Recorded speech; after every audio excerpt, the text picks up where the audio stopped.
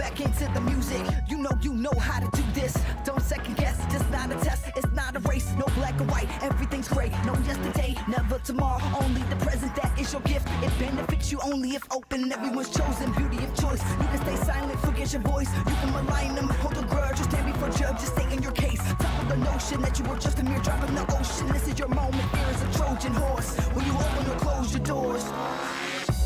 Just when you feel like it's too much, just when you feel like you've had enough, take a step back from the edge and take a deep breath. Dance like you'll never. Dance like you'll never. Dance like you'll never.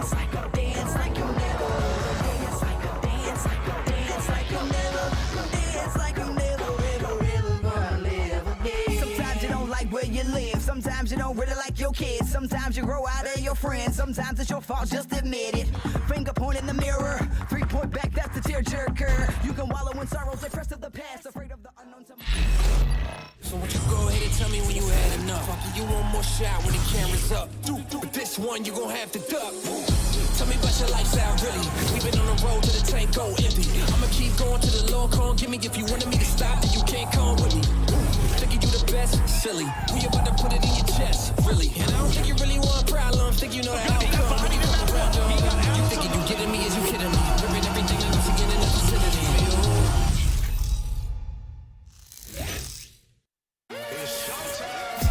Ladies and gentlemen, make some noise! Arcitys looking for Methodz in the head. Sees one, sees Nero as well. Cammy, they continue to apply the pressure. That's going to be a 7-streak, 4-streak, looking for more players. He's going to find another as well. Hexy hasn't even died yet this round. Standy. Oh, he did it again! How does he get away with this? He's going to check the bomb. Check the bomb. Awakening. He gets it. Vivian gets 2. Vivian gets 3. He's got to fly. Will he get the kill? No. Accuracy has done it again! They're calling this out. They're going to try and lock it. Final break! Get it done in 3. 13 seconds on the clock. Oh, it is no stop! And he has some more from 6 as well. To see. Let's get into the Call of Duty League. Let's go.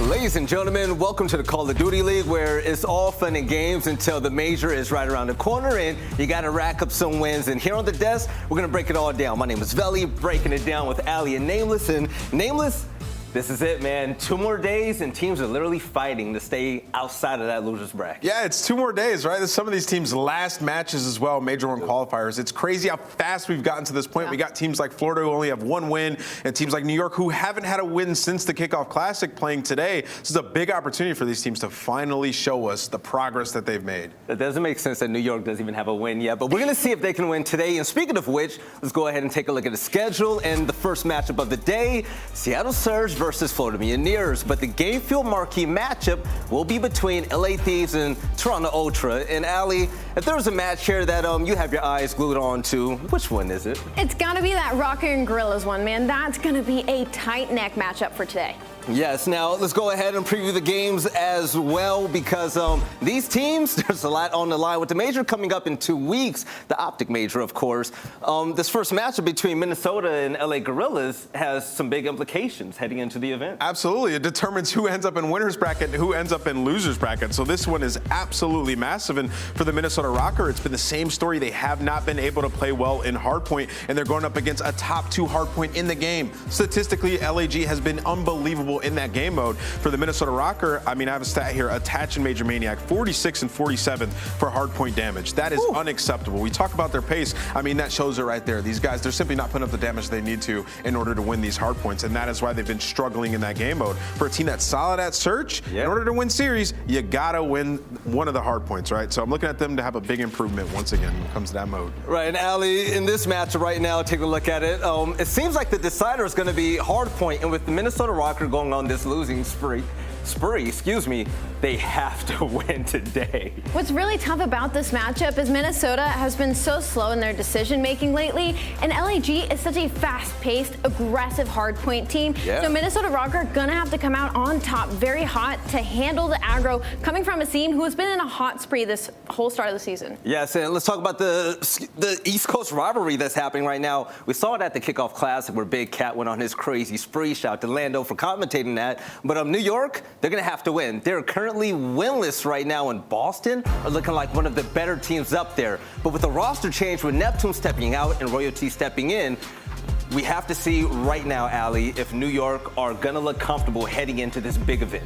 There's only so many nails we can put into this coffin with this squad. They've been struggling to have scrims. They dropped Neptune. They're bringing in Royalty. Royalty was in Toronto, unfortunately, to play their first matchup on his debut, and it wasn't anything to write home about. So now heading in against Boston Breach for Major 1 coming up in 2 weeks, we're expecting New York to have a huge turnaround. Specifically, I'm looking at Clay. We've all seen his tweets on the timelines. He knows he needs to do more for this squad. I'm hoping to see that show today. Yeah, and the big thing is there's no more excuses, right? I mean, the names on this team, nameless, they've been playing for a long time. Clayster, Krim, these are legendary figures in the scene.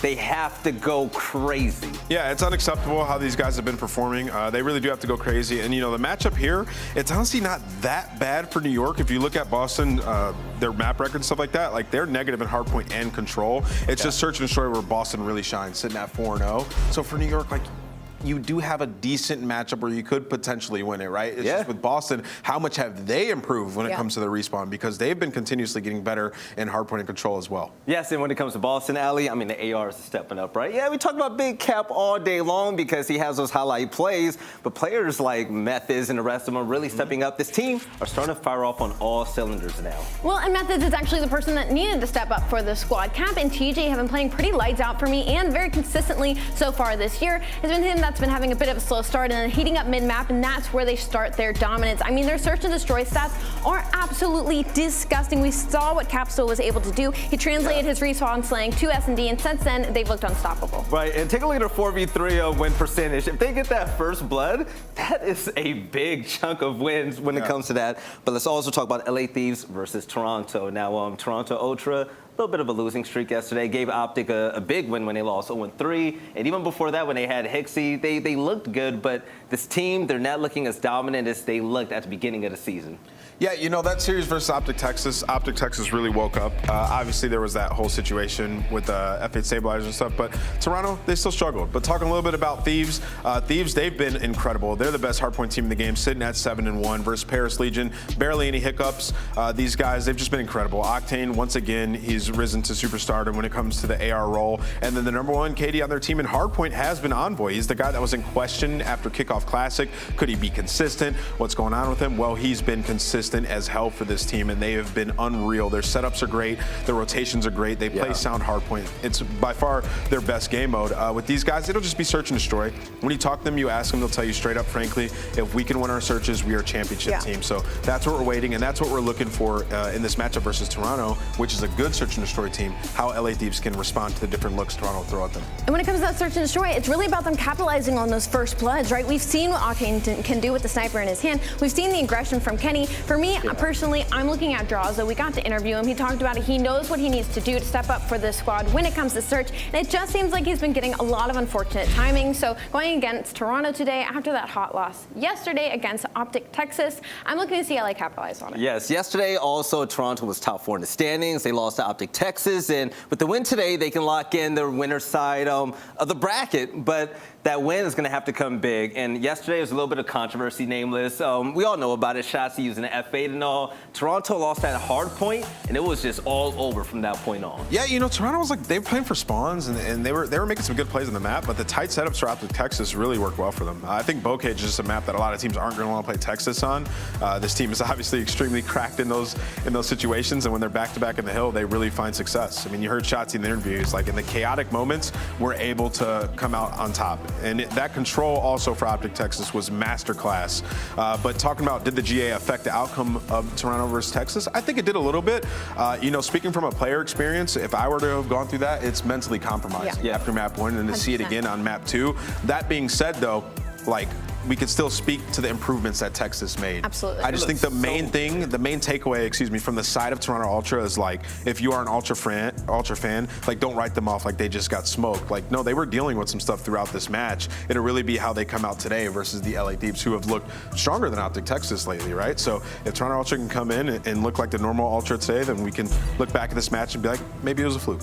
Right, and Toronto Ultra, despite, losing against the F8 and also having Hixie in before, yeah, they were looking kind of slow, but I expect them to do really good in this matchup. But the one thing I will say about Shotzzy, I mean, despite all the drama yesterday, he apologized, and since the man came out clean, he wasn't trying to hide it at all. It wasn't looking like he was going rogue. Yeah, and I'm also really, really good friends with Rambo Ray, their coach, and I texted him after to talk to him a little bit about it, and he was like, dude, it was honestly like an honest mistake. And like literally after the second map, like I went up to him once I figured out and I told him, and he was baffled. So like Rambo's one of the most trustworthy guys I've ever talked to in my life, so I completely believe him. I think it was just an honest mistake and class got reset or something like that. Yeah. I don't think we'll see it happen again. Right, now yesterday was a really short day. We had 3 series. Today we have a full lineup, and speaking of which, enough with the drama, enough with the previews. Let's talk about the first matchup of the day between Seattle and Florida. And aLLeY, when it comes to Seattle, still, this team are looking so damn good. Yeah, they looked human last time we saw them on screen, but they're not stopping anytime soon. I don't expect them to. Not with the ice in Acuracy's veins, and from what we've seen out of them, they've made small mistakes on the map,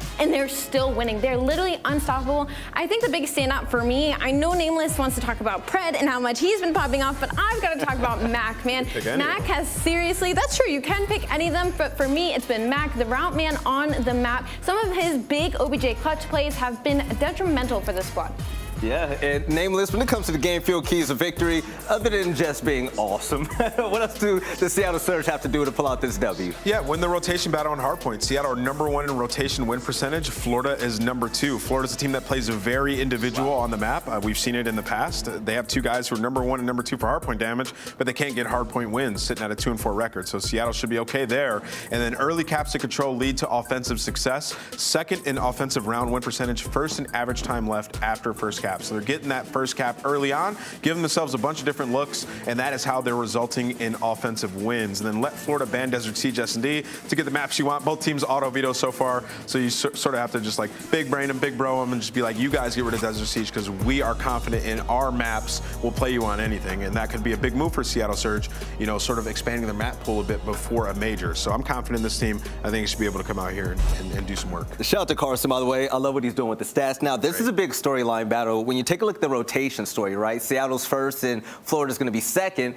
It's going to be all about the early engagements, and a player like Vivid, aLLeY, to be able to win those fights against the likes of Pred and Simp. It's not going to be easy, but the players on Florida, I think they could actually have a chance here. My biggest question mark right now, I guess, is if we're going to see Bocage again as the first hard point, because Vivid has consistently put up over 80 engagements on that map, and they're still losing it. So I'm wondering if they're going to let it slip by this time and hopefully fix something that's going wrong on the map. Yeah, so when it comes to the game field keys for victory, the thing is, Nameless, talking about this team, they're not getting the wins. The stats look good, but they're not able to finish.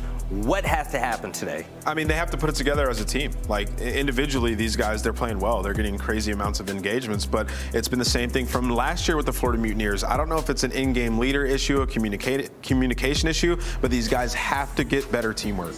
Right, and aLLeY, the game field key is victory. Florida, they're not going to be the favorites on paper, but hey, they might have a shot, right? Man, they got to improve the setups in hardpoint. They're 10th in hold percentage right now, and once again, they're outplaying and out-engaging most of these squads. And have a game plan to counter Seattle's quick plans. They're planning 80% of the time, #1 overall, and I'm assuming that's going to do with Tuscan Search and Destroy on that A site. So we'll see if that gets vetoed out in our series today. And of course, S&D turnaround stats with Vivid. 1-4 S&D record. Vivid has a .58 S&D KD so far this season, but we've seen what they are capable in S&D. They won 4 straight rounds in Berlin against LAT, so there's no doubt they are capable of doing it, but it's about the consistency across the board. We know Vivid loves those respawn game types. My man gets busy and gets in all the interactions, but if he could keep that type of flow in Search and Destroy, that would be an entirely different story. But ladies and gentlemen, it's time for Pick'em, starting down the line with you, Nameless, man, the OG. Who do you have winning? Is it going to be the obvious in Seattle, or do you think Florida might actually have this? I got to go with Seattle, Belly. Right. I mean, these guys have just been unbelievable. I'm picking them in a 3-0 fashion in this series. All right, and that one map for Florida, aLLeY, are you feeling the same way? Unfortunately, Belly, I feel the exact same way. I think Seattle's going to take this fairly easily. They've just been looking too good this year. All right, I'm going to be honest. I feel kind of bad about this. Like, in this matchup, Florida, they're like the ugly kid in school. Nobody wants to root for them. But you know what, Florida? Sometimes I like the ugly kid in class. So I'm going to root for you guys. I have faith. You are all some individual grace whenever you guys are just hitting at your peak. And hope you can pull this win out. But ladies and gentlemen, it's about that time to send this over to the casters. My European brothers, Bryce and Ton. This matchup right here, do you think it's going to be as lopsided as these two think it's going to be? In a word, yes. The problem is this battle of the seas, right? When we talk about it, I've been going through all the statistics pre-game, and me and Ton kind of go through them and figure out how we think each individual map's going to go. We look at who they've played. We kind of benchmark them. The problem is there's not an awful lot of highlights for Florida as you kind of go through their record, and it's a tale of two sides of the table, right? Surge at the top, Mutineers at the bottom. Okay, Ton, if Florida were to pull this out for a big upset victory before the first major, what do you personally want to see from this team?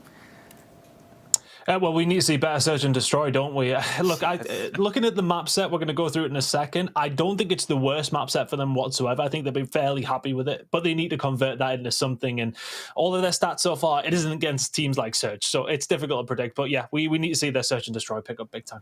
All right, fellas, go ahead and have fun with this commentary. But before I leave this over to both of you right now, Bryce, seeing Seattle surge right now in the CDL this year, I mean, 2 rookies coming up in a big way. This team is looking so complete, and I think that heading into the first major in, 2 weeks, they have a legitimate chance of picking up the trophy at the end of the day.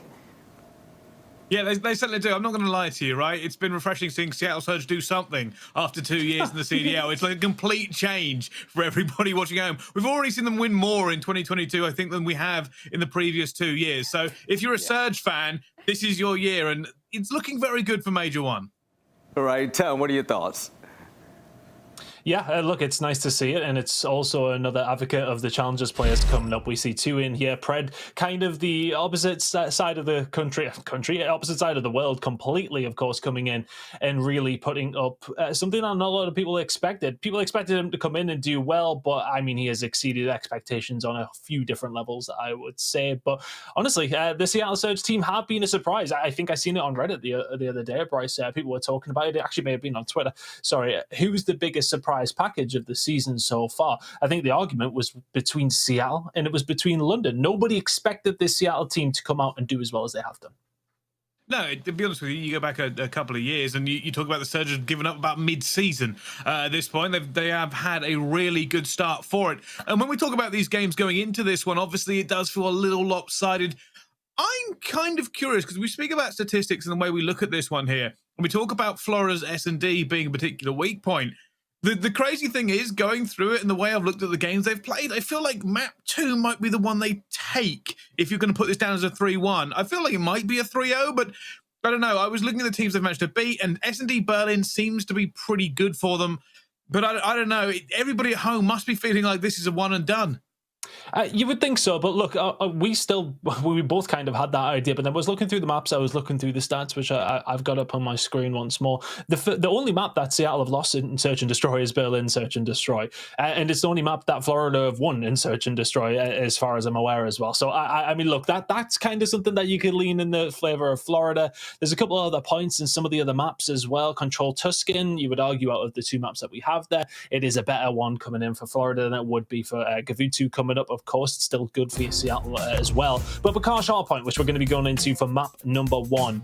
Florida are 1-2 on this, but it's not a horrible pick for them. They were a point away from being 2-1 in Bakash currently, but at this moment in time, Seattle undefeated as well. But if you want to start the series for Florida, you want to try and get to something mixy, get those engagements up, get the slaying up and running, and try and shock Seattle as best as you can. Yeah, they really need to hit the ground fast and hard here. Florida not had the greatest of season so far. Surge in kind of a resurgence for this entire team. And I wonder how this is going to play out. Wouldn't be the first time we've seen an upset in the CDL this week. Could we be seeing a second as both teams start to head into Hardpoint 1? Well, we've just about got there, don't we, Resi? As we jump into this, it will shake it off. It's getting late already, but we've got a couple more casts to go tonight. And, well, Skies, he's heating up already for the squad. And we're going to need the Mutineers to really come to play here today. I got it down in terms of the maps. I feel like this is absolutely needed by Florida Mutineers if they want a chance in this series. And it is the kind of map that can go on to get in their direction, I should say. And right now, over towards this first hill. It is currently the most contested hill in Vanguard, and showing that so far only around 13 points to disseminate between both these two teams. Kills starting to come through for Surge, though. They clean house. They got the spawns they need for P2, and that's all you want coming out of the first hill. Yeah. And at the moment, just back and forth with these two teams. P1's never a big hill, at least until second rotation. Teams can get a little bit of set up here. But now with the rotation coming, you can see Surge are feeling pretty confident, pushing the Mutineers out a decent distance. Pred trying to slow them down just a bit here, as that push does eventually come in from the Surge. Mack, though, hunting, looking, knows the players are here, and has backup from the rest of his team. Yeah, Sky's inside the hill, doesn't really have a whole lot of support. Surge are happy with this rotation, but Mutineers happy to slow down the points that will be accumulated as quickly as possible. Good shots coming in from Mack, predicts to predict positions coming in from davPaDi. Looking down the hill time here as best as they can. It's been a good start from Surge so far, but guys that you need to start getting heated up for the Mutineers, Vivid, davPaDi. We haven't seen that so far in this game. I say that as Dav just find two. Gonna be able to break this open. Surge still with the spawns. Yeah, very much what we expect here from Røkkr. Very, very mixy, very, very tradey all the way through. At the moment, Seattle Surge to the business. Vivid, though, flying in with the bounce. That's 3 for him in a row now, and they'll get some scrap time. I don't know how much is going to matter. The rotation is in. Awakening is here. They've got the rotation locked down here, Brycey. They've done well. They need to keep an eye on Sib towards the back. But the first ones here, they win the rotational fight, so a good moment here potentially for Florida. Out of it goes Awakening, finds one onto Sib. Is accuracy going to fall the same way? I'm not too sure. Fight coming in. It's going to be Vivid with the backup. They've now got them spawning towards the back as well. They can lock this in. Well, here they go. Waiting to try to get this pinch coming through. Vivid actually playing it very, very calm here. Playing for this streak. He's going to play for him as well. So he's Pred let down. That's the easiest streak you're going to get in the end. Playing not even let him. Doesn't matter. Gets a second one as well. Should have never won that. But it's now back and forth. I will say this. The Mutineers have come back into this game. All it does take is a rotation. Yeah, very well played by Vivid. Just in and around Grandma's, getting into the mixer once more. Those engagements falling his way this time. I believe that was the 7th spree before he does go down. They've got the rotation now heading over towards P3. Honestly, this is really not a bad map when it does come down to the Mutineers. Seattle Surge 1-0 on them. They're a very, very well-rounded hardpoint team. Mutineers just getting aggressive, and once more Vivid is here, finds 2. Can't find anything else, and the team will get pushed out of that back spawn. Surge do retake the lead. But nonetheless, it's a good map for Mutineers and not a bad start from them so far. Oh, at the moment you can see accuracy just trying to hold it down a little bit there. Not going to be able to. Sib alone. Awakening going to actually challenge, and he somehow gets the trade. They both actually end up dying in that gunfight. Shots in from Mack, trying to get the entry. davPaDi will find 1 and 2 and 3. Nelly would have found the 4th, but Skies cleans it up. davPaDi gets moving over towards P4. Not going to happen for him this time around, though. As we move over towards the riverside, over towards boat. It is going to be Surge locking this one in. The majority of this final amount of time going to go over towards the Mutineers, you would expect. Pred was causing issue. That scrap time will go their way. It's now all about the rotation. Oh, Sky's playing patient. He knows he needs some reinforcements before he tries to make a move here. Getting a trade at this point won't matter or anything, and here it comes. This is me unable to make the move. Actually goes down. The glide bomb is going to come in, but I don't know if they're really in a position to push this as much as they would like. Yeah, the problem is that for Vivid, you need the rest of your team to stay alive when you call that in. Now Pred going to start getting aggressive. What can he do with the SMG? There's 1, there's 2. Snaps onto the 2nd as well. Very well played from Pred, and he breaks that down very, very quickly. The rest of the Surge there to clean up shop. That streak invested for absolutely nothing in the end. Yeah, and Pred is just playing with the moment. He's been such a nuisance. Tries to get a few more kills there. At the moment, the Seattle Surge are pushing the Mutineers miles away from River. They've made a huge hold here on Røkkr, and they are going to go back into the lead. But though, looking for more kills, get those stats up even further than he already has. 17 and 13 for him as he now continues his reign of terror, looking for these players, all this rotation. At the moment, it will be the Mutineers who have an opportunity to try and get some points back in barn. I was about to say, it looks like Surge are going to lock down every single point possible, heading over towards that boat side. Isn't able to in the end, but the lead is theirs once more. They were behind before we headed over towards that hill, and now we're back into the first. Who's going to get a hold of these spawns? This could be a big kill as Skies does find it in the end on accuracy. Can he get Simp as well? Good shots from Skies. Really well played. They get the side of the map that they want in terms of spawns, and Skies just keeps on rolling forward. This guy's having a good time here in mid-map, just continuing to play the point of keeping them as far away from P1 as possible. At the moment, you can see Simp managed to get 2 back as well here. Now, CDL Surge will start playing for positioning. You'll see them trying to push through as well. Mack just snaps on that second play. Doesn't actually manage to get it. Awakening holding these spawns down here for the Mutineers. And Simp trying to do a little bit of work as well. They are trying to slip this defense. Get behind them, get those spawns in for next. They've been doing it for about 20 seconds without much success. Yeah, good kills coming in, but accuracy very much playing to his name as he finds those shots. But the final few kills, the important ones in terms of rotation, do fall the Mutineers' way. Looking at this rotation, the spawns, it is going to be locked in for the Florida Mutineers over towards P2. This was at the beginning of the game when the first few times that Bacage was played. They're very much the money hill when it does come down to hardpoint. It's mostly P4 now, but still, you can pick up a lot of time over towards this side. Can the Florida Mutineers lock this one in? Only 15 points or so behind. I was going so the Mutineers have been locked in since the second set of rotations. They haven't really budged after losing a lot of time on the river. The Surge are floundering just a little bit. It hasn't been going their way for the last minute and a half. Vivid continuing to rain terror as well. Finds accuracy, says thank you very much. And keep an eye, because they are going to struggle here, Seattle Surge. They might finally have managed to get themselves near that hard point and keep their lead, but it hasn't been clean. The problem is Vivid gets aggressive there for the Mutineers, but nobody else can stay alive towards the back spawn. Eventually, they will get the spawns back, and they will get those final few seconds. Accuracy towards the back, though, will find that kill, as pointed out, and this will be a fairly decent lock for the Surge over towards P3. A very, very tight game here, though, in the second rotation. We are pretty much even as we head over there, but Simp locking down these rotations, finds 3 on that as well. There's a 4th. Can he find a 5th onto Awakening? Not quite. Very well played. Awakening can't find the 2nd, but this rotation from the Surge, they get that in there, they lock it in the spawn side, and then they force their way out as well. Oh, Fred looking for another streak here. He's trying to get that glide bomb, and he will. Gets that back in the pocket, and he's actually going on a little bit of a hunt here. Going to get these players coming off respawn. They won't be expecting him because they'll be hitting the sprint to get near the hill as quickly as possible. Finds Awakening, tags him up. Awakening, he's going to go down to his teammate as well as a player. River, though, will eventually end that streak. And Seattle Surge, with this rotation, have gone back into the lead. And it doesn't look... I'll be honest with you, at this point in the game time, I have no idea who's going to win it. I mean, it's coming down to these rotations are absolutely massive every single time. These two teams are at the top percentage of rotational wins when it does come down to hard points. Seattle first, Florida second. And when they are getting these rotations, they are locking them in every single time. Surge, I would say, probably been the better at it in terms of, well, of course, the score is in their favor, but every time they've got a good lock on a hill where you can pick up a decent amount of time, they've picked up it in bundles. Fantastic work from the Surge so far. This rotation over towards the barn, though, they're currently locked into it. Florida Mutineers not too far away, and Mack's got something to say, but not going to quite able to lock this one down. The Surge have got a hefty lead here now. Pricey, 40 and 50 points is the difference. It is. Mutineers will still have the better spawn for this one as they continue to pile the pressure on, but Surge trying to stay alive, but they get wiped out eventually with 27 seconds left to go. Both teams are start going to thinking, well, river rotation, how do we get this one locked down completely? We probably won't see it actually go through. TJHaly on a 5 streak as well. And this is coming down close again here. The biggest kills we need to watch, rotation kills, and TJHaly is making it work. If he can get this as well, he is looking for that glide bomb, but the pistol won't allow him to get it. Surge have control of the rotation. Oh, Mack just flies at him as well. Huge kills coming out from him. TJHaly and Awakening in the middle of the map, though. They know how it went down last time we were at this hill. They need to lock in these rotations. You can see Seattle still spawning towards the back. His Sky's going to be aware of this as they just about clear them out.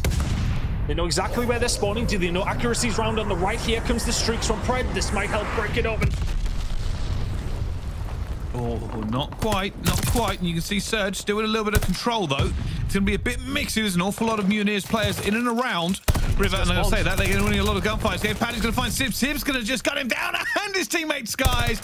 Just thank you very much. Trying to get more points there. But the spawns have now flipped. Mutineers are coming from the backside. And when we go back to P1, Ton, there's still very much anyone's game. Still 15 seconds to play for here, and it looks like the Mutineers are going to get a hold of it. So by the time we do get back over towards P1, we should be in an even game as we head into the third rotation. And by the way, with 1:35 left on the clock, are you kidding me? Never happens. And just point something out. Obviously, Vivid isn't 6 and 7, but here we are. We see looking for that one. Oh, Sky's doing some big work there with a 2-piece. Neither team really going for this P1, and this is where the time might slip away. It's just all about battling, trade after trade, trying to figure out if you can get the rotations for next to try and end this game. Neither team actually really even committing any bodies to P1 at the moment. However, the Mutineers do manage to get on it, and they flip the spawn out. Yep. Awakening finding 2 kills on that left-hand side was absolutely huge. They forced it out that way and stopped Seattle Surge spawning down that side. And the fact that he finds 2 with his auto there is very non-reminiscent of my auto and rank play so far. Huge players from him, and it is going to be Florida with that lock-in of spawns. Accuracy is going to fall there as well. So if Skies can find this kill on the outside, inside the barn is the last player remaining currently for the Seattle Surge, and that's going to be Pred. Finds 1 second as well there with the help of his team. Can he force them out? Looking for it up top. Pred's going to try and find no one, but Vivid hits him with the movement and says, no, thank you, not today. The rotation is about to hit, and it looks like it's going to be the Mutineers to hold. They will take the lead here. And the Seattle Surge, they've got to flex those shoulders. They've got to get ready. Hit this with a stack. But this is all the Mutineers now. Such a big game for the Mutineers. Pred now making his way through. Mack finds a kill as well. Spawns towards the back, though. Surely going to be there for the Mutineers. DaBPaDi, though, needs to lock it down. Awakening's now going to fall. DaBPaDi does find a second. Right now, though, it's the time going over to the Surge. Can Florida find their way through? Shot's going to come in from Skies. Nobody really contesting at the moment. Have to fight the Skies is going to try and be a problem. Going to try and figure out whether or not he can just get a few more kills onto it here. It will be the Mutineers back onto that point, though. They should go back into the lead as they get a few seconds and the scrap time. I think Surge is setting up. They're going to set up. They're going to try and end this on the next hill. They have to hold. It wouldn't be the first time we've seen Mutineers lose on this hill. Keep an eye on Vivid. Vivid finds 1. Now going to go for the move. Looking for it. Eventually gets cut down. Nobody here for the Mutineers for the rotation. The Surge have a couple of seconds spare, and this may be the only hit. Mutineers may only have 1 opportunity to break this. Oh, look at this hold from the Surge. They're 20 points away. Mutineers just need to get together. Look how far away they're spawning. They've got pretty much 1 push at this. Bryce, 10 seconds. Vivid's going to lead them in. He's going to look for this first kill. He's looking for Pred. Not a good name, not a good name. Pred's going to find him on the outside. The rest are coming in now. Awakening looking for Mack at the back. Vivid's managed to already kill 1. Simp's going to take 2, though. And it's just not going to be enough. Pred wipes them out. That'll be the game. The Mutineers had the opportunity, but they did not have the position. And you can see it written on their face. They know that was an opportunity to take this first map. Huge opportunity. Huge. The Mutineers really made a game of it, but Seattle, that rotation over towards that P3 hill on the 3rd rotation of hills is what does it for them. The 40 bomb from Sib. 40 and 32, I should say. Vivid did have a really good game. I know it's 10, 12, and 14, but it must have reset halfway through the game, strangely, but nonetheless, was definitely putting those engagements down, was the guy at the forefront for Florida Mutineers.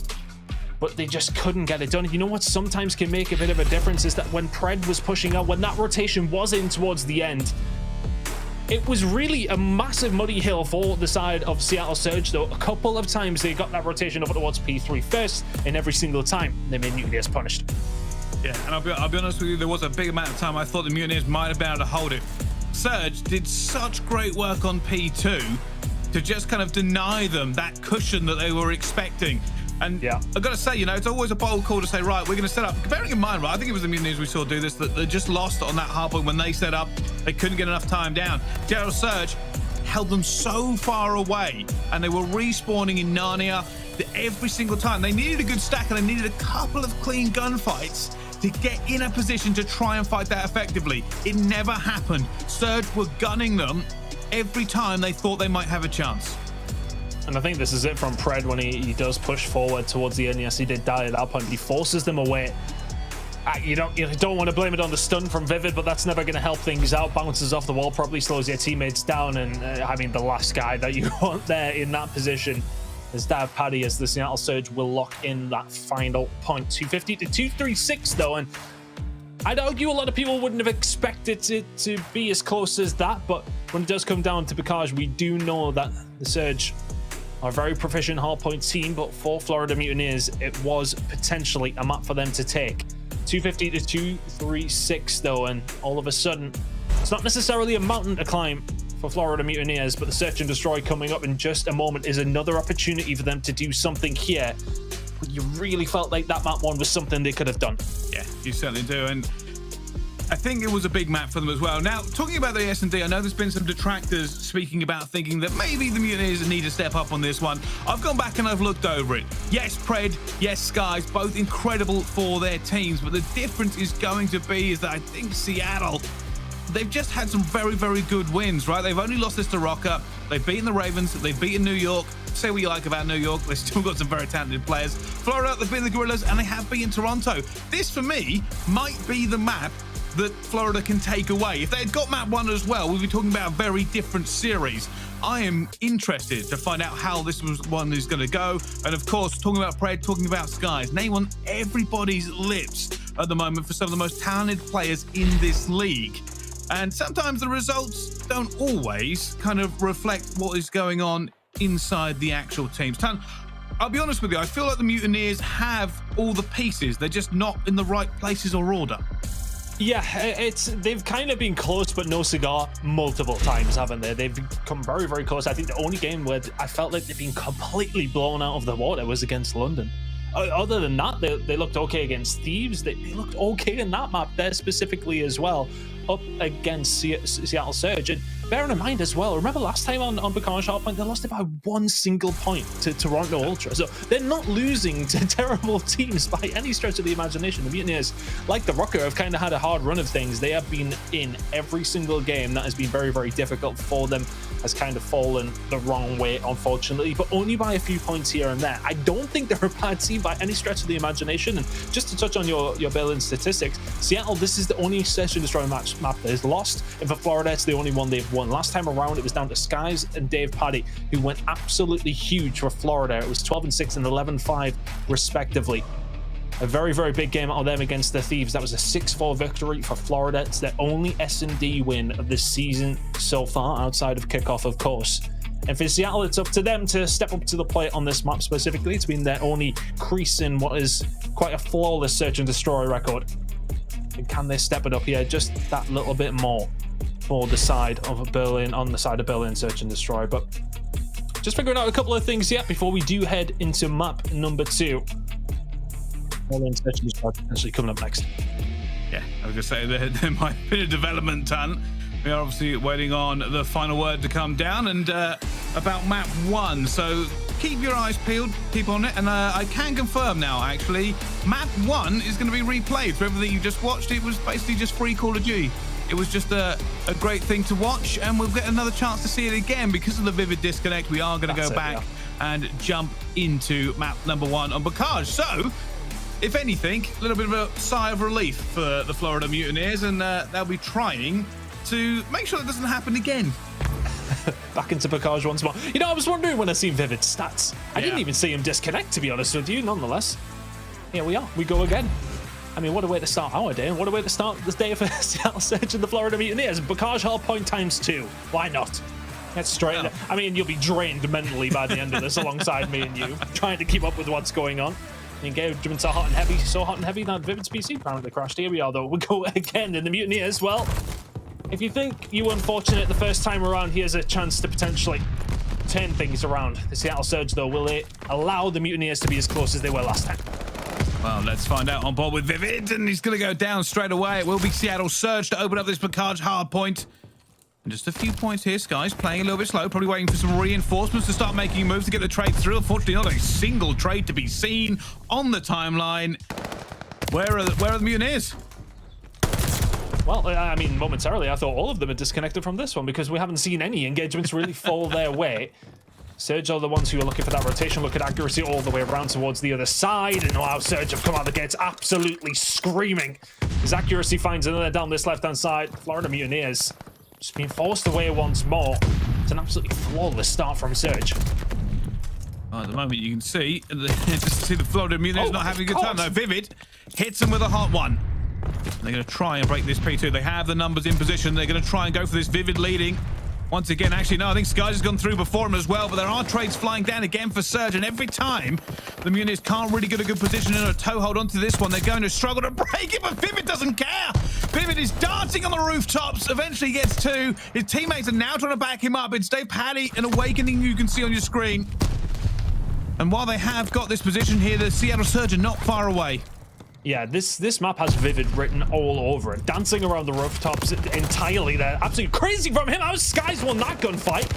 As Pred falls down, it's almost like the bullets just didn't register for Pred. Nonetheless, Skies will take it. Thank you very much. Vivid continues off where he left. 6 and 4 from him. DaBPaDi yet to get on the scoreboard.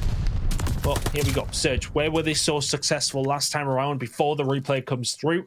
It was very much over towards this P3, but look at how well Florida have already flipped it. They put Surge back on P2 spawns and already cleared it out. Much better from the Florida Mutineers, and they're technically playing 3v4 one spot. Well, Vivid says, hey, what happens when I don't disconnect? Gunning is what happens. DaBPaDi at the moment probably feeling a little frustrated. Plenty of damage on the board, I think, but not enough kills. Well, it doesn't really matter. This game is about points. Florida Mutineers currently up 53 to 32. And the Surge are now trying to break them. And they find their way through. Right now, Awakening does find 2 of his own. Mack towards the back. And this window is always difficult to deal with. Can he find a 3rd as well? DaBPaDi holds it well with the pistol kills coming on through. Simp is there for the contest. Surge have actually not done too bad of a job here to limit the Mutineers to as little points as possible. We will get the back spawns, but with only 12 seconds remaining, aren't going to be able to make that much use of it. So actually trying to do something. They're going to quite be able to as they look for this next set of rotations. The Mutineers to hold. And it seems like that replay may have lit a bit of a fire under them. For all that we, said that it was a very close game, number one, I am very, very curious at how long Vivid was actually disconnected. I honestly didn't even see it. I was too locked in to Bakash, to be honest with you, to notice that Mutineers only had 3 players. It was a very, very close end. What's the difference if he's in there for however long he was out? As the difference is right now, only around 20 or so points. It's all been Surge on this rotation, though. That kill feed has not been Florida Mutineers green for quite some time, as Awakening eventually does find a kill onto Pred. On board with Awakeners, he tries to make some pistol magic happen, and he's going to continue to do so. Back out with the MP40, eventually we'll get under Sib, but you are right. This has been all Surge so far on this hard point. Keep an eye, though. aBeZy with the long flank, he's going to be caught as well. Sky says, hey, I've seen you, I've read it, get out of here, this is our spawn. Vivid trying to push the issue over towards the final 10 seconds of scrap. But how well did Surge lock it down last time? Can the Mutineers do the same? It's going to be a tall order, especially with Mack inside of Grandma's now. That becomes a little bit of a problem. Your players towards the back have got to concentrate on potentially 2 different ways now. Mack's going to be pushing up from Grandma's, and towards the back is surely going to be accuracy. They both get taken down, though. Good hold so far. Looking for it, and Sib's just completely outnumbered there. Has 2 players going against him. Easy read to begin with. And at the moment, Seattle Surge are not near River. They're not going to have an awful lot of chance to grab this back if they can't make a few entering kills. And those Skies just picks off him so easily up top. Pred trying to do some work, though. Unfortunately, again, they are outnumbered here. Mutineers have the bodies, and that is just telling in the gunfights. Yeah, they're able to lock this one in, and, well, at the moment, Surge are actually just trying to push through the front door. Can they manage to get it? That's a big kill by Pred. Sim's the only one who can find a kill towards the end, as DaBPaDi finds one of his own. Surge are not able to quite jump into the hill here, but they have forced the Mutineers back. Looking towards P1 as accuracy finds 3. It's something that can possibly be done for the Surge to lock down a decent amount of time here. If you can force them out, if you can keep them out, get a full 4 down, it's something you can do, but however it goes, Surge will head into the second rotation down here. Brycey, just a really good hold over towards P3 from the Mutineers, locks that one in.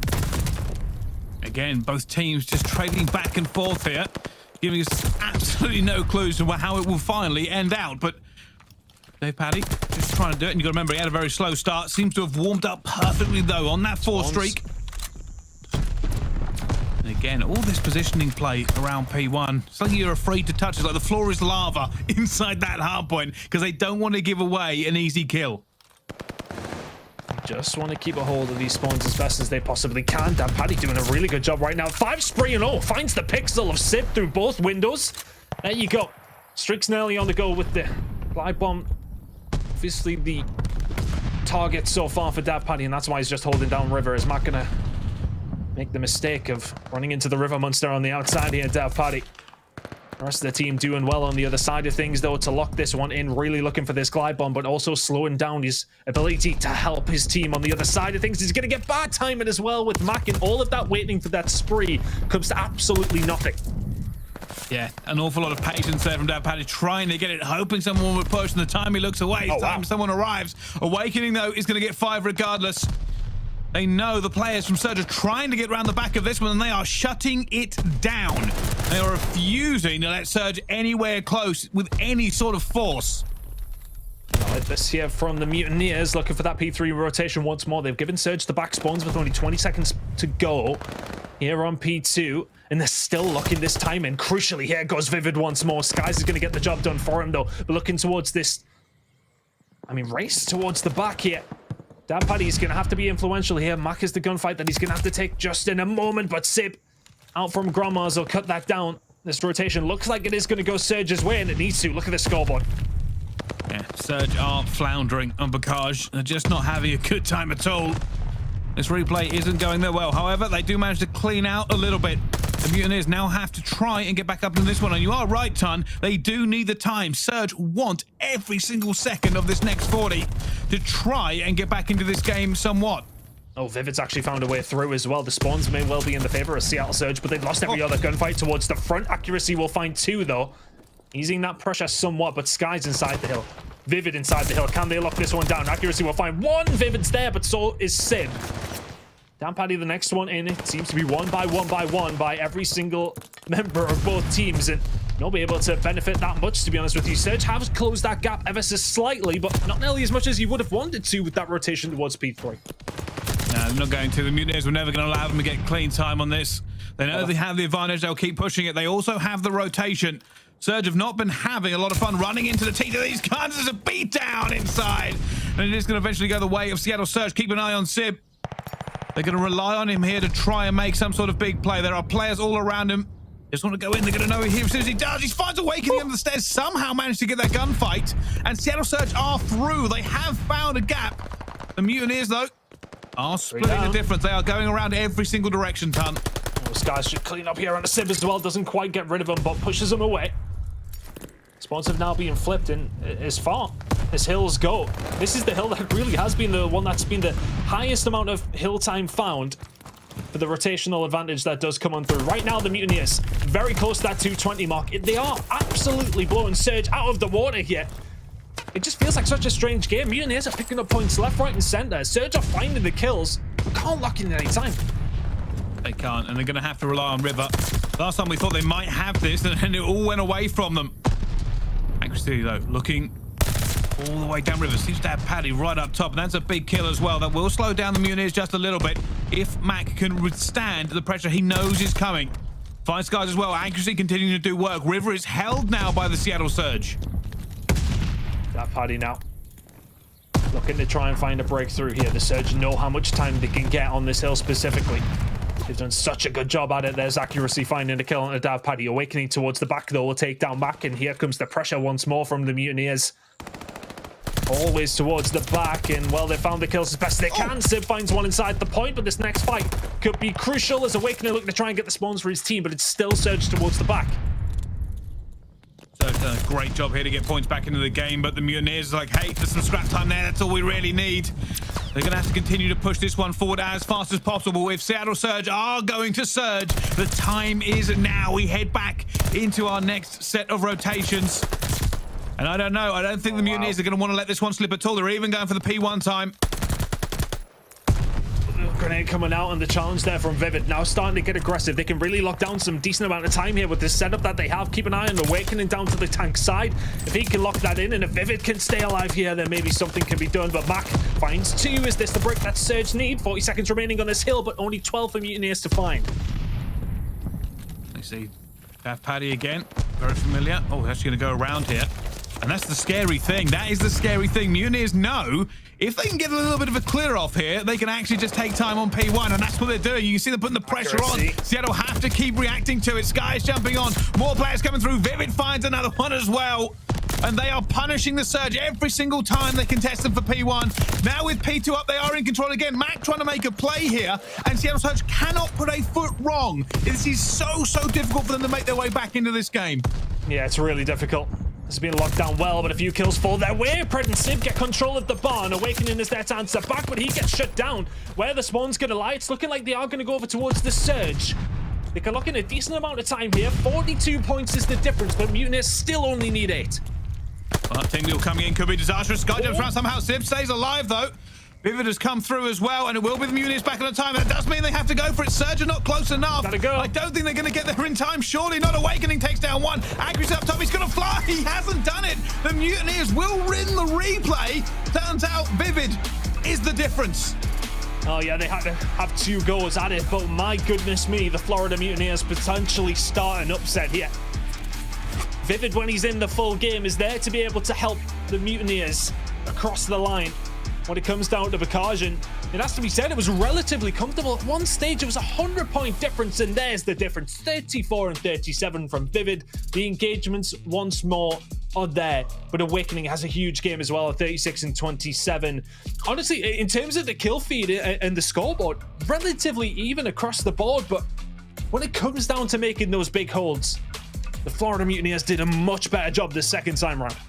Yeah, I was going to say this as well. The Siege put themselves in such a deep, dark hole. Every time they were down so far on Bakajan, they didn't really have an opportunity to come back into it. Look, relatively even at this point in the replays. The worse it gets for Surge, the more they have to fight quickly for that time. And Florida Mutineers are quite happy to take one by one. They are quite happy to take advantage of it. They were slaying everywhere they could, and the Mutineers come out with a very, very big map 1 win. They did such a good job. And that's a real big bounce back. And how potentially mentally draining is that for the Surge? They go through, they win. They have to, rightfully so, go for it again because of a vivid disconnect. They go back in, then they get beat. So where are they at now? They need to be in that moment where they sort of say, right, okay, look, that's just an unfortunate scenario. We have to go again. We weren't able to do it. We're going to head into these next couple of maps and maybe something could be done. But for the Mutineers, that has got to be the wind in their sails. Quite literally, from Bakajan after a 250 to 200 point win over the Surge. That's a big, big map number 1. Not the Florida Mutineers, and they're going to be heading into map number 2. Very confident Berlin Search and Destroy. We discussed it beforehand, before we thought we were going into it. We don't mind it so much for the Mutineers, so they're going to be feeling good heading into this map number 2. Yeah, they certainly are, and that's maybe the momentum they need. It's not been a great start to their season, for their campaign all the way to the World Championship, but hey, if you start slow, but you win in the end, it's still winning. It still counts every single step of the way. But yeah, I've got to be honest with you, blowing this kind of entire series wide open in some respects. The Mutineers have never been a terrible team. They've just not had a great start. And Surge, everyone expected them to win that first map, I think. A lot of people have been saying 3-0 straight out of the gate here. Obviously, no longer a realistic possibility. It isn't, and honestly, I said we were discussing it beforehand when it was coming down to, we've seen the picks and bans, we get them about an hour before the show starts so we can kind of go through everything. And looking at the stats, in terms of that side of things, I know stats don't necessarily mean everything, but these map picks were not terrible for the Mutineers. And something else as well, a lot of their losses have been very, very close. Look, they lost to Toronto Ultra the other day, or last week I should say. It came down to 1 point difference in the hard point. They then went on to win one of the other maps, I can't remember specifically, but that then potentially sends it to a map number 5. They go to a map number 5 with Thieves as well. This team are so close to being kind of mid-pack that it's not even funny. Like, I know they're sitting in a poor record right now, but they've played some really, really good teams and have pushed them to the distance. Yes, okay, you can argue they haven't been able to make the difference to finally turn these into wins. But I honestly do not think that the Mutineers are nearly as bad as some of the community members are maybe making out. I'm not pointing any fingers in particular here, but they really are a decent team and are very, very close to being in that mid-pack. Yeah, to be honest with you, coming into this one, the statistics just told me it was going to be Surge all the way through. And I'll tell you something. It's okay to be wrong. Statistics don't always go the exact sort of way. Otherwise, we wouldn't be here. We would just do all this by spreadsheet. Oh, okay, they should win. It's all done. But I like seeing the underdog come through. Can they continue this, though, all the way into a win? That is the big difference for this one. I think things like even going so far, saying if we get to a map 5, that favors Surge, right? Like even our map 5 Tusk and S&D massively favors Surge. Can they do it before that point? It's going to be difficult. I mean, look, when we looked at the first two maps myself, I don't know, we're talking about stats, not necessarily leaning towards the Surge, but I really did not mind this pick and ban when it does come down to it for the Florida Mutineers. Those first two maps, I looked at them, and as far as a hardpoint goes, as far as an SMD goes, it's their best chances possible against the Surge statistically. And so far, so good, because we've seen them before on that one. Yes, okay, they had 2 goes at it, but they get it done the second time of asking. That's the one that's going to count. They're heading in now to a Berlin Search and Destroy. It's the only map they've won in Search. It's the only map Seattle have lost in Search. So, look, Seattle have to turn it around here, or can Florida once again continue to have some success when it does come down to Berlin Search and Destroy? We're about to head in to see if they can potentially take a 2-0 lead, or can the Surge, who are the consensus team that a lot of people are looking at to go up against FaZe and the likes of that team to be that #1 team come the major in Arlington? Can they be that team to turn it around here, though, Bryce? Well, today is a day of magic, and I've seen something on the Twitter sphere that's actually kind of making me chuckle myself, because it's actually come out of Slasher saying, has anyone actually ever won one of these replays? Like, everyone run replay. It's kind of a thing. You never win the replay. All the pro players say it. Mutineers have just managed to come through, win their replay as well. They're now in a great position as we go into the Search and Destroy. I mean, in fairness, the fact that they had the replay was mostly down to the fact that we're 3v4 partially, and Skies will find the opening here with the sniper, with the automated, I should say, under Pred. The sniper was out from the side of Surge, and well, that is not where you want a sniper. Vivid eventually gets rid of Sib. It's a 2v4. Wow. At the moment, Mutineers look like they're going to continue this momentum. Really not interested in accuracy, though. Is there an opportunity here for it's basically trying to push water uphill. Not the easiest thing to do, unfortunately. This 1-on-1 may be chalk, but certainly someone's still alive, but finds a way to the middle of all 3 of the Mutineers and eventually goes down. I felt like it was a prolonged death. I thought he was dead for about 20 minutes there, I'll be honest with you. I don't know how he's actually survived as long as he does. But a good start here for the Mutineers. And again, look, we talk about the replay. We talk about that kind of thing. How does it affect you mentally? It'll surely give the Mutineers confidence to sort of say, yeah, we should have won map #1 the first time of asking, but unfortunately we lose Vivid. And the Surge are like, oh, you look, how could we not do it the second time? Do they let that affect them? Heading into map #2, it's the best possible start there for the Florida Mutineers. A pretty clean round of Search and Destroy. Can they do the same on the attack? Moment on ball with Vivid. Uh-oh. Vivid's going to find 2 out the door. We're going to somehow manage to get 1 as well. An awakening with the pistol. And it looks like with that bomb going down, heavy favor here for the Mutineers. Awakening's going to get out. He is, yeah, he's out. Accuracy shots have went in. Awakening says, yeah, okay, I'm challenging it. Mack now in a 1 versus 3. The Mutineers absolutely flying here in the Search and Destroy. 2-0 now. Yeah, not just getting out, but winning that gunfight, deciding to take it and saying, hey, thank you very much. I will quite happily gun you down. I said before coming to this one, I felt like Berlin was the map for the Mutineers. 100%. Obviously, they got map 1 as well. 100% it is.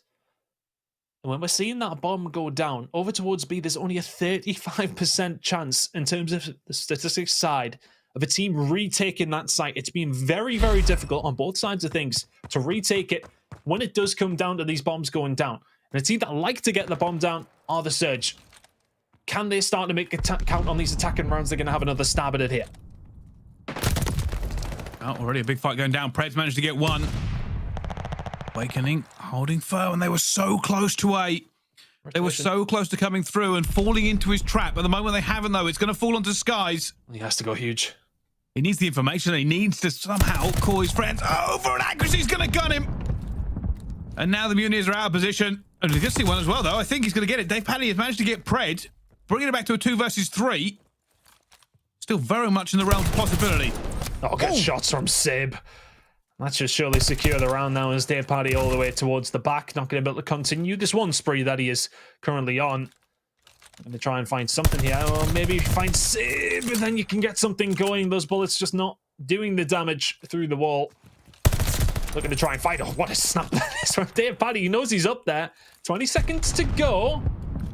It's just such a hard retake with accuracy towards the back, though. Yeah, Bryce, it's such a difficult gunfight. Yeah, he's going to have to take on accuracy, put some bullets in, and accuracy say, all right, I'll wait it out. You've got to try and defuse. Nothing you can do. TJHaly says, all right, I'm good then. I'm good. We'll let this one go. Keep the streak alive if you possibly can. If you're DavePaddy, that's 2 in a row from him. That will continue now as we head into round number 4. Surge still in the lead, though, and that just comes down to a really good play call for coming out. Oh, sorry, the Mutineers still in the lead. Is the fact that Surge come out with that play call there, though. They put up a lot of aggression over towards A. They find the gunfight towards A, and then they just wrap it round back towards B. And unfortunately for Skies, he kind of gets caught with his pants down a little bit. Kill comes through, and that's essentially the round right there. Mutineers, though, their turn to attack. Can they do the same once more? You can see here comes a stack. The Mutineers. Awaken's going to be first in through the door. Hits him with a slide cancel. Vivid hits at the same time. It's a great push from the Mutineers. They get this bomb down. They're in a really good spot, but also so is Pred. Around the back takes Awakening down. Skies will come on through and find Mack, though. Did he see Pred when he's trying to get in around behind him? Surely he did not. And there's Pred with another kill around the back, but it is going to be a 1v2 for him for the ace as well onto Vivid. My goodness me.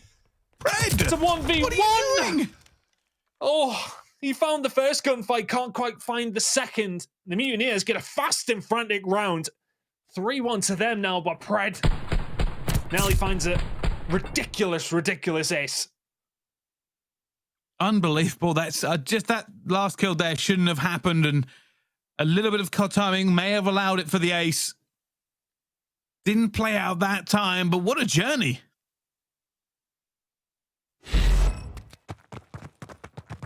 Here we go then. DavePaddy's still on that spree. Keep an eye on that if Mutineers can continue this run. Offensive hold coming in here, and Surge need to change it up. DavePaddy towards the back with a sniper. Don't you dare peek that. There you go. First kill. Pred down. Mutineers try and hold 4v3. And again, here it is. This causes so many issues now for the Surge. They can't get the peak they want to. Get this reached up. Stretching it. Get it in. Nate is going to get him. Vivid gets one more. It's accuracy now with a 1 versus 4. Bomb is down. They know it's going to already be planted and diffusing. Vivid doesn't care. Says, all right, take your time, mate. Round's over. Thank you very much. Doesn't even chow. Just stays there, goes, I'm good. I'm fine. We don't You need can the look at this chalice. as much as you like. The Mutineers, though. My goodness me. It's the only map they've won on Search and Destroy. I mean, look, they've been banned every time next time they play this one because it seems to be the only one they can play, and playing it well at this moment in time up against the Surge. 4-1 to the good. DavePaddy on a 6th spree. Can he find that important 7th? Oof. What on earth is happening? Is he just taking in a this bullet? game? He's just taking a bullet. 8 HP and gets out. Man's a unit. Does not want to get out. Said, all right. Have you got another? Well, you can see this. The Mutineers very, very spread out at the moment. Looking maybe for that A plant that is going to go down. Is Mack going to see him? Mack Oh, gonna he see him. is. And there's DavePaddy down 4v3. That bomb is down. Can Surge get into position in time and win the gunfights? They need to try and stay alive here as Vivid finds one. Awakening finds one as well. And already Vivid is going berserk. This is all Mutineers all the time. They can't put a foot wrong right now. They lose one gunfight towards the back, and then they win the next 3. That round My summed up by goodness. DavePaddy just taking the sniper round. He's going, all right, I'm good. You know, we'll keep on rocking. Yeah, that's fine. I mean, I presume Sim's like hit him through like a particle of a brick or something like that. That's the only reason he hasn't fallen. Usually it would do the trick, one on the chest. Well, we were asking questions before this one about how it's going to go. I was confident. The Deaths were confident. Surge all the way. Well, the only thing Surge all the way on is hitting the L's. Just can't seem to get anything going in the Surge and Destroy. Seems it's DavePaddy. DavePaddy backs out. Surge looking for this push here. Those doors are open. They have heard it. They are going to react. Oh, look at this push here from the Mutineers down bottom middle. I don't think they've seen it. Awakening. Can he get through this door? Can they find the information here? And it's just going to be the Surge just completely unaware of what's going on. Pred towards the back, though, will be able to answer back. DavePaddy will find one into Mack as well. It's a 3v2. Accuracy falls. Make that a 1 versus 4 for Pred. It's not going to happen. That bomb will be defused. The Florida Mutineers 6-1, 2-0 up against the Seattle Surge. Well, it wasn't pretty, but it was quick. I gotta say that, DavePaddy, who barely put a foot wrong, only died that one time. sitting there on the roof, got found by Mack. The rest of the time, lights out for them. And the Mutineers are now 2-0 up in this series. What is going on in the CDL? The Mutineers, we've seen close games, but they've converted it into maps today. I mean, that wasn't close. Not even remotely. Wasn't. That was dominant search and destroy from the Mutineers. And you just have to wonder, is that first map playing on Surge's minds that little bit? They win it once, they can't do it twice. And heading into map number 2 or 3, whichever way you want to look at it, they've been blown out of the water completely. They have. There's not an awful lot more to break it down. Every single time you thought maybe Surge had a little bit of control, it just disappeared. It completely evaporated. They let gaps through there. Awakening managed to get through in places he shouldn't have been allowed to. TJHaly was killing everything he come against. Essentially, basically just a ridiculous game of S&D there. Yeah, just a clinical game of S&D from the Florida Mutineers. Very, very solid across the board. Their defenses were good. They were aggressive when they needed to be. They were passive when they needed to be. Had so many different ways of how they worked that search and destroy, and deservedly find themselves up 2-0. Yeah, they certainly do. Well, let's find out how it gets on in map number 3 then. Don't go anywhere. We'll be right back here with more of our game.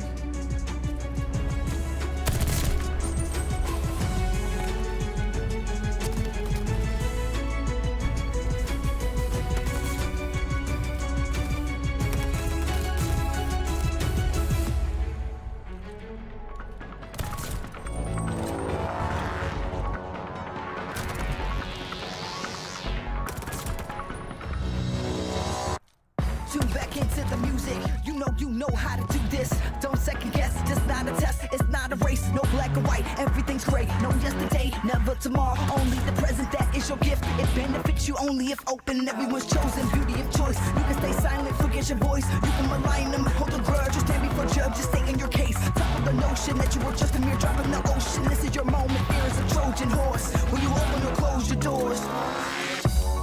Just when you feel like it's too much, just when you feel like you've had enough, take a step back from the edge and take a deep breath. Dance like you'll never. Dance like you'll never. Dance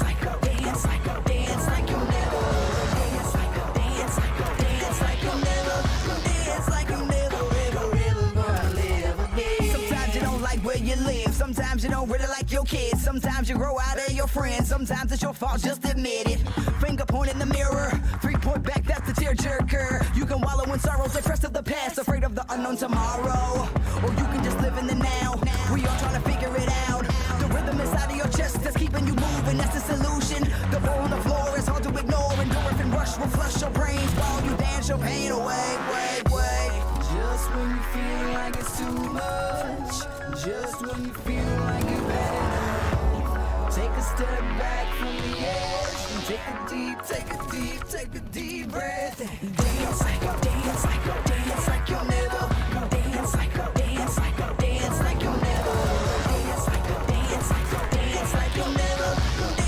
you'll never. Ever gonna live again.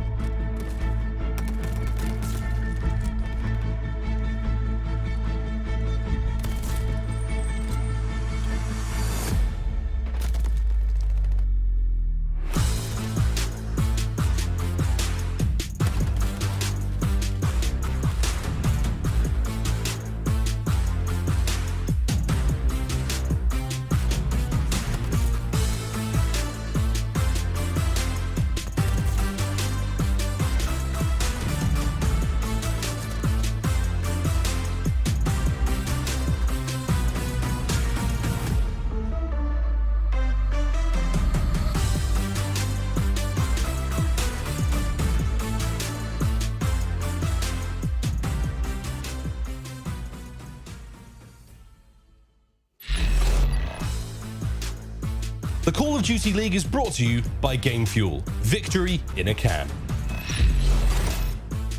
Ladies and gentlemen, welcome back to the Call of Duty League. We are going into our map number 3.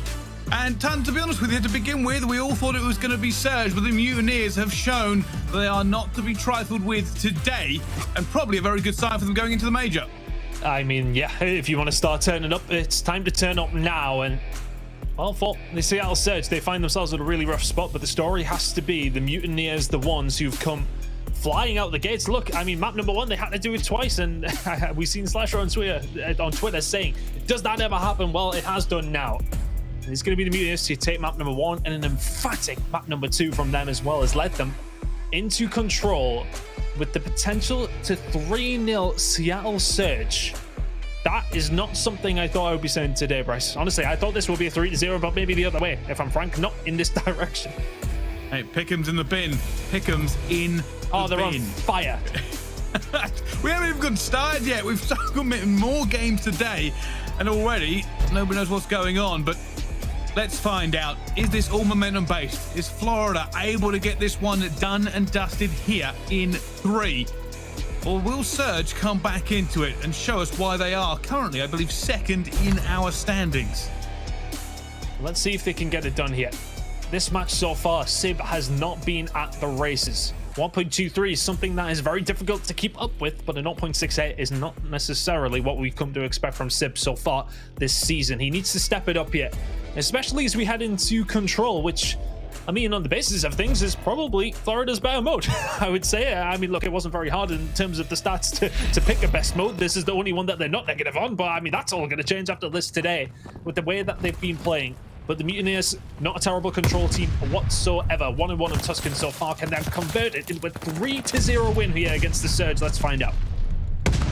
Looking for it now, Sib. Trying to get this one opening, but it is the Mutineers to open up proceedings as well as the kill feed goes all towards them. Fortunately, Sib was able to hold down Top Church for just a few seconds. They are going to try and shut him down in here. But at the moment, he's just playing for his life, allowing his teammates a little bit of breathing room to come back into it.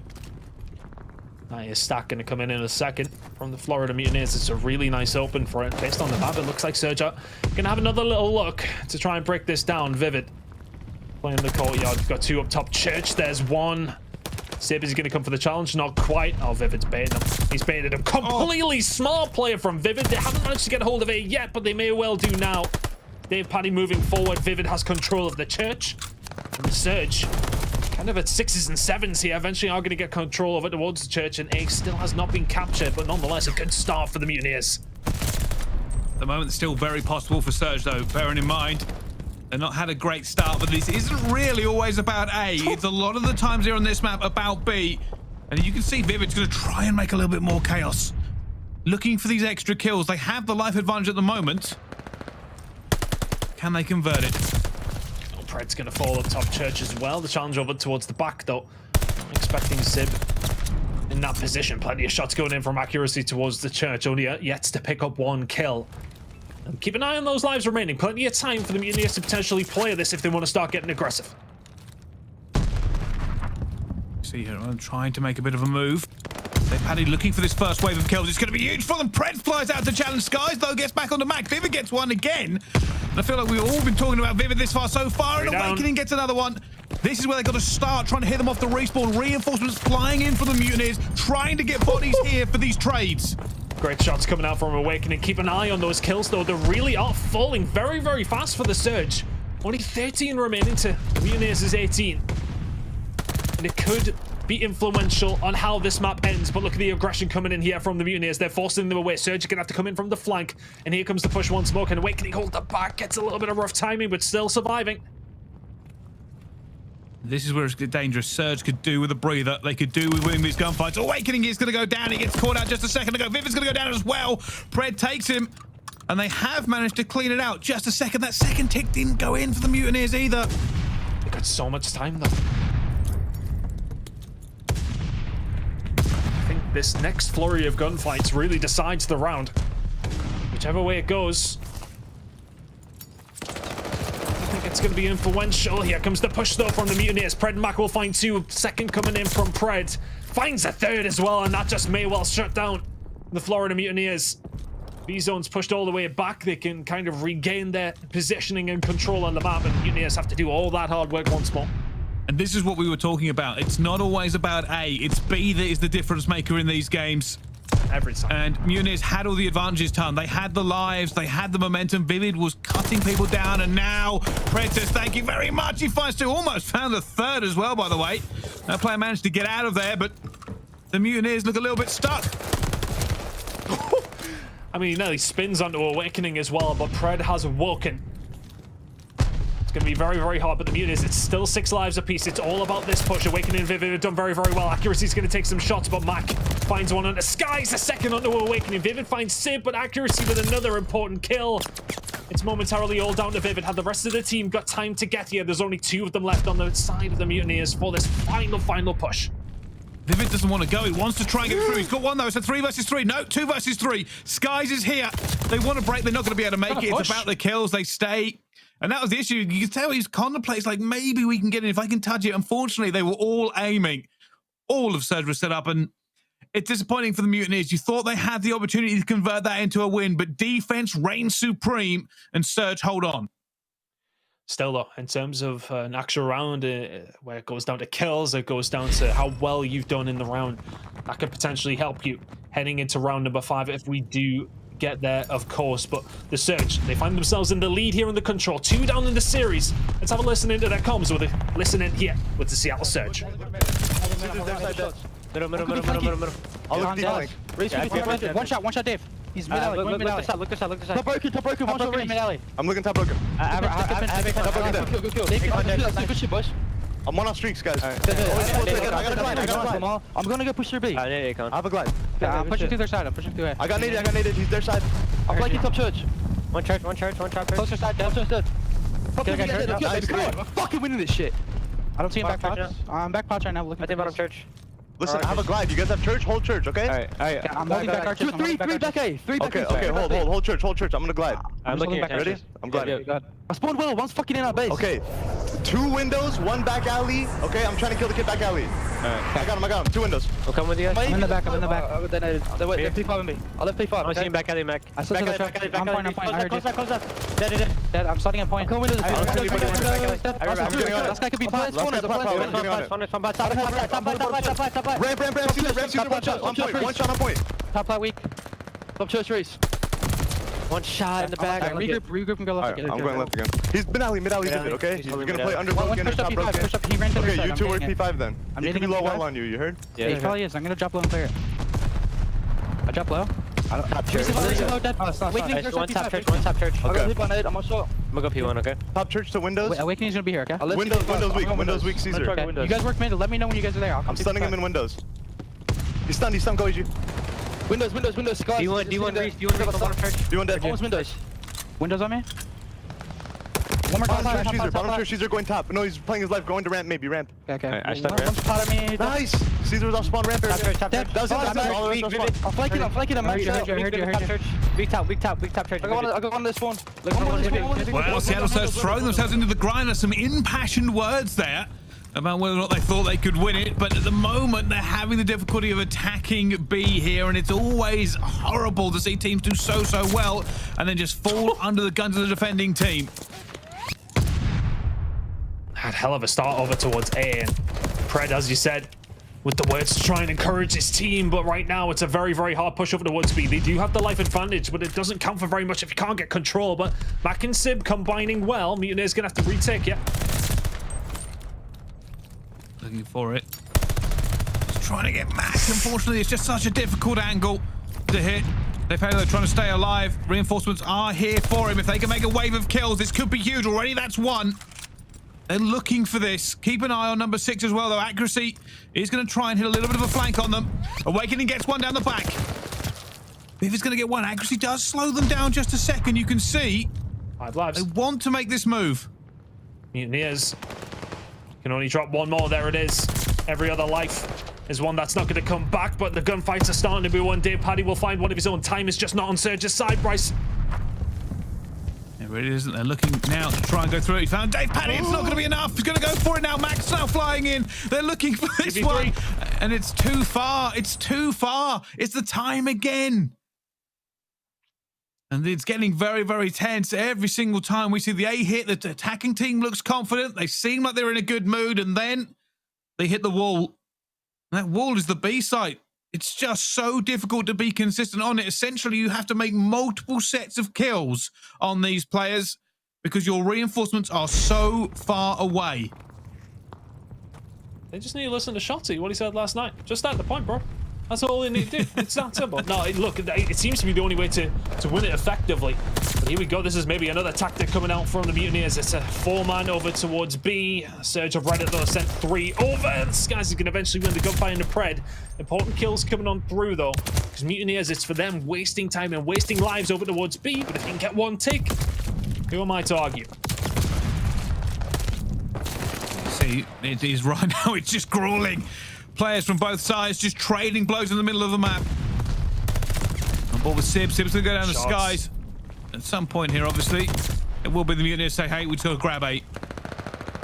Well, then may not be able to do that, though. Mack comes in, finds 3 as well. All on his own, and now Surge can push out here. But the Mutineers, I mean, look at the Mutineers. They're holding their sights straight away, coming off spawn and holding their L triggers. Mack now getting aggressive, gets caught out by Awakening, playing a very patient game. It has to be the hit for the Mutineers over towards A. It has to be. They do have to get bodies in that area. They really do. Simp comes for a challenge as well, and I think now it may be a little bit of poke from the Seattle Surge, but maybe not a full commit. They'll be looking for the exit kills on this more than anything. They know Mutineers have bodies in the area. They don't really want to throw away any more lives. It's only 1 life difference. Make that 19 apiece now. We'll keep an eye on them as the rounds do continue on. But 30 seconds remaining here. And honestly, Surge might just have another look at this one. That's going to be 3. It's going to be 4 as well as Pred gets around the back. 30 seconds here for the Mutineers to find a breakthrough and get a hold of it. You can see there's already a cutback going to be there just in case they want the time here. They will give A up very, very easily if they need to. They're going to now. Have done. Yeah. I was going to say, at the point it becomes about lives. They don't want to give them away if they don't need to. They know B is easy to defend, but there's no point kind of playing it too risky. Awakening that with a big gun onto Pred. Mutineers have 1 minute 12 left to do this, and the lives are even. Be a huge time to do it as well. Heading into a 4th round with a 2-1 lead and defense on your side, this would be the time to do it. Awakening now shots into accuracy, and well, he can maybe see the top of his head, but it was more than enough for Awakening. Can he predict Mack coming around behind as well? The tick is coming on through. Pred will catch this son. Has to back on down, and good aggression from the Surge on the back of that. 3 down. Vivid last here momentarily, a minute to go. And that's the issue. Mutineers look like in a good position. Had positioning, had numbers with them. And then Surge just popped out of every corner and started winning it. And as soon as you start losing those gunfights, you have to back up and play live. That's what Vivid did. 25 and 25, by the way. Just being incredibly aggressive. Right, and Sib combining well. TJHaly will find another 7v8 in the favor of Surge. Make that 6v8. Good shots from TJHaly though into Sib. They may well stack the point here. The last one remaining at this moment of time is Mack, who finds 2. Vivid over towards the patio. There has to be careful. Has to survive. Only 4 lives remaining. You need to stay alive. It's one final push out of the Mutineers. Awakening gets 1. And now looking to get into a position here. They want to bounce off it. Awakening gets a 2nd as well. Vivid jumps into the point here. It's a stack coming in. It's a 4 versus 3. The Mutineers have managed to fly into it. They are stacking it. It's going fast. Accuracy is flanking, but he's so far away. He has to be dived in. And the Surge do not have it. The Mutineers have taken that attack. They go up 2-1. Patience, and I don't even know what to call it. They had every opportunity to lose that, but they won all the gunfights, and Awakening had the key. He opened the door. He's beaming. Absolutely beaming is Awakening right now. Every single time accuracy is one of those barrels, he's had his head wiped off his shoulders by Awakening. And that opened the door. And Mutineers come charging through it. Defense to hold for the 3-1 win in control and a 3-0 statement victory over Surge. You have it all to do. On board with Awakening. Hot hand there in that last part of it. Finds Mack. He's going to go down as well. Seattle Surge not out of this as Mack is opening up. Oh my god! Max is all right. All of you out. We're done. He's 30 and 19. Wasn't a 4 streak. Is it going to eventually go down? But that will be a pretty fast A cap by the look of it from the Surge. Pred getting some kills down as well. It's heavily in favor now of them. The Surge have said, hey, that was disappointing for us. We shouldn't have lost it. Watch us take this.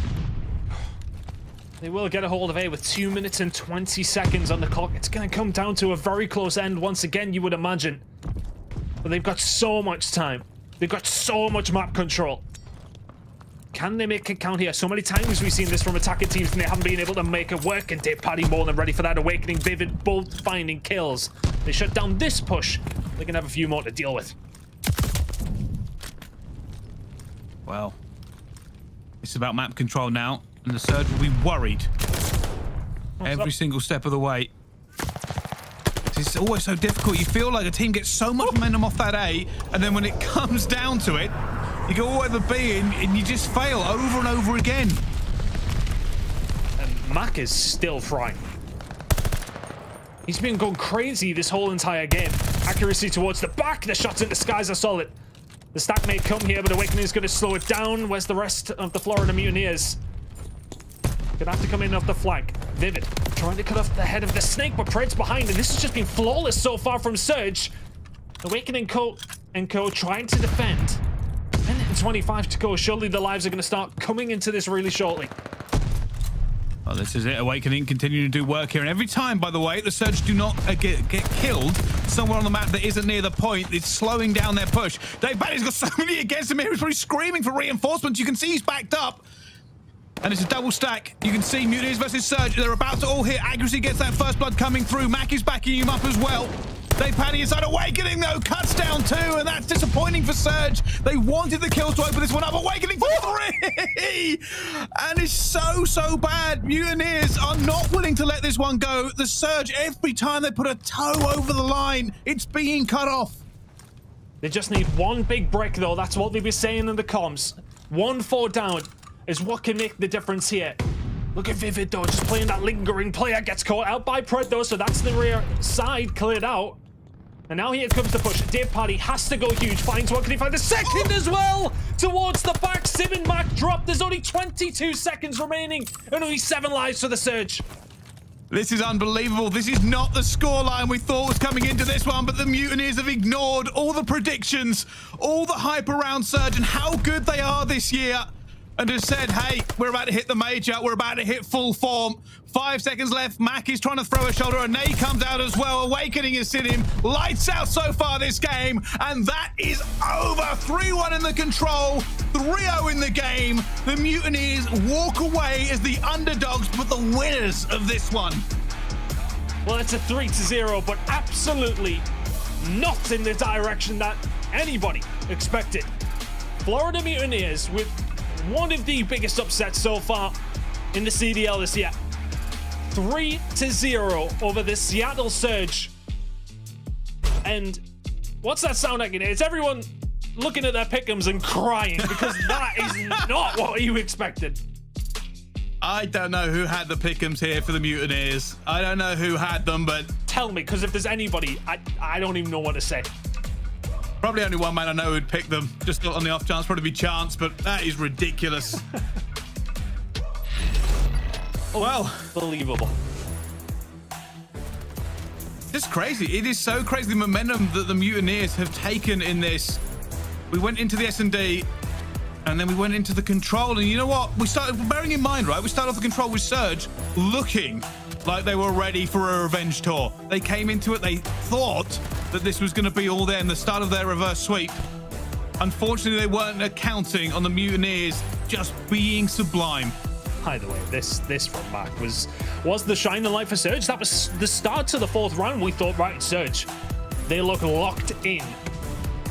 But they couldn't get it done, and it's the previous round for the Mutineers that gets the job done. Of course, the attack comes through, but how huge is this? TJHaly finds one, stun out. I think he may well have hit him in the face with it as well, which would have helped Sib on his way to the respawn queue. My word. The Mutineers. What a performance. And as I was saying through the series yesterday, a lot of people, myself included, have slept on them, but I think something that hasn't been taken into consideration of how many close games they have had. And this time around, they turn it into a win. What a game. It really was. What a scoreline, what a win. And quite unbelievable, I suppose. All this really does, Ton, is spice things up for the upcoming major. We're getting to see teams. I'll tell you something. I'll give you a full transparency here. We were talking about pick'ems. We were going to do our power rankings next week, ready for the major. We've got emails about it saying, hey, do your power. My power ranking is going to be, and I'm just going to send them back a picture of a fire and be like, I don't know who's on top now. The power rankings are destroyed. Everything is wrong. Yeah, I know. Like, we did get asked to do that. So any tweets towards anybody, again, we'll go full transparency. We'll be trying to help out with the pick'ems out the power rankings, I should say, as best as we can. But honestly, I'm going to need a few people to help me right now because I actually don't know. Surge would have been absolutely up in the top 2. A lot of people will argue they are still there. But the form of some of these teams has been so up and down. The only team that has been convincing is obviously FaZe. They've been flawless all the way through, so to speak. But even then, they had a bit of a shaky start. But the Surge, they look like faultless at times. And there and then, though, they get it done to the Mutineers. And by the way, they haven't just beat them. They beat them 3-0. That, I don't know what to tell you, mate. I haven't got a clue what's going on, but I'm here for more of it. Plenty more of it. Yeah, me too. Well, enough from us talking here. Let's throw it back to the desk to break this one down. I'm sure there's some big smiles coming out of our analysts. Belly got it right. Wondering what's Let's happening. go, Belly. Let's go. You know He the did thing predict is, it right. I have some little haters messaging me on Twitter like, hey, you're going to say that about Florida? At least I predicted it, man. But yo, that was big. Florida Mutineers with a big 3-0 win over what looked like the hottest team in the CDL, Seattle Surge, nameless. I love upsets, man. That's beautiful. Man, that was a wild series. Not only did they 3-0 them, they smoked them. Like 250 to 200 on that map 1. They were winning by more than that for a lot of that map. Like, these guys played lights out. Like what we were saying in the pre-show, what we needed to see out of Vivid in the control, he did it. He brought those engagements. He's like 30 and 32. He ended something like that. So, like, the guy was playing fantastic. DavePatty in the Search and Destroy. Just mental what these guys were able to do. They look so much better. And what is even crazy about the series is there's so many moments that they could have actually still done better. So there's room for more improvement. But this was a good showing of like the ceiling that Florida has with that individual talent. When they're not making as many mistakes, they're able to beat a team as good as Seattle Surge. See, I mean, aLLeY, like Nameless just said, this is what Florida looks like when they can actually finish games. What are your complete thoughts about this series? I mean, they finally won a boat cage. I'm so happy. What's hilarious about that, though, is they actually, Awakening and Skies, had a really slow start, but they were keeping it so close, and then they come out with the W as well. So they pulled back a little bit on the sling and got a little bit more OBJ under their belt. But DavePatty on that Search and Destroy, man, the snipe on the door, I was just sitting there like, oh my God, don't go away. Rat B, Seattle, like, don't peek this again. Dave has got it on lock. And then they go for the plant, and then he nades him off bomb. I'm like, dude, he's literally so nasty, Berlin. There's no way anybody's going to play them on Berlin anymore. They love just going to that A bomb site. It works so well for them. And then also their retakes. Like, you see how confident they play pushed up with DavePatty with the sniper getting angles. Like, he got the first one in the doorway, I think it was on accuracy, and then he comes with a follow-up grenade to help his team out. Like, they've gotten a lot better at that map mode combination. Like, they were 1-4 in Search and Destroy headed into that. That didn't look like a 1-4 Search and Destroy team to me. They clapped them. Honestly, I think it was possible for them to have such a quick turnaround, but that's a big showing headed into the major. You know, speaking of which, let's go ahead and have our Game Fuel post-victory spotlight interview with the one and only DavePatty. And Dave, yo, that was a sexy win by you guys. Big 3-0 over Seattle Surge. But I have to ask you all, going into Bacage Hardpoint, the first map, and seeing Vivid lag out, I mean, that must have been a blow to you guys. But seeing how you all lost by only 14 points and you had to replay the map, were you guys comfortable going into that remake? Oh, 100%. We were nonstop saying that if Reese was there during the map, he would have won that map. So we were very happy that the ruling went in our favor.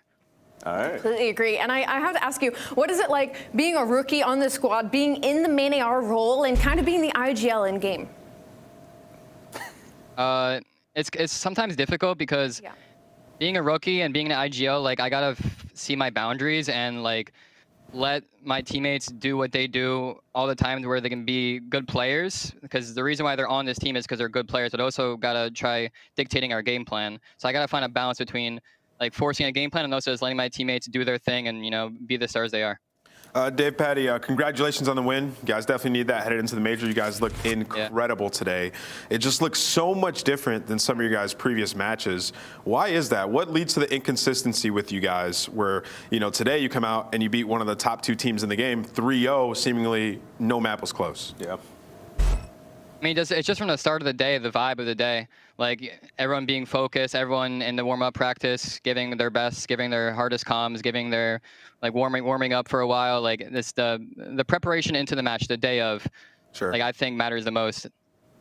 All right, now heading into the first major, the OpTic Major 1. What is something that you want your team to work on, and how good do you feel about that event that's right around the corner? I think our comms, our setups, our teamwork, just things that lead to consistency. Like, make sure we have a set game plan for every hill, a set game plan for every control point when we're defending or we're breaking. And once we're all on the same page, I think it'll be really good. All right, well, thank you so much for the interview, man. We'll catch you next time. And, hey, keep killing it out there, dude. It's good to see you guys win, man. Yeah. No problem. Take it easy. All right, so, aLLeY, this is it. We just saw a big upset, okay? Yeah. Seattle fell to Florida, but coming up next, we're going to have the New York Subliners, a winless team facing off against Boston Breach.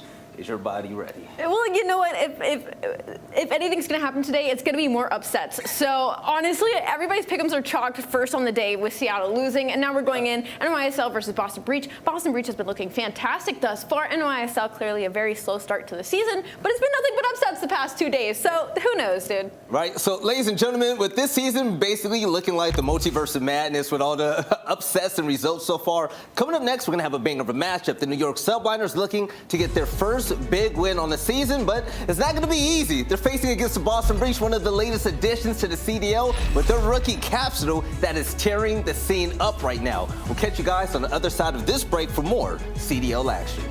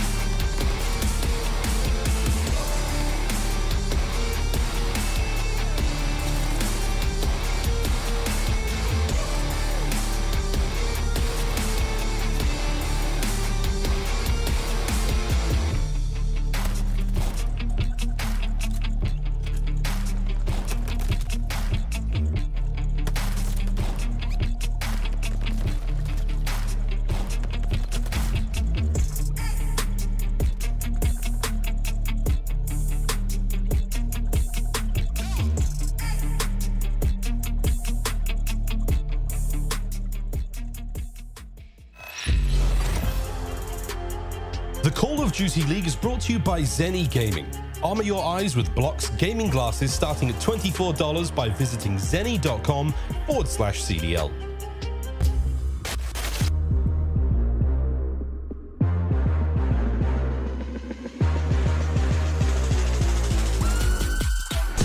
And he'll have some words for Grim 6.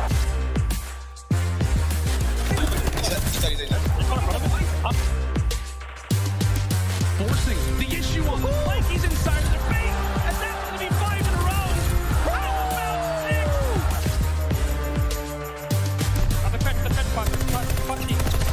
There's 2, I'm just 3.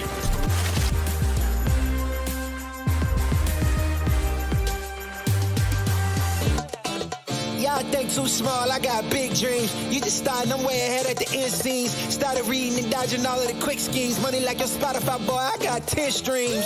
And I'm still looking for more. My people, they got a soul, I'm putting that on the Lord. Ain't accepting ignore, just kicking down all the doors. Guarantee you, boy, if I ask for it, it's gotta be real big. I gotta make it just for my kids and for their kids' kids. That's wealth years and years. Promise my brother soon as he out and finish this bid, we finna do it bigger than anybody ever did. The odds is real big, job that's real big. Satan trying a little, my God is real big. Stayed up on the grind on the cards is real big. I gotta do it big, the only way that I can live.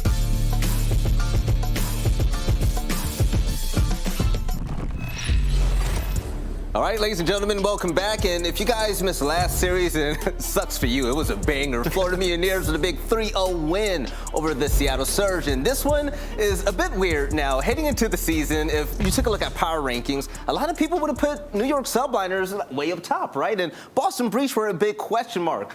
But right now, what's happening, Ant? Boston Breach has been playing great, sitting at 2-1. Their only losses to the Atlanta FaZe, and they're 4-0 in Search and Destroy. So far, so good for Boston Breach, a team that, you know, they're starting from nothing. You know, they made a roster at the very, very end when every other team had their team set in stone with players who were kind of thrown to the side, like Methodz and TJ, and a player like Capsidal came from the Challenger scene who didn't even have a lot of success there. Yeah. And they're finding a ton of success so far in the CDL. So headed into this match, they are actually the favorite versus people like Crim, Clay, who are world champions, which just sounds ridiculous. That's hot. I like it. Now, let's talk about New York for just a second. Now, before they face off against Boston, New York made a big team change. Neptune is out of the picture, and Royalty is here. But the last time we saw them on screen, yeah, you know, there could be excuses of why they didn't do well and whatnot, but this still isn't the New York that we want to see.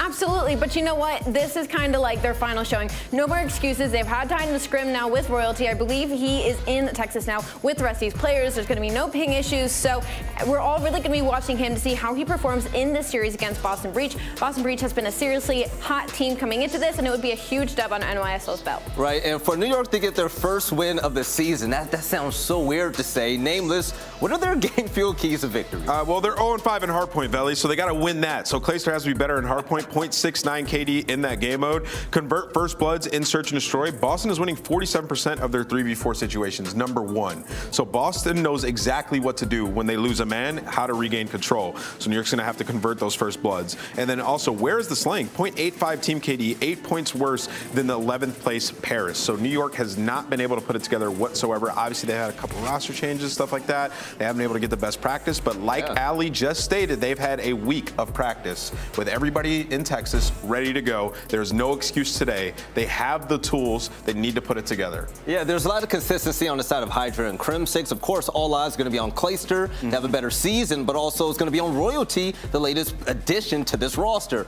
But Royalty is going to have to pick it up because whenever New York Subliners goes against a team like Boston with the star SMG player, players like Big Cap go crazy. And Nameless, when it comes to Boston right now, I mean, things are just working, and they're one of the best S&D teams in the league. Yeah, I mean, a lot of that has to do with, like, TJHaly. He's sitting at a 1.88 in Search and Destroy for his S&D KD. I mean, 3 of them really are top 5 in the respective category for that game mode. But, like, TJ's just been so good for this roster. He knows how to play Search and Destroy. It's the scene that he comes from, and you could tell in that game mode he is sort of the in-game leader that's helping them out to win these rounds. So it's been really enjoyable to see them have success. And when it comes to the game fuel keys of victory, other than TJ being an absolute nerd, third and a god at S&D. aLLeY, what do they have to do? Well, Veli, they got to continue to execute breaks versus a weak hardpoint team. They're third in break percentage, so control the pace of the game and get aggressive against a pretty newly formed team and keep up the S&D dominance. They're number 1 in round win percentage and 1.5 KD overall. I'm looking at you, TJHaly and Capsidal, and of course, get Capsidal going in control. Honestly, that's a lot to put on this guy's shoulders, but he does have a 0.75 KD this season in control. But you know what? He translated his slaying from hardpoint to search and destroy. We've seen them dominant in that game mode. Now, if he can do it in control as well, he's basically going to be an all-around player. in front of statues. So it's all right. I'm okay with him having a 0.75. I just gotta say, Big Cap is holding it down for Black History Month, but it's time for Pick'ems right now. Nameless, who do you have winning the battle of two big East Coast teams? I'm gonna go with the New York Subliners. I just feel like it's time for them to catch a dub. I do feel like Boston Breach have been very good at search and destroy. A lot of that has been Berlin, so I think New York are gonna come in here and steal it. All right, aLLeY, lady, who do you got when it comes to this? You're good at these prediction things. What in the?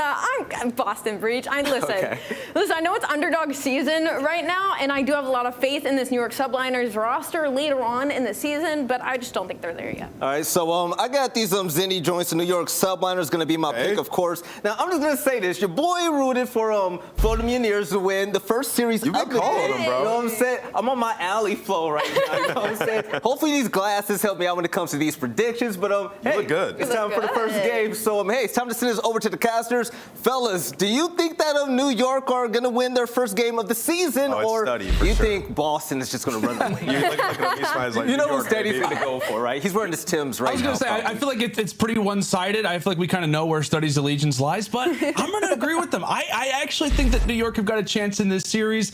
Jay, it's going to be a blast, though, right? We talk about the hype, all of the excitement coming into this week with everybody being aware of their seeding for that first major. It's going to be an intense one. That's without a doubt. Yeah, man, I'm excited for both of these rosters to get back on the field. The last time we saw both of these teams go head-to-head was at the Kickoff Classic, and that was NYSL was able to walk away in the Game 5 victory 6-1. But it's a little different around these streets now. New York, they've been through a lot, man. They've been through a lot. 3 weeks without practice in the beginning of the year, then Neptune in and out, now royalties in. They just had so much going on that they weren't able to build a foundation of how they want to play the game. On the opposite side for Boston, though, these guys have been clicking. Like Nameless said, a roster that was basically put together at the end of when everybody was making their rosters probably didn't even want to play together, but they have made it work so far, especially in the search and destroys. But I can't wait. We're into the Bocage. Let's see how it starts. Absolutely, my friend. It's time for some good old Bocage hardpoint to start off this series. As we said, a big one for either side. Breach, they secure this W, and they have got themselves a winner's bracket spot for the major. New York doing everything they can to try as, oh my goodness, nice shots there covered in from Breach. But I gotta say, like we mentioned, New York, a massive game for them. They're doing everything they can just to try and give them a chance at what could be a winner's bracket spot. But off the rip, it is NYSL doing a great job at slaying to the middle side of the map. Yeah, this is good work early on from NYSL. And like you said, even though New York are 0-3, they still probably have such a slight chance to make that winner's bracket if they can make a miracle happen, probably a 3-0, 3-0. But New York, they're just trying to get their first one underneath their belt, trying to build a foundation with this new player in Royalty as they start off great on this P1 hardpoint. Unfortunately, they do lose the spawn, so this will allow Boston to now set up properly for this P2 hardpoint as they do find 3 in defeat. It's going to be little plays like this, right? With this new New York roster, having a new group, having a new set of 4 on how they look to make little breaks, little situations like this possible. And it's going to be a nice start here, a 3-1 trade. Hydra, meanwhile, inside of the bottom part of the barn. Meanwhile, Clay is trying to do some damage from the top. He gets cut out. First layer wiped away, and a good hold for Breach on a nice hill over at Field. Finally, Boston are able to get themselves in towards this point because even though they had the spawns, they were not able to get the first 30 seconds of this time because New York, they were just putting on so much pressure with Capsidal towards able to find 2 kills. They have eventually flipped these spawns, and this is the best case scenario for Boston to try to open this lead. And you see New York, they're still trying to fight for that P2 time, aware that they do not have the spawns for next. So it's at least try and secure the final few scrap points over at P2. But now it's time for the rotation at Grandma's. With Cap being the position that he is, he can cut down this early, set up begin to limit the forces from the Subliners. Is that now going to make it 6 in a row for Big Cap? Nice shots off the rip here for the rookie, but it will in fact flip the spawns. Breach not aware of it, but they're still winning the fights regardless. Eventually, Capsidal was able to turn around and get that information that the spawns have flipped. New York are able to break in as Hydra does fine too. So now if you're Capsidal, you just want to play for this Sky Bomb, but unfortunately, he's going to drop the Hydra. Not being able to pick up that kill streak is going to be... probably can cause some problems toward the later half of this game. But Boston still in control from the front side. They have the spawns for that P4 hard point. Just in case things get a little scary, the trade's going back and forth. New York, 15 seconds left. How to try to get this time. Hydra doing everything he can. He and Crim6 side by side. Cap just jumps right on down from the attic. Is able to eliminate one, but time still going the way of New York. A very scrappy hard point throughout our first three.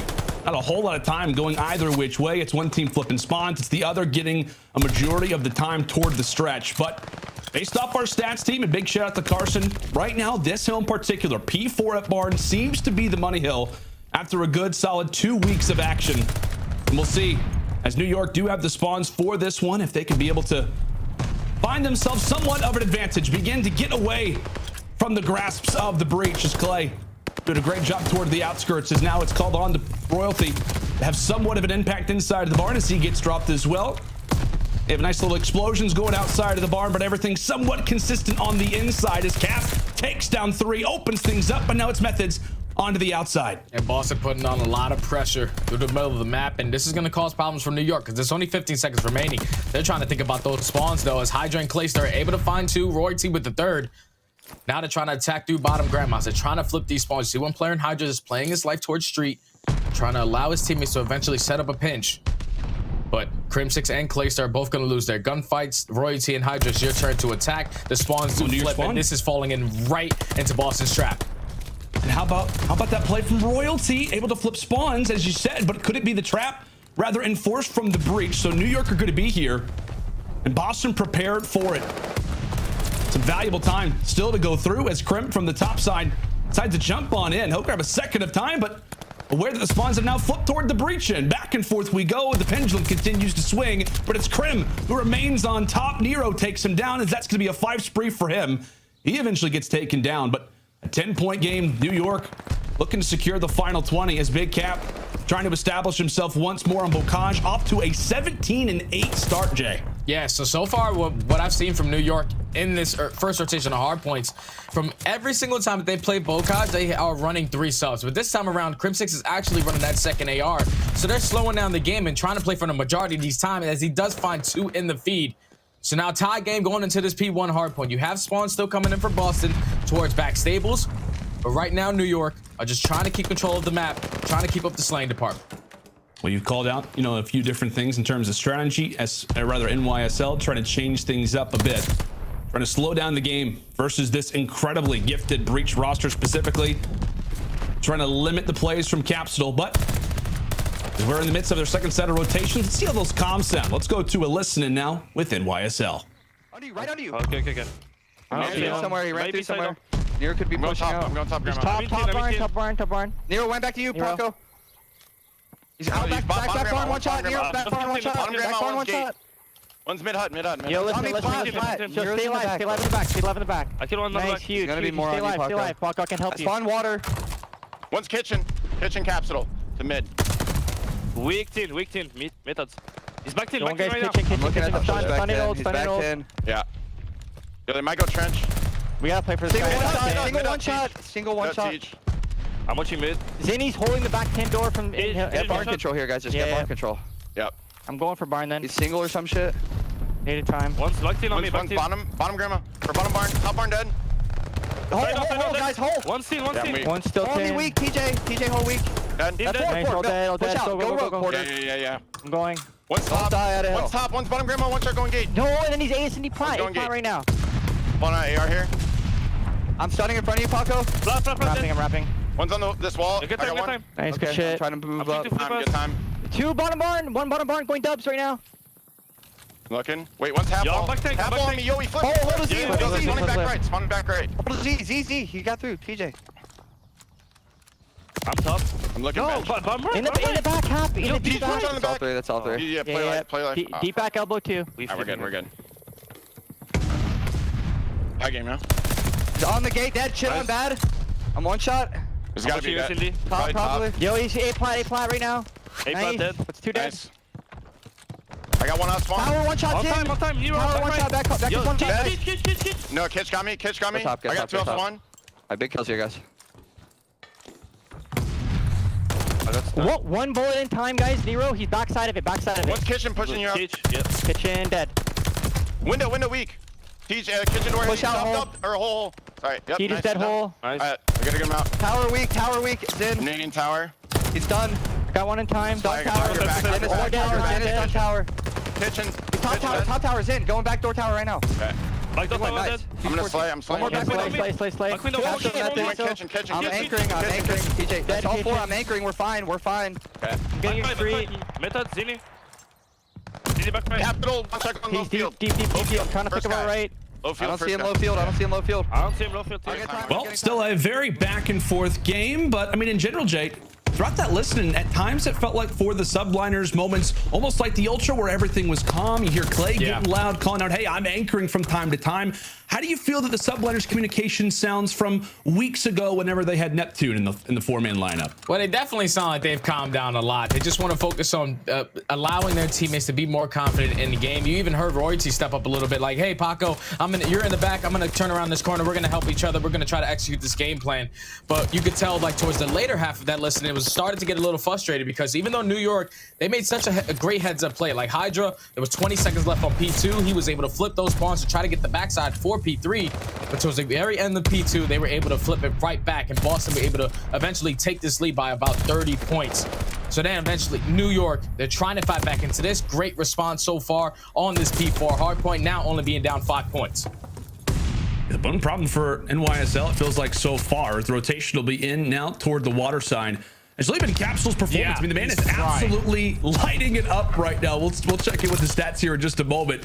As DJ adding on his 24th kill, limiting a lot of the early pushes in from the Subliners, but big Cap, a big talking point in the hard points, right? Leads stats in a lot of different categories, but in this mode specifically has clearly been a problem. Right now sits at 33 and 19, being the overall difference maker for Breach as they're getting closer to the 200-second mark. Nero doing everything he can to find some communication and find some players inside of the mid-map. He eventually gets taken down.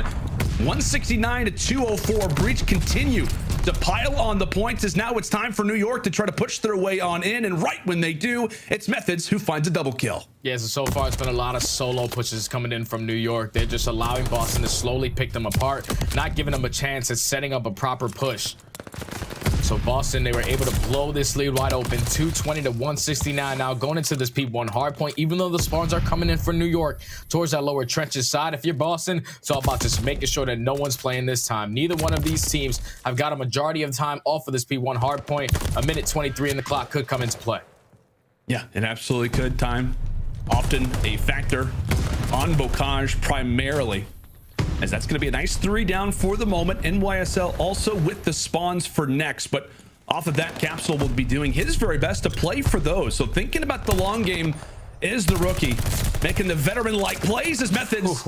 A nice shot there on the Royalty. He'll get met with some fire on the opposite end, but as Capsidal, as we mentioned, playing for spawns. Breach still have control over the middle side of the map, so not only do Breach flip spawns, but they also get New York in the back of their base toward the backside of Grandma's they go, and Breach are now within 15 seconds. Everybody beginning to slay. Nero feeling himself, lays out a few shots toward Crim. My New York God.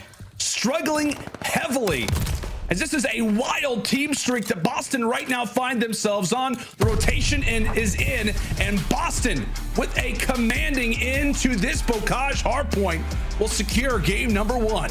And that's just great work coming in from Boston. Early answer, because this is the same exact map that we had at the Kickoff Classic. New York were able to blow them out by like 110 points. But when Boston are able to slay the way that they did, we even saw it earlier when the Des was touching on it. The game field keys to victory is one thing for New York. They're slaying in hardpoint. We're sitting at like a 0.85. The only player to go positive here is Clayster, and he's been struggling in hardpoint ever since the season has started, sitting at like a 0.7. So if you're not going to be able to pick up your kills in hardpoint, if you're winning the rotation gunfights and then losing them right off the rip, spawning all the way out. We saw it happen at the P3. We even saw it happen at that P5 as well. Boston, they were just in control from start to finish, and they take map number 1. Yeah, they do, and that is already, I mean, a sore spot if you are the Subliners. When we're talking about search and destroy, how great that has been for Breach. The fact that they close out this game one, the confidence that you're hoping to try and feel if you are a player for the Subliners. And just like that, it gets wiped away from you. And Jay, I hate to call it out, my man, but Royalty, not a solid game on his end either. We're talking about Slang. He's trying to step in for a player like Neptune, who oftentimes, at least last year for the Mutineers, was all up in the engagements category, finishing off 23 and 36 as a guy that's called in to be first, not winning a lot of those 1v1s. And with Capsidal playing the way that he is, it's clear who won the SMG fight this time. Yeah, Capsidal just took over on this map, number one. But right here, when you look at these highlights, you saw the score is 161 to about 170. And then out of nowhere, Boston, they were able to just take it away by going back to this P1 hardpoint. They were able to dominate at that P5. They got like a full 50 to 60 points because New York, all they were doing was going one by one, getting picked apart. You're not setting up a proper push to try to get into that hill. Eventually, Boston, they put themselves in a great power position, set up around P1, got a good chunk of time there as well. But they just forced New York by putting on so much pressure towards bottom grandmas. You saw it. Like, they couldn't get out of those back tank spawns no matter how many players that they had. They were just slowly getting picked apart and going throughout the rest of this series, now going into a Tuscan search and destroy. This is where it gets a little scary because obviously Boston, they are 4-0 search and destroy, but New York, I'm pretty sure the only team to beat them since this game has came out. And even though it was at the Kickoff Classic, still a small sample size, they were able to take both search and destroys versus Boston. So even though New York lose the first map, they still have a chance on this Tuscan search and destroy as long as Royalty is playing that bomb.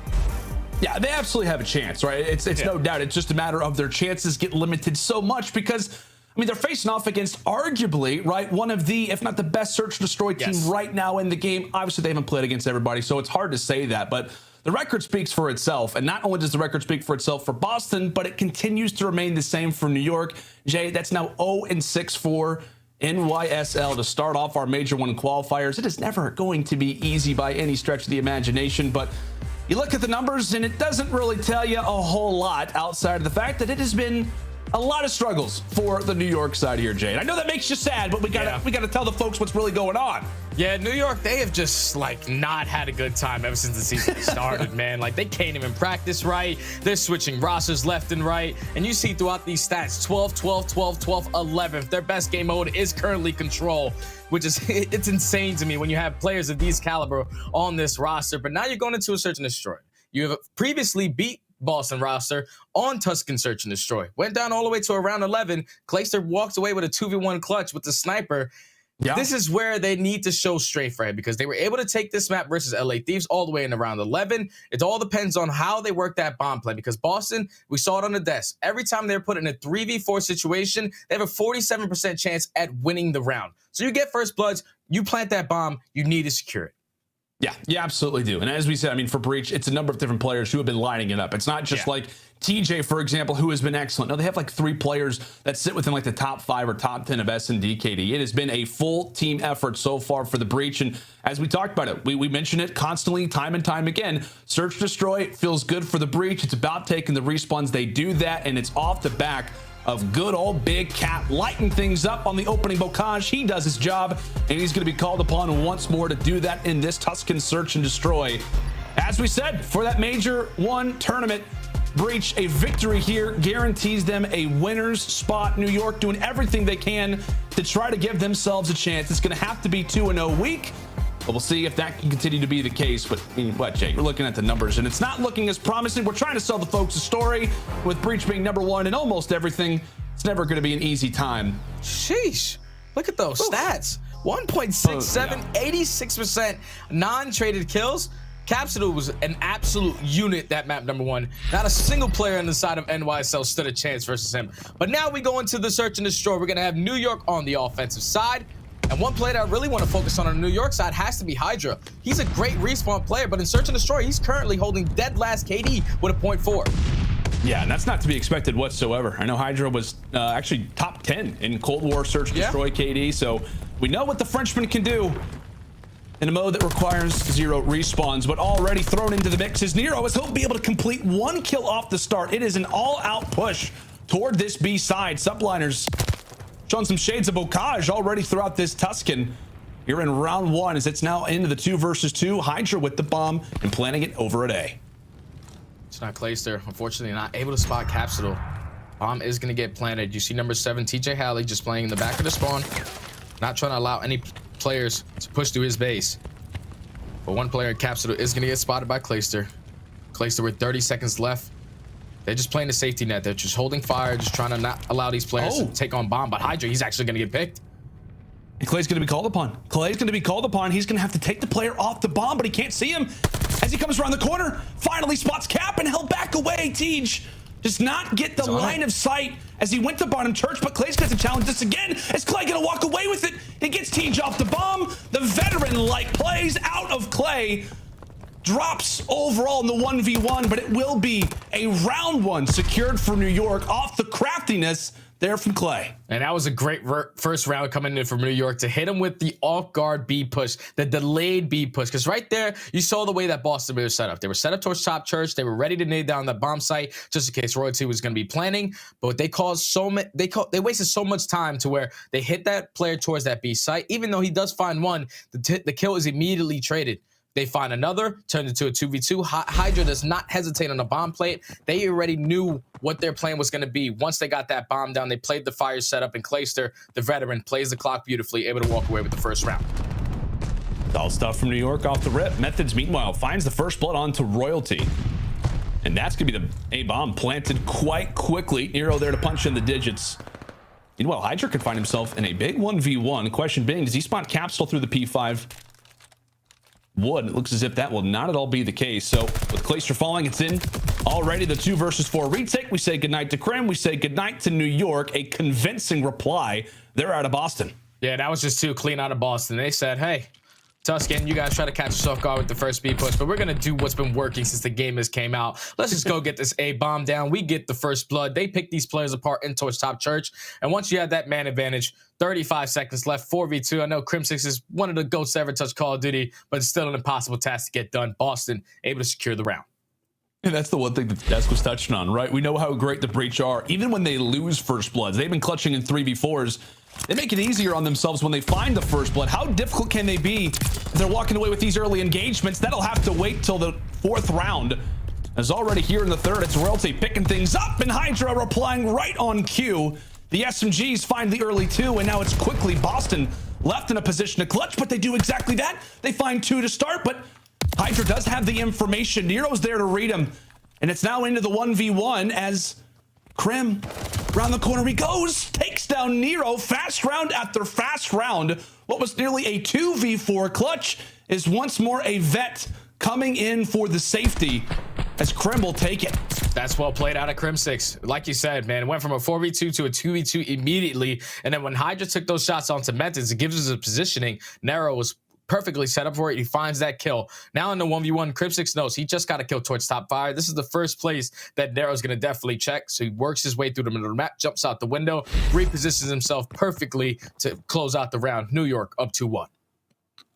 It's also a great opening kill there for Royalty. Sniper's already out. And Clay will have at least the first laugh. Unfortunately for Boston, that is their bomb carrier down.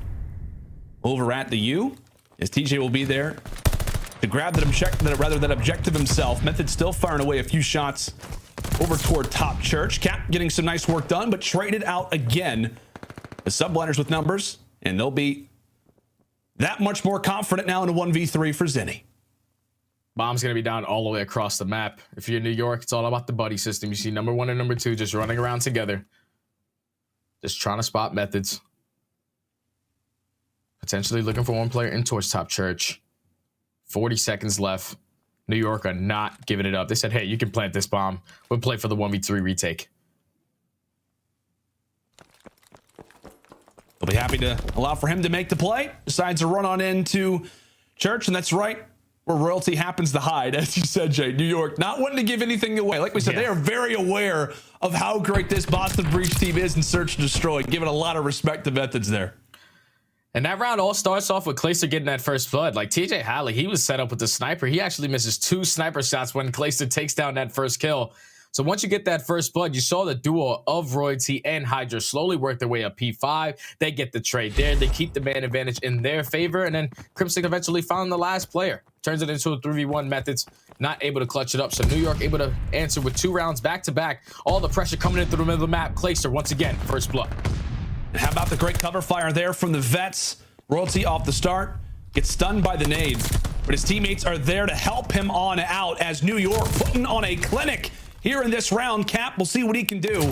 Into the 1 versus 3, he gets dropped as well, but again, it's the talking point on coordination. Royalty stunned, left in a precarious spot, but it's the vets doing their work through mid. It's Hydra doing his job as well. A great round replied there once more from the Subliners. Yeah, so the fact that New York on their very first offense went towards that B site, Boston, they're consistently sending one player towards that P5 area, and right there was Nero. Since they had them off guard on that first round, they're basically saying, hey, they can throw us off guard. They can go B, they can go A. Yeah. But since they set the tone right off the rip of going towards that B bomb, they're slowly just giving up A a little bit too much. And New York, they're just taking advantage of it. Up 4-1 now.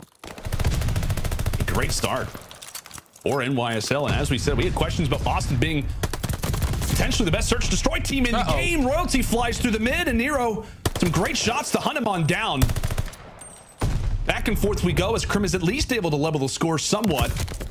Not going to be prepared for Capsule sitting over toward the vines. And now it's all up to Clay.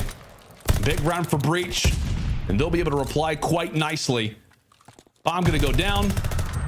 DJ stays alive, and Clay, so many different opportunities to maybe take somebody down. Never gets the full kill. But as we said, Jay, a round that Breach had to win, and they're able to keep this one close. Yeah, just great work out of Boston to not rush that A plant, because you saw a couple of New York players just basically soaring and flying through the middle of the map. As Royalty and Hydra both got taken down. Right there, if I'm Clayster in the 1v3, you tag every single one of those players up with bullets, just not able to get any of those kills. If he takes down one, he has the potential to clutch it up. But now Boston are able to slow down the bleeding for the time being. Down 4-2. Back on the defensive side, it's looking like New York are committing towards this A push once again. But Boston is sending 3 on flank. They are indeed. It's all going to be on to Hydra. He'll at least get the information. And Breach, aware of such, decide to back on up. But as Hydra falls, it does set up the plant. But TJ already off the start. Over in top broken, he's able to find a pick. We say goodnight to Krim, and once more, it is Clay in a 1v4. Bomb is down, and we'll see how we can try to defend this. He's got the sniper prepared. He's got it ready. He tries to fire out the shot, but it is TJ again. And right there was just Boston just taking the tone and putting it back on their side. They said, hey, we're going to blind counter you guys at B. You guys been attacking A super aggressively. We know that you guys like to send Hydra on that late flank. They take him down. They keep the man advantage. And it eventually just find kill after kill. Forces it to a 4v1 situation. Clayster with the snipe. Not able to get either one of those kills as Boston are able to take 2 rounds in a row now. Going back into the offensive attack. If I'm New York, I'm doing one of those pushes that Boston just did. I'm either 3 pushing right through A or 3 pushing right through B. You don't want to continue playing slow if Boston are just going to force this A bomb plant immediately. See if New York take your advice, Jay.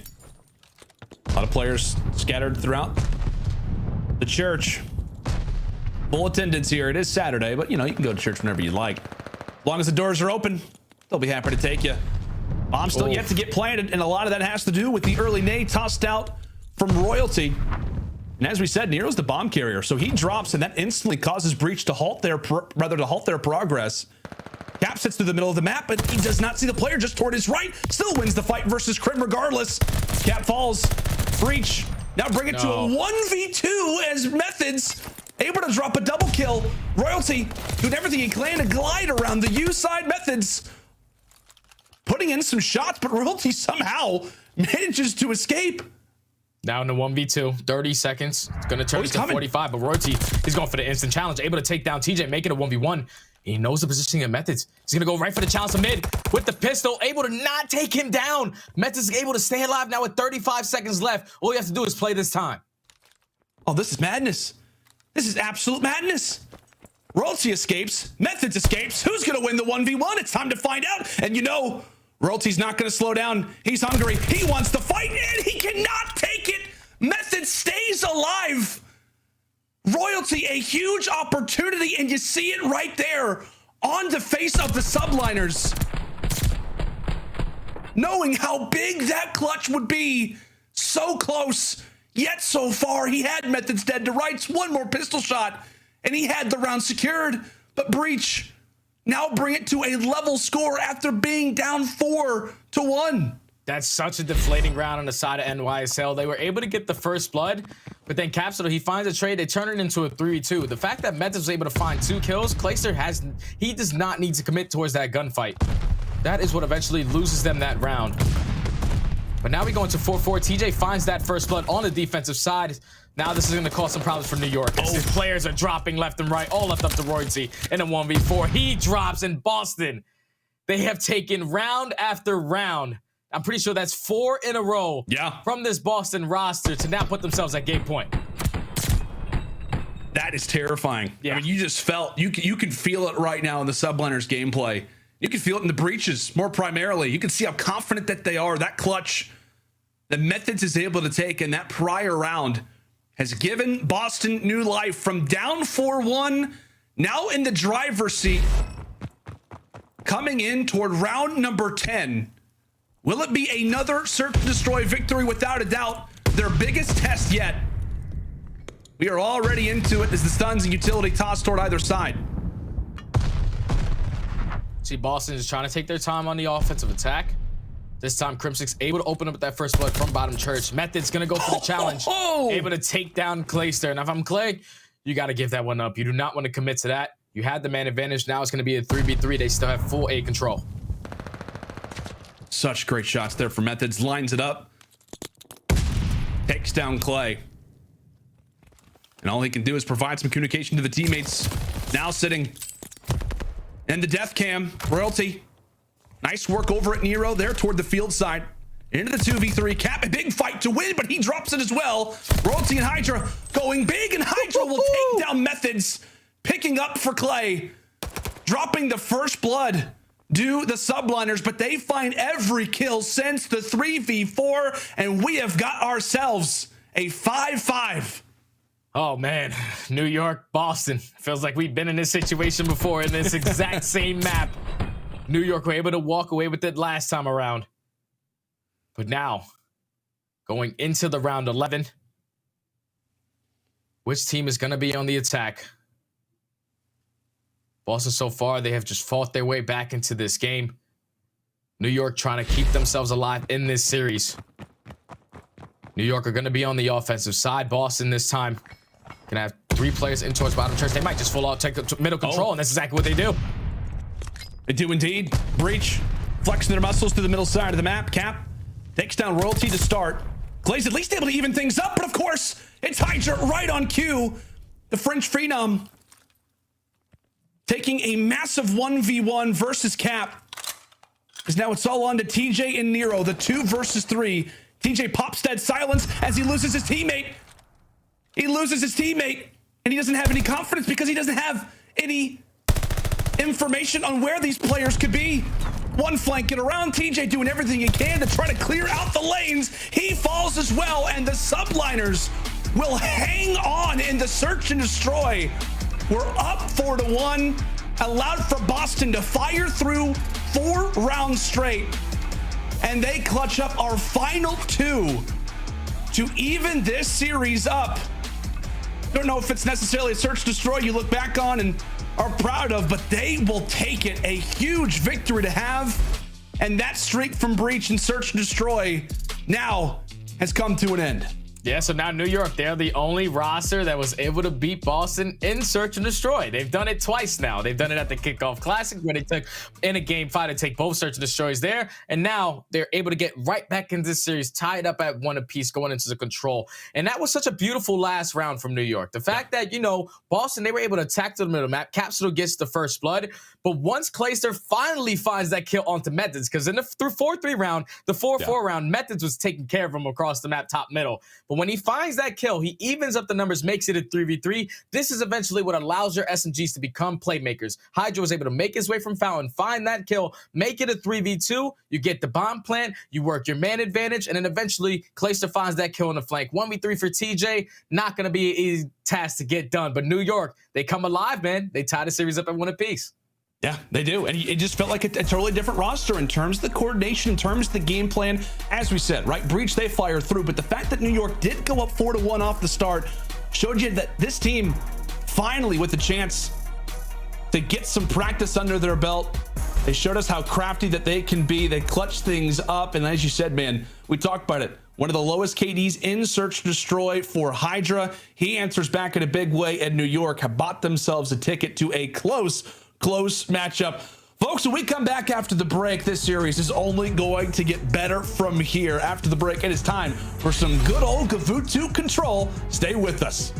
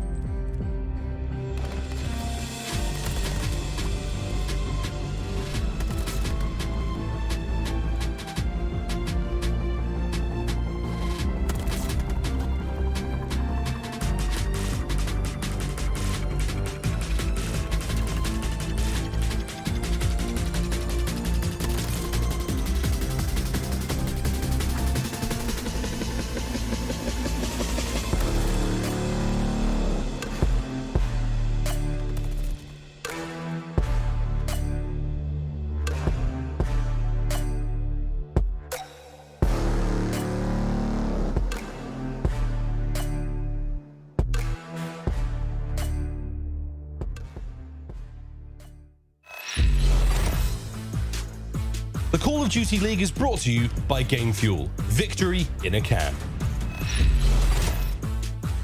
Welcome back, ladies and gentlemen, to our final week of our Major 1 qualifiers. Everybody in preparation for that good old land that's going to be going down here in my good old home state of Texas. But we are in the midst of a fantastic series. Everybody trying to make their seeds better. Florida does that earlier versus Seattle. And the same story here for the Subliners as they look to pull off a nice little upset themselves. Let's go take a look at some of our top performers in control here. Maybe we'll go through it a little bit. It's all good. It's totally fine. We'll take a look instead at the map records.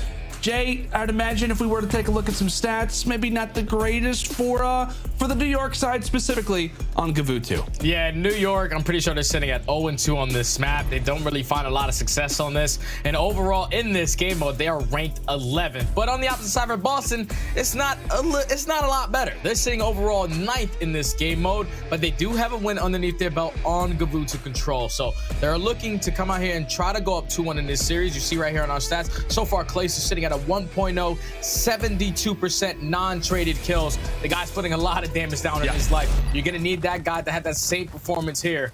And just to let you guys know, I know I got a lot of tweets before. I was totally incorrect. New York were not able to beat Boston at the kickoff on Tuscan Search and Destroy, but I promise you, Gavutu control, they walked away with a 3-2.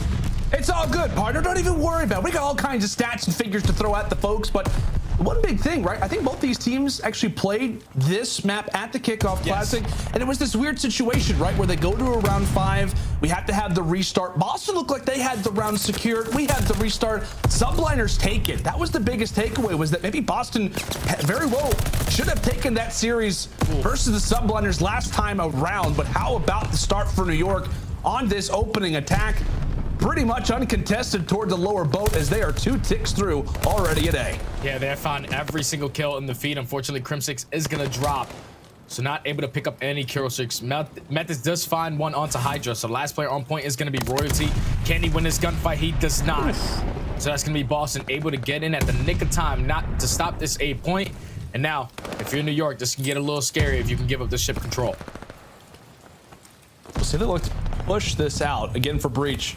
Look very well established toward B, maybe knowing that their fate very well could be sealed. Methodz, he gets taken down, and with that, the point will be secured. Another minute added toward the clock. But as Brycey was talked about in the prior series, really your B objective on both of the controls, whether on Gavutu or Tuscan, so much more difficult to lock on down. Attack by no means the secured position for either of these sides. We'll see what New York can do with 1 minute and 30 to work with. They're up currently in the lives, but that very much will begin to change on up. Cap with the read, and Crim6, his position is going to be found for the backside of the spawn. And now if you're Crim6, unfortunately, he is going to get taken down. So now it's all about trying to get this P1 gun control. Royalty's going to be here. TJ and Methodz in a position to slow him down. But New York, they're just trying to set up for this proper push. You see one player, number 1, which is Clayster, so taking his time towards ship. As they do find 2 towards rank, this is going to allow Clayster to start pushing up towards the map. And Royalty, nice little position for control as he'll be on the objective, and that will halt the clock as well. As long as the player's on the objective, the time does stop. And that's absolutely what you want to see if you are a part of the Subliners. As now it'll be contested. Not a whole lot of team support, except for Krim, who sits firmly over at P1. Clay, maybe falling off the map. Not exactly sure what happens, but Royalty will pick up off of it. Regardless of that, New York still moving that progress over at this B objective. Breach doing everything they can to try to get out of their spawn. Player number 6, Methodz is going to sneak on through. Clayster back off of spawn. Is going to be able to find one himself. Krim as well with the clearance toward the top. P1 now in control of Methodz. But the Breach, they've got to break on in. They've got to do something. The attack very well could already going the way of New York, finally taken off the point. But how about the progress that the Subliners are able to take? 2 ticks and some change. A great start for the Subliners, but still more work to be done. Yeah, this is great work from New York, but job is not done yet. They are leading in the kill department. So you had the possibility of outslaying them in this first round. Not even needing this point to be captured, but Royalty, he's actually going to slip on it. Hydra's watching over him. The hill's going to get contested. It is. It absolutely is. Somebody has to jump on in. That's going to be 3. Methodz not even able to slide in time. I don't know, Jay. It felt a little bit strange there at the end. Breach, it felt like they just allowed for the Subliners to hop right into the point. They never really had numbers. It felt like players who were trying to get from green over to that B zone, it was a little delayed. And rather in Royalty's like, hey, cool, a free objective. I'll hop in it. Great work from him to really do a lot of the damage in that particular position. But as we said, not common to see an attack, let alone the opening attack, go the way of our offense. But the Subliners are able to do it, and that is huge looking forward. Yeah, definitely huge. They're also going to be leading by a couple kills just in case it gets to that round 11. I mean, at round 5. As Hydra does find a kill in towards the middle of the map. See full ship control currently in favor of Boston. New York, they're not too worried about giving up this point. They just want to keep the kills in their favor as they are already outslain by 8 kills.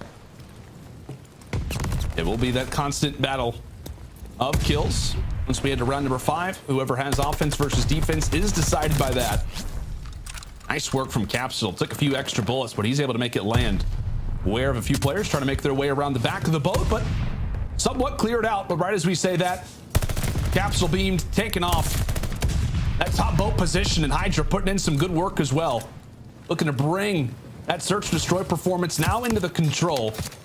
A little bit of a slower start for Breach, but they finally caught their bearings for a moment. They'll get some solid clearance for the time, still moving that objective along.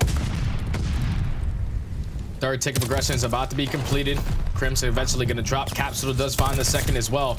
Looks like New York, they're going to commit a lot of lives towards this. Hydra's able to come out on top, finding 2, but the A point will be secured. Time is going to get extended by a minute. Hydra finds the third as well. So now with a minute 50, Boston are tied up in lives, but you see so much map control currently for New York. They have ship. They're trying to fight for top gun, but here comes Crimson on the flank. And this could just throw an entirely different type of wrench into the setup. Crim with 1, Crim with 2. The great shots coming in from the GOAT. Does he have words for the third? Methodz getting the job done with the pistol, but the presence absolutely felt as New York will now reclaim the advantage in terms of lives. And really, when it comes down to positioning, as you said, partner, some great work from the Subliners, but we'll see what looks to give first. Some green control. Grab there from the Breach. Crim once more left in a close quarter position with the automaton as he gets dropped as well. Breach now move into the objective. They've got 2 on the point, and now it's up to New York to retake this with a 2 versus 3. And you see Hydra, he's just causing so many problems in the spawn of the Boston players. Trying to finish this kill onto Methodz, able to take him down. So even though they're getting a lot of ticket progression towards the speed point, you're just relying on your teammates to win these gunfights because Hydra's cutting everybody else off. Eventually, Hydra's gonna have to waste his streak just so his team can get some map control. At least the job somewhat well done. The 3-for-1 trade in terms of the kill feed, as Methodz will be the first one at P1. Put in some good shots toward Crim as he gets dropped from the backside. 9 to 8 in lives, 45 seconds on the clock. Breach making some moves, at least with the backside of the spawns. Player number 5 has snuck his way through. Capsule's going to be back here. He's got some word on Clay. He's getting at least some communication, some info for his teammates.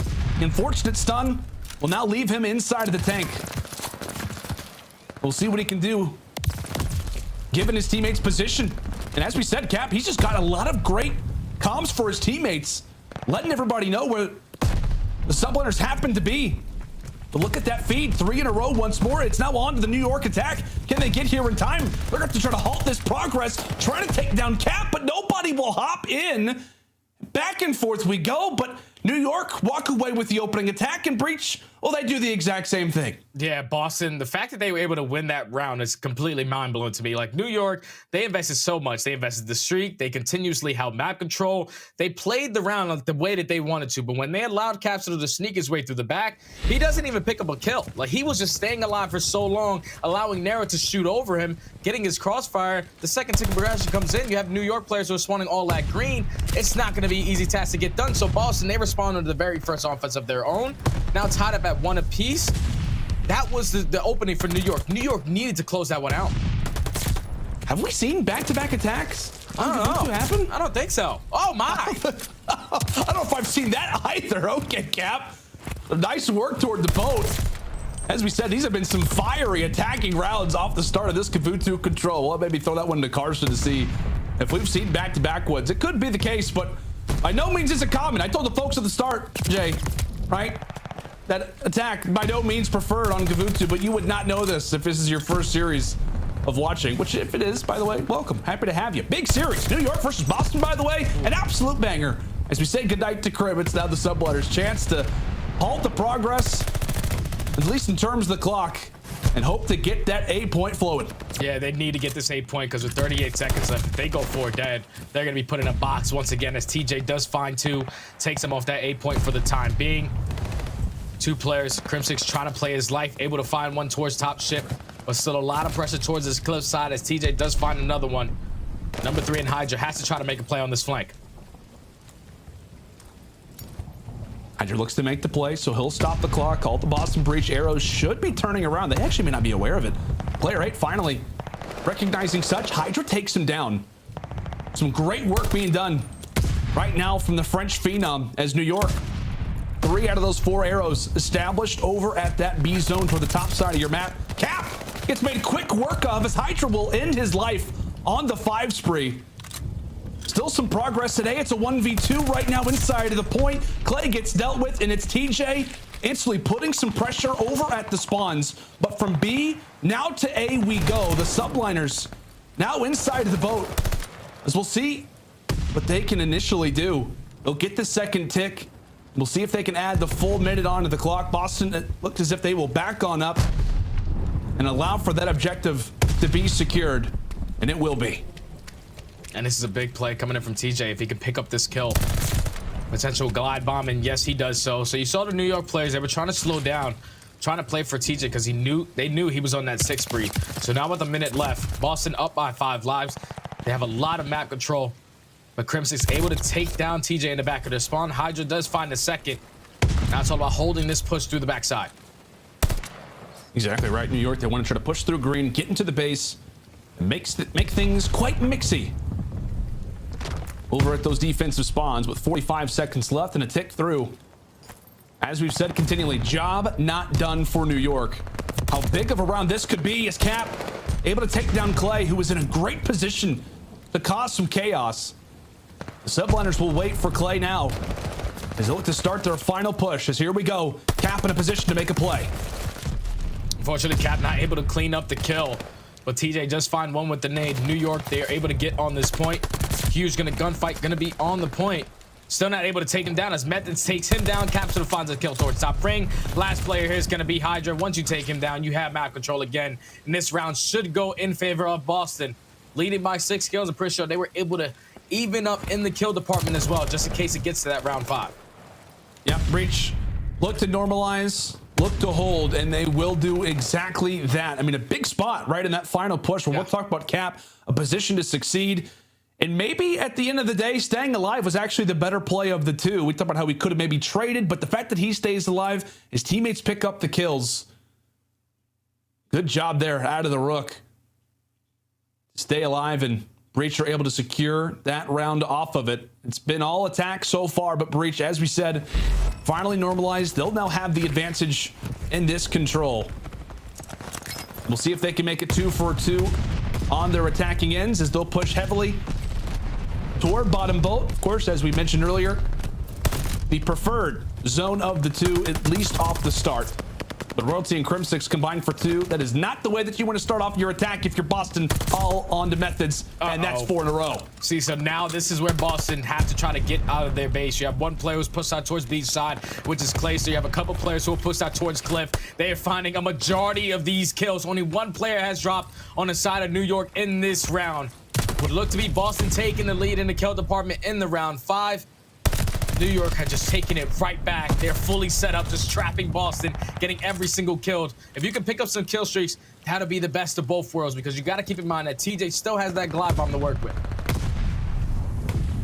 He absolutely does. That's a great call, partner. DJ finally able to break out over of the cliffs. We'll see if Cap can do somewhat of a similar situation. Clay looking upwards, unfortunate prone over at the fences as he'll get made quick work of as well. With Royalty still lingering, despite the dent that Boston have made. Have yet to get any map control off of it. Crimsix with a big one over at Methodz toward the front side of the boat, and now TJ recognizing such, trying to join alongside of his teammate. Hydra wins the 1v1. Hydra wins the 1v2. Great plays there from the Frenchman, and with the dent that they make, Jay, you like their chances if you're New York. to have that defense in round 5. 100%. They had the defense in the bag. That was such a great start. Just a great opening from New York to come out and get 3 kills. Once they found those 3 kills, they were able to find another 2. You put them in that trap. They were able to outslay them about like 10 kills in that round. And now that definitely secures them this defense going into this round number 5. But you still have to keep in mind, though, TJ still has that glide bomb to work with. If you're New York, you cannot give up this A point easily. Tell you what, my friend, it's looking a lot like Kickoff Classic. Yeah, it is. A round 11 in the Tuscan, and now a round 5 in the Gavutu. We'll see if the story will remain the same, or if things are different now here at our Major 1 qualifiers. Breach back on the attack, and a much more convincing start for them, as they're already looking to fire through the spawns. TJ, if he can make a play here, how great would that be? How quickly could the A zone be captured? Has got some information on Royalty. He makes quick work of him. New York spawning up toward the front beach, but it's been all over at A. Have been Boston just moments away from blocking in that objective, looking good to do so. Clay and Krim with some clearances. They'll combine for 2. It's all up to Nero in the point. And how about the retake there from the Subliners? It looked like New York, they were just giving up that A point. You had 3 players go towards that B side, but they were able to find every single kill. So now you put Boston in a situation when they had to try to fight out a spawn. But when TJ and Nero able to find 2, this is the opening they were potentially looking for. You see, they're trying to take control of Top Gun, attack this side towards the B point. How great of a spot this could be for Royalty. Oh, just not ready. Not ready for Methodz. On the outer side of P1. Big spot for him, and now here comes the glide bomb. That comes into play. Meanwhile, TJ is actually inside of the objective, so he'll call up the glide bomb, also capping A in the meantime. A 2 for 1, and he'll also drop Hydra in the process. Boston beginning to stack on the point. Royalty and co. Gonna have to make a play. The pick would be nice. He gets the 1-for-1 trade. Krim, oh, the great shots from range. Krim's able to wipe him off the point, and with that, 13 to 20 in lives, 1:30 on the clock as Krim looks to erupt. Yeah, that kill saved the game right there.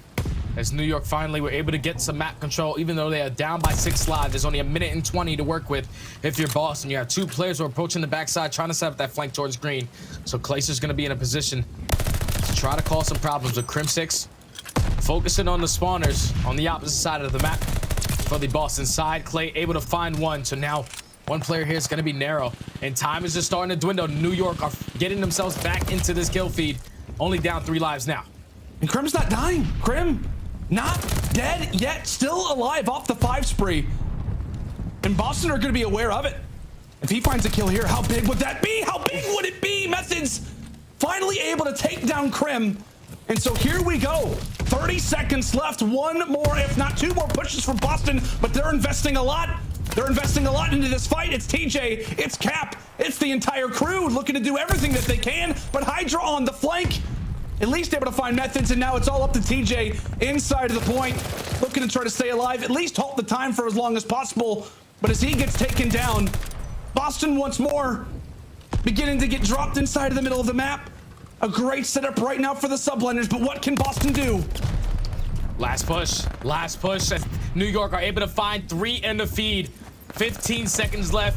If you're TJ, you're the last player up. The farthest player pushes out the middle of the map. He's gonna drop it with 10 seconds left. New York have held on the defensive side and should be able to close it out here.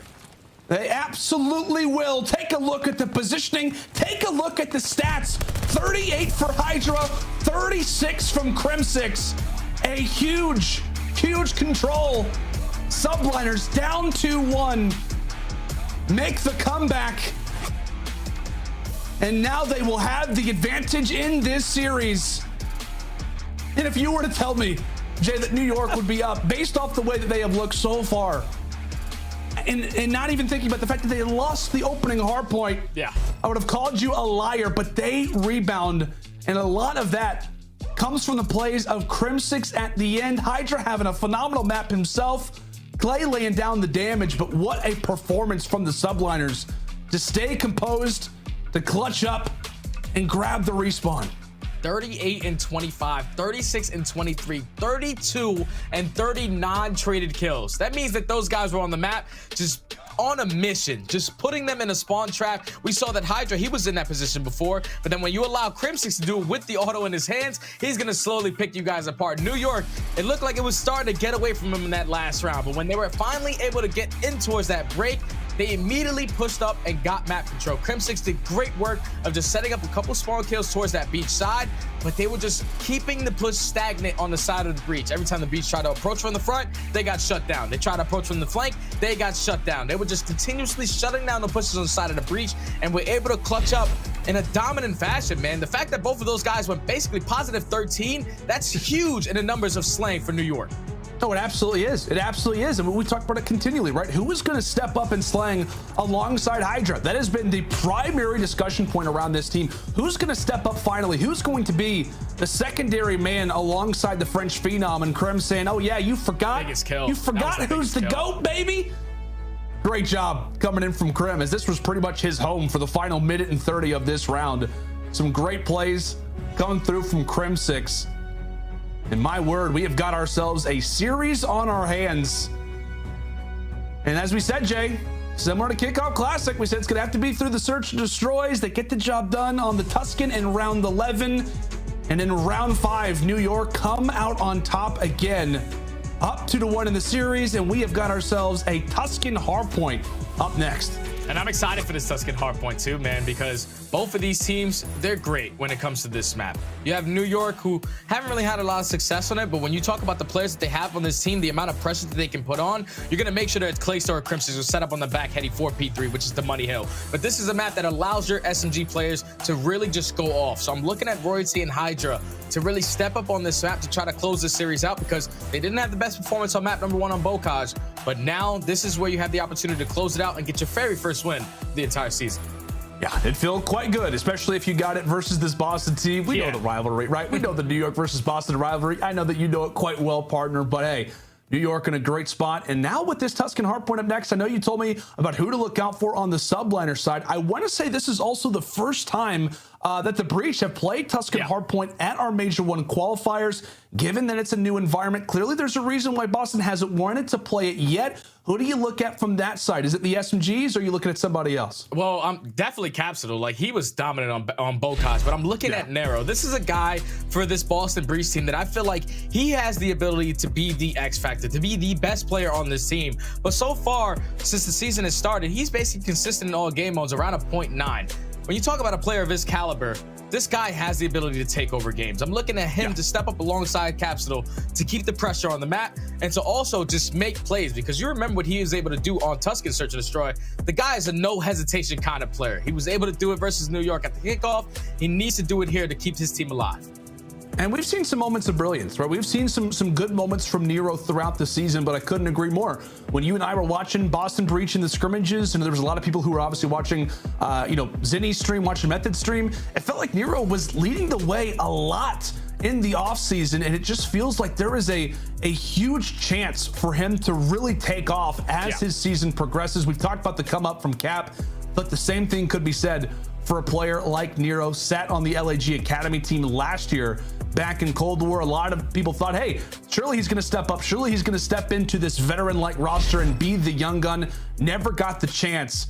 But as we said with this Breach team, it is a full group of 4 who've been given a chance. Method and TJ, Capsidal, who wasn't really highlighted all that much in Challengers, and Nero as well, not often put in the spotlight last year.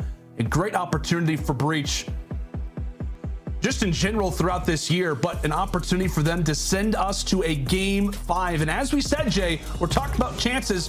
Boston, with the victory in this series, have got winners locked up. Coming into the major. That would say a lot about this team. It definitely will, man, because the way that they started off at kickoff, losing the game 5 versus New York, and to have the response that they have ever since then, is beautiful. Pretty sure the only tough matchup that they had was when they went up against Atlanta FaZe. That was a tough one for anyone they're playing, but the fact that they were able to take the Search and Destroy away from them, that was the biggest thing I took away. When you're beating a team like Atlanta in Search and Destroy, that shows that your teamwork is on point, the play calls are on point, and the coaching staff is doing one hell of a job. Yeah, could not give enough props to our coaching staff, really for either side of the coin for this series. putting in a lot of prep, a lot of work, knowing of what is on the line. But here we go. New York versus Boston. It's time for Tuscan Hardpoint. Will it be the final map of this series, or have Boston got some words? Do they have some fight left in them? It's time to find out. New York with preferred spawns off the start. They'll begin this one off 10-0. Oh yeah, that was beautiful pressure coming in from New York. They attacked the left side, but they also take control of the middle map.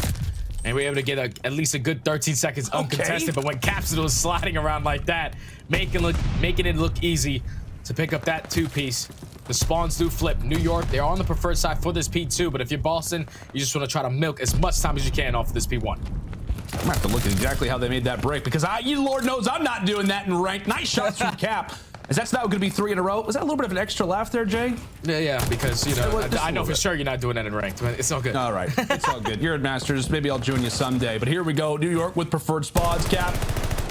Sure, I'll never see him in ranked today in my life, but off to a 4-0 start. We'll see what he can try to do as he finally gets cut down. A big piece wiped off the board, especially if you're a New York fan, but it is all out mixy over at the column. One of the better hard points that you can have here on Tuscan. But Breach doing a great job at limiting the time, as it looks as if for the moment, New York having a moment for clearance, but Breach flipped the spawns, and now they have got preferred positioning with New York sitting firmly. Hydra making the plays around the back. He's able to at least assist for one. Nero turns on him. Back and forth we go. Breach, well, looks like they'll finally get a moment to take the hill. Goodness sake. Yeah, they were able to take the spawns as well. New York, they were able to find 3 in the feed, but the fact that TJ was able to stay alive in the back, that eventually allows the spawns to be flipped. So Boston in command of this game so far with this final 15 seconds on this P2 hardpoint should go in their favor, but New York's putting a lot of pressure on because they do have the rotation. This is a huge gunfight going towards the middle of the map. Royalty has to try to play his life as him and Hydra are able to team up, take down that kill, but New York are able to set up properly for this P3 hardpoint. They just have to try to hold it down 20 points. And that was a huge moment there for Royalty as well. Holding that mid-alley cut, he at least stays alive. Also takes down 2 before he dies. If he drops in that moment, it could have been a moment for a spawn flip, or at least for great positioning from the Breach. As the vet, the newcomer of the Subliners team, making the biggest difference over at the Fountain to start this one off. Hydra with a nice angle through the middle. Meanwhile, his teammates are trying to avoid some nades, trying to dodge some utility toward the middle of the map, but it's Methodz, it's TJ, it's Nero breaking on in once more toward the hill. One of our bigger ones on Tuscan, and they are doing the job. Back and forth we go. Boston fall for a time, and it appears that New York have now reclaimed the position for themselves. Yeah, but now you have to start thinking big picture. And Boston, they're not too worried about New York fighting for that 15 seconds, as they're going to keep the spawns for this next hard point. As Nero and Capsidal able to find 2 in the feed. Capsidal trying to do everything that he can to try to hold down P5. Takes down Crimson as well. Spots another player. The challenge should be here shortly from Hydra, but teamwork coming in from Nero, able to take him down. So now the spawns are coming in from New York towards that P1 side. Boston were ready for it, but TJ unfortunately loses that gunfight. Is now going to leave the opening on the backside for New York. You can just tell, man, both teams pedal to the metal. Constant aggression. Multiple players falling in just a matter of seconds. Subliners reclaiming the hill over at Church as they'll look to try to claim the advantage. And Nade nearly taking down Clay as he sits on 4 in a row. 3 more, and he's got himself a glide bomb. There's one, nearly the second. Nero with the nice kill will then flip the spawns for a time. You see a few close ones there for Boston. Grim's still looking to remain alive toward the top side of Church. 10 seconds to go, but it's about the rotation now toward P5. It appears that Subliners are going to be here to start off. Yeah, and they also pushed out towards Plat side as well. So now it's all about, can they set up on the hold? But the way that New York are playing right now, it's kind of hard to shut down the momentum. Let's see how Boston can try to put together in the listening. Rotate, Arcitys. Try to get low. Low crim weak. Down. He's in the corner by the window. Okay, I'm trying to go mid. He's their side. Play one shot. He's low. Dead. Low play. Did it? Rotate top. 2 on time. Okay, rotate top. He might push our side. No, I think he went low. You know what I said? On top fire. I'm naded. I failed it. I'm naded top fire. Nice. I have well pushed. I have your low now. Yeah, I'm in there, son. This is a good time, man. I'm trying to get it. Low. Okay, with an arrow. Trying to push side flood. I'm right on their side. One was low. I don't see him low. Got one. I'm on We're missing Hydra, right? Yep. Hydra on Noomfire? Yeah, He's Hydra you Noomfire. close to you, nice. All four. Mid's open, guys. Mid open. What's mid? We flip. They spawn church side. Yep. I spawn roof. I'm going top I'm standing right ahead. You have mid or no? Bunch reach man. Okay. Mid. And there's top 3 I'll give you mid. I have mid for you. Rotate's one shot their side. I have mid for you. One shot their side, one shot their side. I'm There's flooding more in. mid, more Rotate their mid. side, guys. Two their side. No. Their side, you win all the time. Outer. I need you outer. Watch out. Outer. Another one outer, weak. Going on block. Yeah, mid. There's our side, you outer. He's laying down on block. Outer, guys, outer. Nade him, nade outer. I'm church and our side. I'm laying outer block. Nade outer, guys. Yep. Lane. Laying outer block. Post mid lane. Nade outer. Hydra with Nade. He's gonna be you. He's chowing out. He's still outside mid alley. He might go vines. He's vines on me, guys. I naded. I'm jumping out well. He's close. He's our close left over here. I set him. You have close. Dead. Nice, Let's go. I'm stunned. I got him Our out. side, you dead? Nice, Top let's church, go. Go. I got time. You go. They're looking for me near. Spawning back church. Okay. No, we Spawn church. Okay. Help me, get me. Bottom church, one shot running through. Okay. You're going mid lane. They're gonna hit me. It's Hydra. Hydra to the back. Hydra to the back. And kill him. Nice. Hydra to the back. Old dead. Hydra to the back. Then. Top plat. Left Yeah. side. I'm so one shot. We spawned out. Okay. Spawning on him. Absolute back L. Back truck. He's looking for you, back L. Back church. Low church. Yeah, back out. It's fine. Nade over, guys. Nade over church. I'm seeing him on Take your church. time, man. He's top green. Top green. Lane time. Lane time. By time. I needed Nade time. time. Top green again. Back up. Top green Hydra. Okay, rotate back up. Weak. Top green Hydra on you. Flying on I'll you. see Hydra. Yeah, there's two time. Hydra one shot on time. Okay. Low green stairs on time. One's like church alley. Back church one shot clay. Okay, Spawn. that's 1v5. Back church one shot clay, guys. Flat. Hydra split pushing everything. TJHaly. Down push plot. He's dead plot. I'm still one shot. Watch it mid. Watch Alice. Back. Go new. Outer, he's left side time. Yeah, Shoot. one church alley, two clay. Clay and Crim. I'm holding. I'm holding. They can go P1. Molding mid. Mid, then. Nice as shit. I'm alone right now. Nade this hold. Okay, look for Hydra and Crim. In the back. Hydra in the back. I'm backing up. Hydra in the back. Weak. Restaurant. Okay. Can I help you with this still? Can you guys try to get him? He's in the back restaurant on me. I go. I have P5. They're going Mid lane already. Two of them. I got up. I have the cross. Well, Stud, I mean, Boston put in a number of different positions, a little bit of a spawn trap at P1, some mixiness at P2, and then trying to be aware of Hydra, who snuck through the spawns for P3. A lot of things to keep in mind if you are this younger squad in a big series versus some big names. How'd you feel the comms sounded there? I thought they were clean, man. The reassurance is the biggest thing for me when I go for comms, especially out of their leader and Methodz. Like, he's coming off spawn like, hey, we got mid? We don't have mid? All right, I'm picking up mid. The little things like that are what make teams a lot better. And if Boston continue to do that, that's what allowed them to get back into this game. They just eventually allowed Hydra to sneak his way back in towards P3, which caused them problems off the beginning of this P3 hardpoint, but finally have put themselves back in the standing point to take the lead in this game. 166 to 161. New York are able to find two, but already here are going to be Boston with the spawns. You can see New York. They're just like, you know what? 15 seconds to scrap. Don't care. We're rotating for next. Don't care. We're going for it. Prim, big fight to win. He drops that toward Lower Church. Breach are going to be here to start things off. It has been a neck and neck, a back and forth hard point. Constant lead changes. The Breach with some of the better positioning that we have seen so far. Royalty, meanwhile, though, could have snuck his way through. Player number 2. Watch that arrow on the minimap as he'll look to try to jump on in. His teammates with some big fights to win. Hydra loses those. Royalty, meanwhile, finds 2. He gets picked off. A 1v1 inside of the hill. A big fight for Crim. He recognizes it. Can he seize the chance? He does not. So now with 30 seconds left for you, New York, you cannot give up this time. You have to try to contest this, because if you're Boston, you're just going to start thinking about that rotation. But they know if you can lock down this remaining 25 seconds, put you in a great position to try to close out this game. New York able to win a couple of those trades, able to get the final 20 seconds in towards this point. But now this is going to allow Boston to fully set up off the rotation. Capsidal not having himself a great game so far, 14 and 24. But they're still in command. You see Hydra trying to make a play through the flank side. Fortunately, he was able to work his way right past Nero. This can work out on his favor if they can set up this pinch. Well, this is big. This is big. But how about the plays from Nero? They put the rookie in arguably one of the biggest positions. He's able to take it, but off of that, the Subliners coming in from a multitude of different angles. Command center, absolute chaos. Rarely do you see a full commanding setup inside. The Subliners look to try to make a dent. Nice little angle there for Cap as he's staring at the sky. Meanwhile, Hydra jumps on through, not even looking at the opponents, but taking a look at the outside.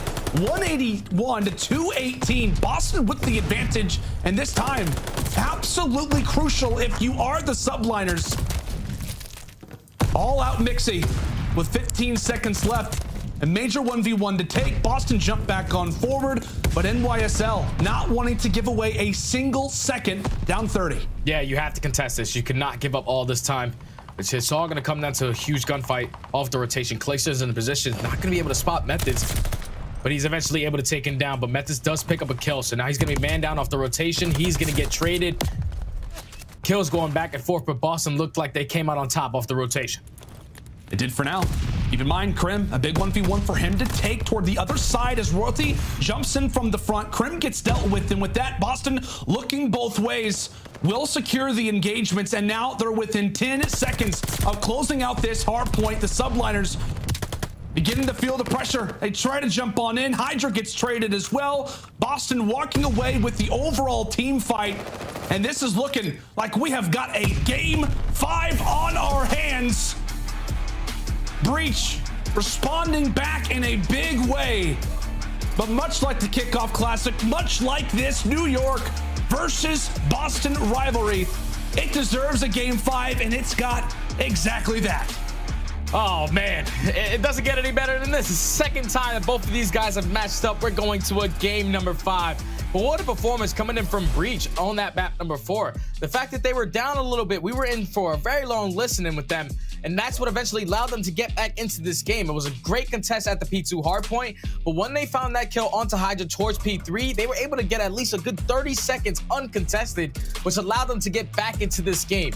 They were able to just step up in the slaying department. The only player that was negative was Capsidal, but the guy's still putting down 10 assists, just putting up 2,300 damage. Yeah. Just great overall teamwork from Boston to keep themselves alive into this series. Now they go into a search and destroy, and it's only scary because they have yet to play the last map in any of their series. Well, I mean, they technically haven't played Tuscan Hardpoint. They look pretty good at that. We'll see if we'll see how Bocage search and destroy looks to go. But I mean, as you said, partner, we were talking about Nero, said he needs to step up in a big way, and really throughout that hard point, you can kind of see it. How many big positions, really veteran-like spots that they put a guy like Nero in.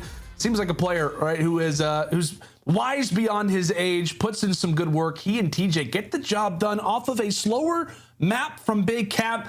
I think overall, I mean, obviously we'll see how this game 5 goes, but if you're a Boston fan, you're at least happy about the progress that this team is making, even when Capsule's not having those pop-off moments. You're seeing Tej, you're seeing Methodz, you're seeing Nero, the other 3 on the team close out these respawns, which has really been the biggest question mark on them. It's not been the S&Ds, but it's been the respawns. But as we know, partner, game 2 to game 5, the search destroys, totally different. Get those stats, throw them out the window, much like my pick'ems. Out of the window, bro. Out of the window, exactly. But now we're going into a game 5. If you're Boston, you're not even worried about the first map. I mean, you're not worried about the first search and destroy. Went all the way down to around 11. You just have to make those adjustments sooner. When you get that first blood, you need to be able to close out these rounds. You cannot allow New York to set up on clutches, because that's the way they were able to walk away with it last time around.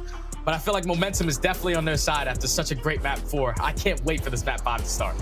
It's going to be a blast. It's going to be a fun one, folks. We're going to have to make you wait just a little bit longer. You know the deal. New York versus Boston. It's going the distance all the way to a game 5. And when we come back, it is going to be on a fun map, to say it the least. When we come back after the break, folks, it's time for Bocage Search and Destroy.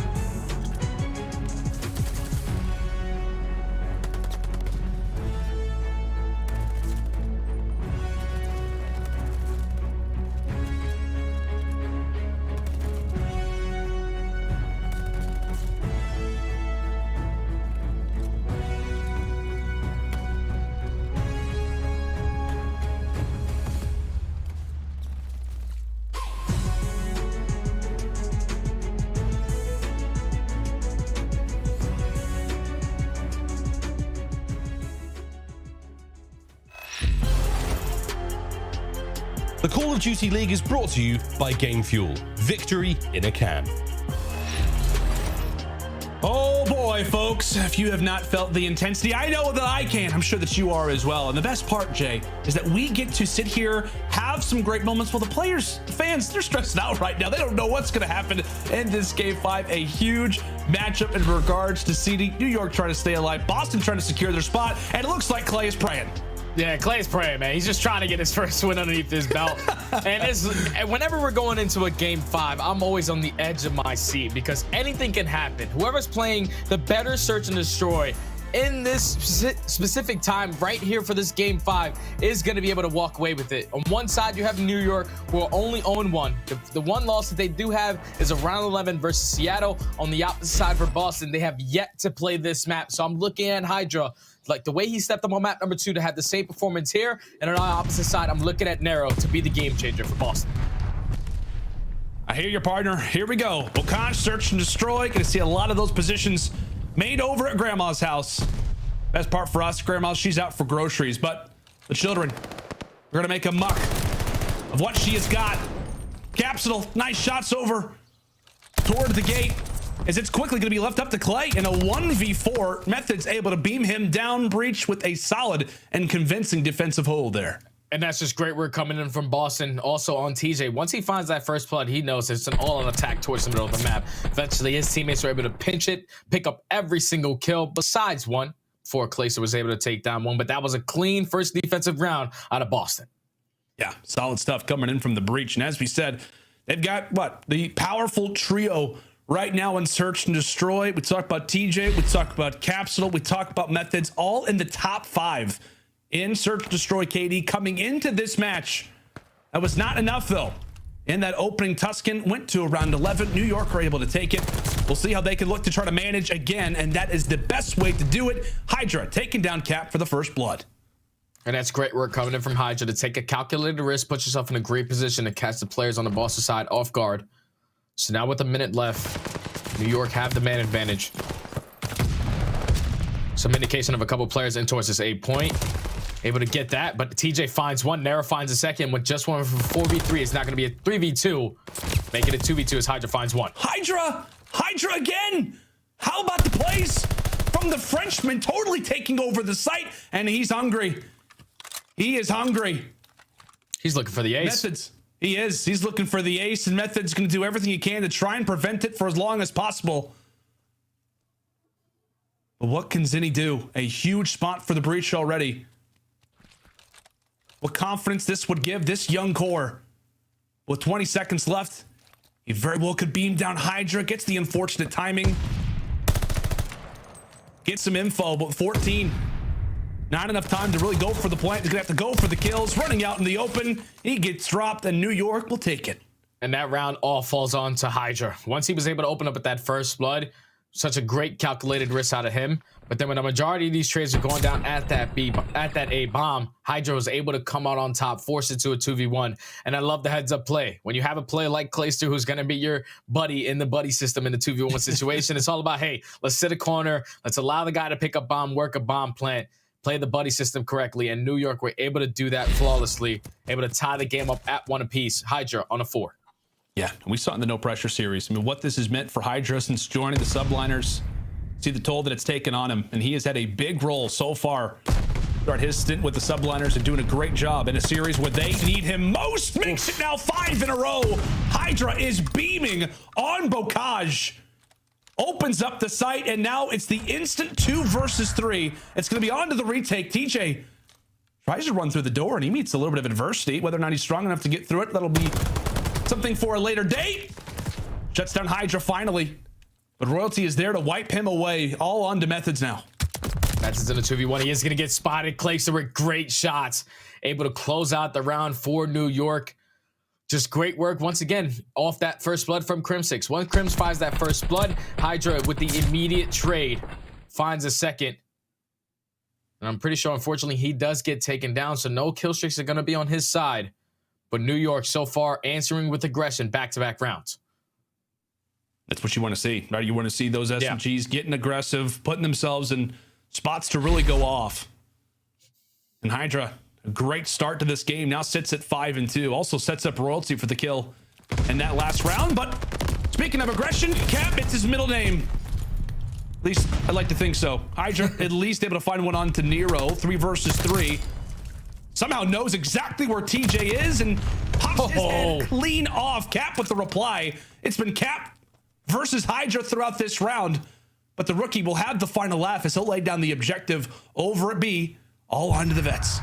Down to 2v2. Clayster and Crim. Clayster is going to get spotted by Methodz. But he's just trying to wrap or read a player, trying to force his way through tunnel. And he's going to work his way back. Methodz, unfortunately, does not watch him cross. Clayster has a feeling that there's going to be a player in this position. He's slowly trying to work on it, and Crimson does find that kill. So now, 20 seconds left. Methodz has to try to make a play. Let's see what we can do. First shots there on the Clay are solid. But Crim, he's on the defuse. He's on it. Crim is on the defuse. Methodz, is he going to be able to read this? He does! The biggest of clutches there for Methodz. It looked like Clay and Crim had it ready to go, but Methodz with the 1v1 versus Clay knows, hey, it's a little quiet, maybe a little too quiet. Such a great 1v2 there for Methodz. Excellent plays, and just like that, Boston secure a round of their own. That was a much needed round coming in from Methodz, because I'm pretty sure Clayster, he was able to pick up that information that Methodz was on the backside of that tank. If I'm Crim6 right there, I'm setting up for the pinch. I'm not forcing it to be a 1v1 gunfight. Once Clayster drops, it forces Crims to hop that bomb. Eventually he gets taken down, tied at 2 apiece. But on the attack, you're gonna have New York straight through front grandmas. Yeah, back to the aggression. It's no fun. All that slow stuff, all those 1v1 type of situations, none of that. iBeZy again, up to 8-3. He is soaring through the bottom side of grandmas, leaving some scuff marks on the floor. So I'll have to clean that up. Nice work through the street side as they'll combine for 1. Taking down Cap once more. A 2 versus 2, and TJ, he can find some great timing. Doesn't see him on the bomb. Maybe he gets his chance. Royalty hops off of it. Not sure of when to get this one down. iBeZy finds one onto TJ, and we're back to a 1v1. This time, iBeZy versus Methodz. And iBeZy, he has to plant that bomb because he is on the offensive attack. Still in the 3 spree. This is such a big round. Time is starting to dwindle. Only 25 seconds remaining. Methodz is trying to play the clock here. iBeZy's going to pick a bomb. Methodz is going to get that information. Some shots come in. Well, iBeZy, he'll put it down regardless. He'll lay down the objective regardless. Decides to plant it. Methodz goes for the beams, but iBeZy staying alive. iBeZy still alive, but Methodz lightning strikes twice. He took down Clay and Crim in a 1v2, and now he'll take down the French phenom. Massive rounds for Breach, ones that they need, and their captain, the veteran, coming through once more. Methodz is making a great case of trying to take the Iceman name from accuracy. 2 rounds in a row. The guy's able to clutch up for his team. Now Boston take advantage up 3-2. Going into the attacking side. So far, they've been super aggressive towards them at both of these teams. It's all about the aggression from their SMG players. Capsidal starting on one side for Boston, iBeZy on the opposite. But this is usually the swing round for me. To tie it up at 3-3 or 4-2 is such a big difference here. You see that Boston, they're just going to take their time on the offensive attack, trying to force a couple mistakes to come in from New York. You can just tell, man. iBeZy wants to fly. iBeZy wants to fly. He got the kill. He does. He does. He's shooting ghost bullets. Unbelievable. Around corners. Don't know exactly how that happens, but hey, we'll say it's bocage and we'll move on. We've had some crazy bocage moments already, actually, in this day. Shout out to Vivid. Anyway, New York, they'll take the man advantage, and TJ will take it right back. Now 3v3. Now, this is a situation where New York, they need to try to clutch up on this round. They're still holding this push, preparing for a B site plant. As Clayster is going to get that information back down, and now this should allow Boston to get this bomb down in a 3v3 situation. But just pay attention to the minimap. TJ trying to work his way on the late flank as Crim6 does find one. The Subliners finally take down Methodz. Was on a nice little spree. Also have some words for the other vet. How about the retake from Subliners? A 3v3. They all stay alive. All finding kills. They'll put in the defuse. And as you said, partner, a big swing round already. New York take it. And now we've got ourselves a 3-3 game. And I'm just so happy for a player like Hydra, man. Before the series even started, he was sitting at a 0.4 KD in Search and Destroy. Map number 2, he goes 9-8, which is basically about a 1.2 around that area. But so far in this game number 5, he's already at chopsticks. The guy is a man on a mission. Even though he pops that first blood, gives up his life for free, he's just keeping the aggression on. You got to continue to have that performance if you're Hydra. He has the potential to drop 20 kills on this last map. Is he going to do it? We'll have to find out. Royalty having a great time, just really being in the backpack for the most part. He's carried the objective, and Hydra's led the way. Firmly into the A site we go, and Hydra picked apart. Meanwhile, Royalty not ultra confident with that his SMG duo. He gets dropped as well. It all starts with Hydra. 4 up and 4 down. Breach take him out, and from there, it is all out clean. And that's all on Nero. The fact that he was able to break through the doors and win that first gunfight onto Hydra, he potentially could have got the 2 if he would have had that information and a player was playing that bomb as well. But he gets that first kill, plays his life, puts his team in the man advantage, and then it allows TJ to slowly pick apart Clayster towards the right side tanks, puts them in a 4v2. And that was just such a clean round coming in from Boston, all starting off with Nero's great kill onto Hydra. Nero again stepping up in the biggest of ways. Scariest part is that you have to meet Hydra face to face at a lot of these engagements. As we are in toward our 8th. Breach with the mirror advantage. Royalty looking to put his second kill on the board. Gap in a big spot. I mean, take a look at all those arrows inside of Grandma. She's throwing a party and she doesn't even know it. A nice start as TJ is able to find Clay. Royalty providing some noise. Meanwhile, it's Hydra on the other end. NYSL not with numbers, with great positions, especially if they should have run onto the site. Royalty has got to know that somebody's right around this corner, gets his chance, and he'll seize it. 3v2. Now the bomb's going to be down. TJ is going to get spotted. Now it's going to be a 3v1 situation. All left up to Methodz. He's had 2 great clutch rounds so far in the Search and Destroy. With 30 seconds left, he's going to get spotted and taken down. Great work coming in from New York. And that's just because even though TJ opens up with that first blood, it's all on Hydra. Once he evens up the numbers, makes it a 3v3, then eventually Royalty puts himself in a great position towards that A bomb, because right there, Boston is thinking, hey, we eliminate this player towards back right. We cleared out this bomb set. There's no way in hell someone is going to be sitting a corner on A. But once he was able to find that kill, they put the man advantage in their favor, and now they slow down the bleeding for the time being, tied up at 4-piece. Oh my goodness. What a back and forth search destroy that we have got. Hydra still playing well. TJ still playing well. Such an intense search destroy, but who's going to reach 5 first? Who's going to put the other team in a position to have to try and clutch? Hydra hears that window get opened. All about the cues. Does he spot does he spot the front of the gun? He does. A great shot there comes in from Hydra. Meanwhile, it's Crim and Royalty who find the other 2. It's all up to the clutch man himself, and he gets taken down as well. A mixy round, a crazy one at that for New York, but they win the fights, and now they have got themselves on series point. Yeah, so far TJHaly has been dominating Clayster when it comes to his first bloods, but if you want to see some success for New York, you're going to put Crim6 in that spot for the first blood. He was able to get that first kill onto TJ towards back tank, and then Hydra plays it beautifully towards bottom grandmas. He breaks the door open, doesn't commit towards that, but then spots the player's gun in the corner, takes him down, puts the man advantage in their favor, and New York just were able to take control of that A site, now puts them at game point. What can Boston do in the offensive to try to force it to around 11? Oh, and we'll see Capsidal does not get into top attic, at least as early as he would have wanted, but Nero, at the very least, is going to be here. Tosses out the stun. Talk about a tense moment right now for Boston. Cap gets red. Hydra, of course, takes him down. These two have met so many times. And Hydra, winning the most crucial of 1v1s, also shuts down Methodz. A 2 versus 3, as that'll be 3 already for Hydra. He is feeling himself, and he will be the reason why the Subliners will take once more the rivalry versus the Breach. The Subliners are celebrating. They've got their first win, and it is all off of the French phenom. Hydra goes big once more, and they will secure the Game 5 victory.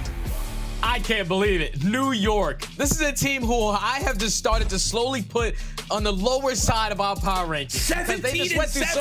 They went through so many problems. And the fact that they were able to beat a team like Boston the way that they did, not winning one, but 2 search and destroys, Boston was the best team we had in this game, or they were undefeated in this game, or before they had to run up against New York. And just, you gotta tip it to Hydra, man. The fact that before the series even started, the guy was sitting at a 0.4 KD in search and destroy. He's saying, what are we doing? Why are we not playing Boca search and destroy more often? The guy just put up 17 and 7, 13 untraded kill, picks up a 3-piece in that final round to close out the game. If I'm New York, this is exactly where you want to be, to go out and win a series like this, because now this shows where you guys are at. It shows that the teamwork that you guys have been putting in, especially in the search and destroys. Usually you do not see a lot of success in search and destroy early with a brand new roster, but the fact that they were able to take down Boston in 2 search and destroys, clutch up in the control, man, this New York team, they're starting to turn heads. Well, they absolutely are, and Hydra making a few players have to turn their heads quite quickly, constantly on the flank. What plays from Hydra throughout this search destroy? But I mean, we told the story, man. Methodz with the clutches off the start. You just felt like the momentum was at the hands of Boston. You were talking about how, hey, on the other side, Boston at least is taking hard points, right? They're taking respawns. That was great for them. And with Methodz going off the way that he was, it was excellent. It was everything, but not even that could slow down the momentum that the Subliners needed. While it is relief on the New York side, I think it's fair to say, Jay, that is now panic on the Boston end. They won this series. They're good, right? They are good for winner's bracket. They have their extra life at Major 1. And now it makes that Boston versus OpTic series tomorrow that much more intense. Whoever wins that will have the positive record. Breach, they're not going to be able to really have to focus on that series. They're gonna have to instantly be prepared for that one tomorrow. Talk about the wild one, my friends. Whew, goodness sake, what a series. What a series for both of these teams, man. But for New York to come out on top versus a team like Boston, who are so well structured, they have a great search and destroy game plan. They have a great control game plan as well. Usually every single control that they go to is always going to that round 5. The fact that they were able to take both hard points in this series, I would have thought, if you would have told me that, Boston were going to walk away with this with ease. But the fact that New York, they were able to take 2 search and destroys, clutch up in the control, because you saw Boston, they were in a position to even close out that map number 3. But New York, they were able to get a clean 3 dead, slow down the push, and eventually hold down the defensive side, down 6 lives with a minute 30. New York have tremendous clutches in their genes, and it definitely showed in that series. Yeah, it's wild, right? We always toss it to the stats, right? We always toss it in terms of the stats. The fact that New York is able to take both search destroys versus a team that has yet to lose that at the Major 1 qualifiers, let alone for him to go for like 27, 28 kills and those 2 search destroys combined. It's absolutely wild. Let's bring in the desk, guys. I don't know how we got here. I don't know how this happens the way that it does, but talk about pick'ems. Continue to throw them away. It's wild, Veli. Hey, I picked New York. Okay? I'll be the one to say it. We had to pick. I just felt like it was time, man. What a series. Yo, look, I know Standy excited as best right now. Yo, lace up them Tims, baby. New York finally got a big win. I'm going to tell y'all right now, if Dora the Explorer was French, it would be Hydra. The way he was running around with that backpack, 17 and 7 to close things out on Surge. Dude, he was doing whatever he wanted on the map. Like, the guy was so aggressive. He's the best. He just seems so comfortable on Bocage S&D. Like, the looks we saw from New York today, it was completely different. They put so much work in. And then even on that Tuscan, there were multiple different rounds that could have went to the side of Breach, but New York was able to clutch up in the end. Like, these guys, they were on point. And even the devastating 1v1 that we saw Royalty end up losing to Methodz, they're able to bounce back after that and get that map win. What an incredible series out of New York Subliners. Beating a team that was 4-0 in Search and Destroy in 2 S&Ds. That's improvement. But you know what the thing is? Even though they haven't won any hard points at all this year, which is absolutely crazy, they were able to hang in there with Boston, which was incredible. Even rightfully so, I would say, aLLeY, I hope that this is the moment where New York Subliners turn things around, because these players, they're too damn good for all this. You know? Going into this, we all had them like top 4, top 6. So it's fine. It's nice to see them finally possibly living up to that standing, as well as you talk about the hard point. That's where they've kind of been struggling, but they were still hanging. It's a simple fix. It's literally such a simple rotational fix that they were slacking on. They were falling behind in Boston Breach. It was actually Hydra who was the light at the end of the tunnel for that. Actually, he was always the early one on rotation, trying to get those early setups, but he usually got shut down. So it's that little fix, man, and they could really be a top contender. Well, I could think of the specific scenarios where they ended up losing those hard points. You think on that Bocage, it was really the trench hill where TJ was able to pick up 2 big kills from the steps, and then they were able to pick up like 30, 35 seconds on P1. Like, that's unacceptable, right, on the side of New York. New York just has to slow down there and stop getting spawn killed from the tank, take their time, get that kill, and just be scrappy on that P1 hill. Because the rest of the hills, they were fine. It was just that small moment between trenches and P1 that really screwed them in the end. Yeah, and there was so much time, I feel like, in the hard points. I was just going completely uncapped on both sides, specifically New York, though, where like they were set up around the point, but just nobody was inside. Nobody was getting objective time. So it's those little things that could have flipped the script when it came to the hard points. Right now, ladies and gentlemen, it's about time for that Game Field post-victory spotlight interview. Let's get Crim6 on board. I've been waiting for this all year long, Crim. About damn time we get you on one of these, man. You guys finally got the win this year. So, what's been going on, man? And how good do you feel to finally get this done? Hold on one sec. Yo, shut up! That Paco screaming? God, man. No, talking about how bad we are in hardpoint. Like, obviously, we haven't won a single one. Don't laugh, Paco. All right, so Yo, Ann, what time is the worst time to die on rotation? Right? I mean, it's got to be like 15. It's got to be like 15 seconds, 20 seconds. You got to stay alive. No, that's acceptable. That's whatever. You know what I mean? But when you die at under 6 and you can't skip kill cam, Paco, do not talk to you. Put Paco. Bring Paco on screen. Bring Paco on screen right now. Yourself, bro. Here we go. Round of applause. 17. He did hard carry you in game 5, Crim. You got to show him some love. Yeah, but how am I outslaying this guy? He's 19 or 20. No, you're 20 now. 20. How am I outslaying you on Bocage? What's up with that, man? Yeah, he said he doesn't know. All right. Yeah, anyways, moving on. Let's actually start the interview. Yeah, so Crim, man, it's finally good to see you on screen right now. Yo, a long time coming, you guys finally got your first win. Moving forward, what are things, since we haven't really been able to talk to you guys, that you really need to pick up on to be the team that you and Clay and Paco really believe you guys are? There we go. Points. At least one before the major. Yeah, all right. Yeah, that'd be nice. Listen, Paco is clearly keeping you on Crim6 with you hanging up there in the slaying power with him, dude. But it's got to be the rotations on hard point, right, man? You got to be with him. I know. If I'm not rotating, it's not successful. Like, Paco, you're on scrap duty. You are on scrap duty, all right? He said, yeah, he agrees. All right, problem solved. We're going to win hard points versus, you know, the, how do I say this, Lord of the Rings, Bilbo Baggins and Frodo. For those of you guys who don't know, that's Simp and aBeZy, all right? My centering is going to be a little bit lower tomorrow, you know? Just a little bit lower to make up for, go ahead. Listen, you're playing pretty good today, Crim. I want to ask you, so a lot of people were wondering why you guys picked up Royalty instead of somebody from Challengers. So what was the thought process behind bringing in Royalty instead of an up-and-coming player? Oh, okay. I thought that question was going a different direction. I'll actually answer that.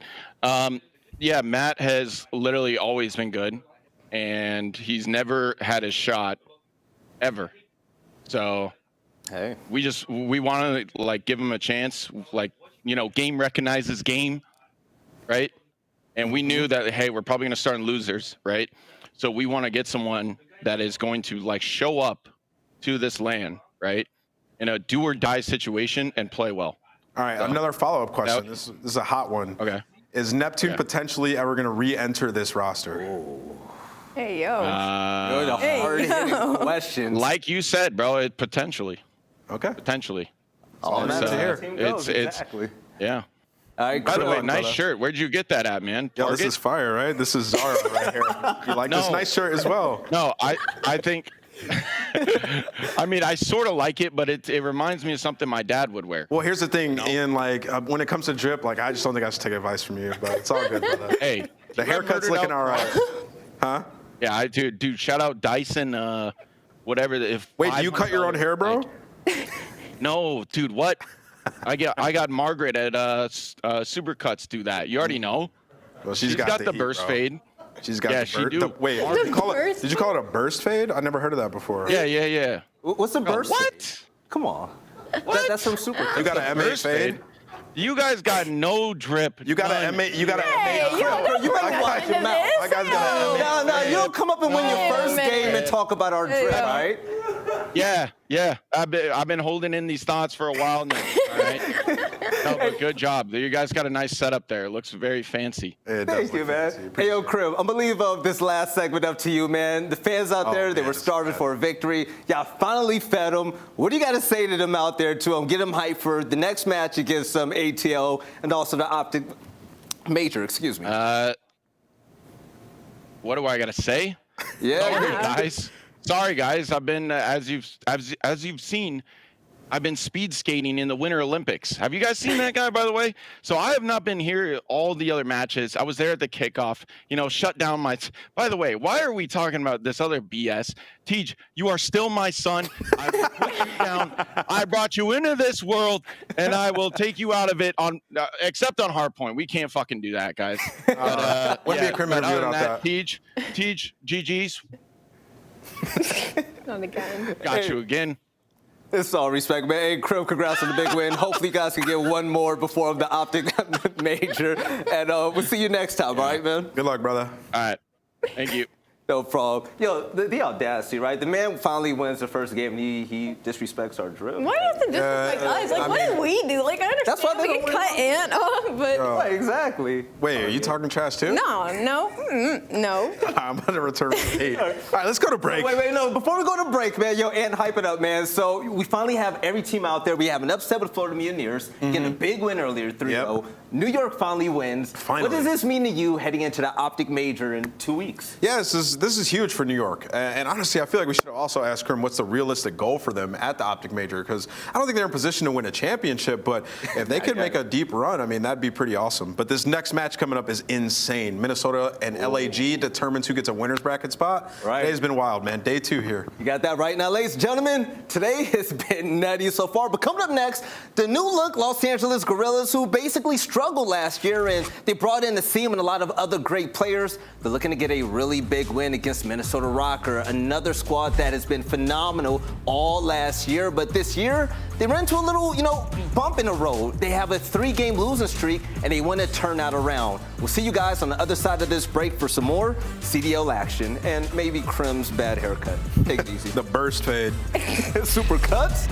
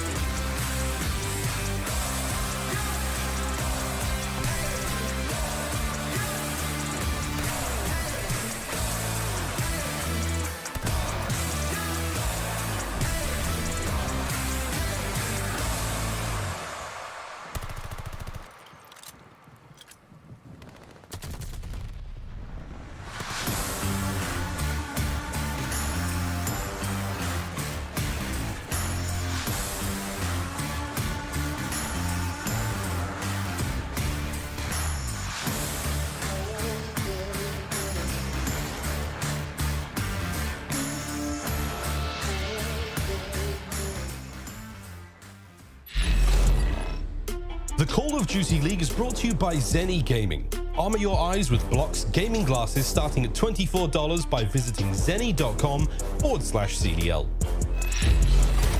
Ladies and gentlemen, welcome back to the CDL Analyst Desk. My name is Belly, this is aLLeY, and this is Nameless, where we're just having the best day ever. My girl just sent me a fire selfie. New York Subliners finally got a win, and Florida Mutineers had a huge upset. aLLeY, today has been beautiful so far, and if this is an indicator of anything to come, the major coming up around the corner is going to be fire. Absolutely, we've been saying it this whole stage one that the competition, the level of competition this year is so freaking high. And I told you guys today going into this, I was like, if Seattle lose, all my pick'ems are wrong today, and so far that's how it's been. So going into this next matchup, Minnesota versus LAG, it's going to be even hotter. I'm going to stay on you with this one, then. Let's talk about Minnesota for just a second. Now, this team, they were looking good at the beginning of the year, but recently we've seen them play against the upper echelon of teams in the CDL. They're 0-3 now, and they're looking to get a big win. I completely agree. They have been pushing a lot of the top teams to the limit, yet to get an absolute W, though. And going against a team like LAG, who gets so in your face here, so incredibly aggressive, I think this is going to be a really hard matchup for the slow, methodical Minnesota Røkkr. You're right, and Nameless, my man, when it comes to the game field keys of victory, what do the Røkkr got to do to win this? Yeah, there's a couple things. Well, one, they're 2-5 in hardpoint, so that's obviously going to have to be better. And a quick stat that's not on your screen right now is Attach and MajorManiak are 46 and 47 when it comes to hardpoint damage per map. So with a pacing thing, that is how you get that better, right? Those guys have to be quicker and get closer to the engagements. But play together with pace, last in non-traded death percentage, last in hardpoint engagements per minute. So on top of the damage, it's also the engagements. It goes hand in hand. That just has to be better. It's a teamwork thing, making quicker decisions. Make LAG work for first captures in control. Røkkr is last in defensive win percentage, giving up the first capture 100% of the time. So, I mean, that speaks for itself. Like, you're right. This has got to be better. Then last but not least, Priestahh needs to be freed up to make plays on the map. 0.86 overall KD, 39th in hardpoint engagements per minute. I don't want to isolate just Priestahh because I do think it is a team composition thing. When you watch them play and things are going wrong, it seems like they know what they're doing. They're getting ready to set up a play, but it's just way too slow. They're talking through it for far too long. So I think it's something Røkkr will get better at over time. It's just been so long. You know, I'm going to respect that, but before we get into pick'ems, I do have to say this. Teamwork has to be there, but individual play has to as well. For instance, on LAG, Hook, when he's positive, the team is 7-1 in maps, and when he's negative, they're 0-7. So sometimes players just have to kind of pick it up in their own ways. But pick'ems, Nameless, Røkkr, or you rocking with the Guerrillas, man? I'm gonna go by LAG. Hardpoint's been way too good. These guys have shown that they have what it takes to compete with the best of them in Respawn, and the Search and Destroy has gotten better. All right, aLLeY, today has just been crazy, right? Pick'ems out the window, so, you know, F it. Who you think is gonna win? Yeah, I'm sticking to my guns, even though they've been wrong so far. I'm gonna go with LAG. All right, so me as well. I'm gonna rock with LAG because this team just keeps getting better and better, and if Asim can fry him the way we saw him do against New York not too long ago, this team is gonna be fire. But it's time to send this over to the casters, and I kind of want to hear from you, Bryson. Who do you guys think are going to win this one? I'll be honest, after today, I don't really want to pick anybody. It's been a crazy. Whoever I'm going to pick, it could potentially be wrong. So it has been up and down, ton. It has been. It's been a very interesting day, hasn't it? Well, we expected the 3-0 in the first series, not necessarily that way. To be fair, against the Subliners Boston, we expected a fairly close game there, but nonetheless, it wasn't necessarily the S&Ds we expected the Subliners to take. And going into this one, this was a game we looked at when we knew we were casting it, thinking to ourselves, right, this should be a good one. And what better way to start than on our third Bacage hardpoint of the day, Pricey? But this should be interesting. We know how good LAG have been on hardpoint. Can Røkkr break that streak? That's the question. And that's where it's going to sort of lie in this series, to be honest with you. We haven't seen enough from the Røkkr over certain game modes, but at the same time, it has to be said, the quality of opposition they've had to go up against in comparison to some of the other teams has been quite ridiculous, to be fair. Yeah, it has. And when we're talking about the maps on this one, by the way, Tan, and I've got to get into it because obviously we've done our research coming into it, and we're like, it's kind of a weird reading. And it's the same thing when we go to the keys to victory, right? LAG have turns out they need Huke. That's all they need is Huke to get positive. It's a kind of insane key to victory when you think about it. It's all based on one player, and I don't know how much you can look into it, Tan, but it's certainly an interesting thing to think about. Yeah, well, if Hook's popping, he's popping, though, isn't he? That's the thing. If he is frying, then the team just is all there in sync. It has to be said, because you've got a Seam next to him. He's been absolutely fantastic. If Hook's doing the same, it's always going to be a problem for the opposition. Yeah, and obviously, take advantage on the hard points, basically, is what that second one is telling you. And that's an interesting point, actually. I was going to refer back to the maps there. I don't think Røkkr have won Bacard yet this season, and that doesn't pay out well for them, considering they're coming into this one on a losing streak. Yeah, no, they haven't won Bacard, but they've only played it the once online, at least. Anyway, of course, playing at the Kickoff Classic as well. aBeZy, though, arguably this is one of the only maps that would be deemed as weak in terms of their hardpoint. It's the only map they've actually lost in hardpoint so far. So aBeZy heading into Bacard, not necessarily their best map to go into it. Røkkr haven't won it yet either, though, at the same time. So there is that side of things. But yeah, as far as the map side goes, maybe we can delve into it a little bit more. But the aBeZy are definitely probably the favorites here. Definitely, probably. I mean, so many different. I don't know if it is that deep. I wouldn't would really so. favour either of these two teams on it. They've got a map when we come last that neither of them have played, you know, competitively in the season. They're basically neck and neck in their performances. They've both played good teams. They've both played bad teams. And even after all that sample size, it's still very, very difficult to separate them on some of these maps they've picked when we come through on it. Like I said, that's the first time when we're doing our notes going, oh, right, well, we have no information on some of these maps, like the last S&D, because they haven't played it professionally yet.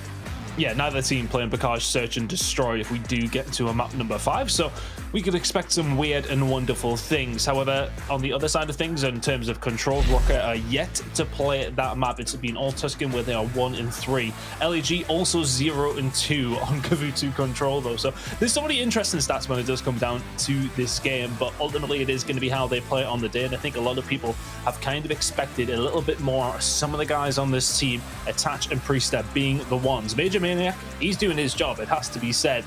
But can Priestahh and Attach start to set it up? That's the thing.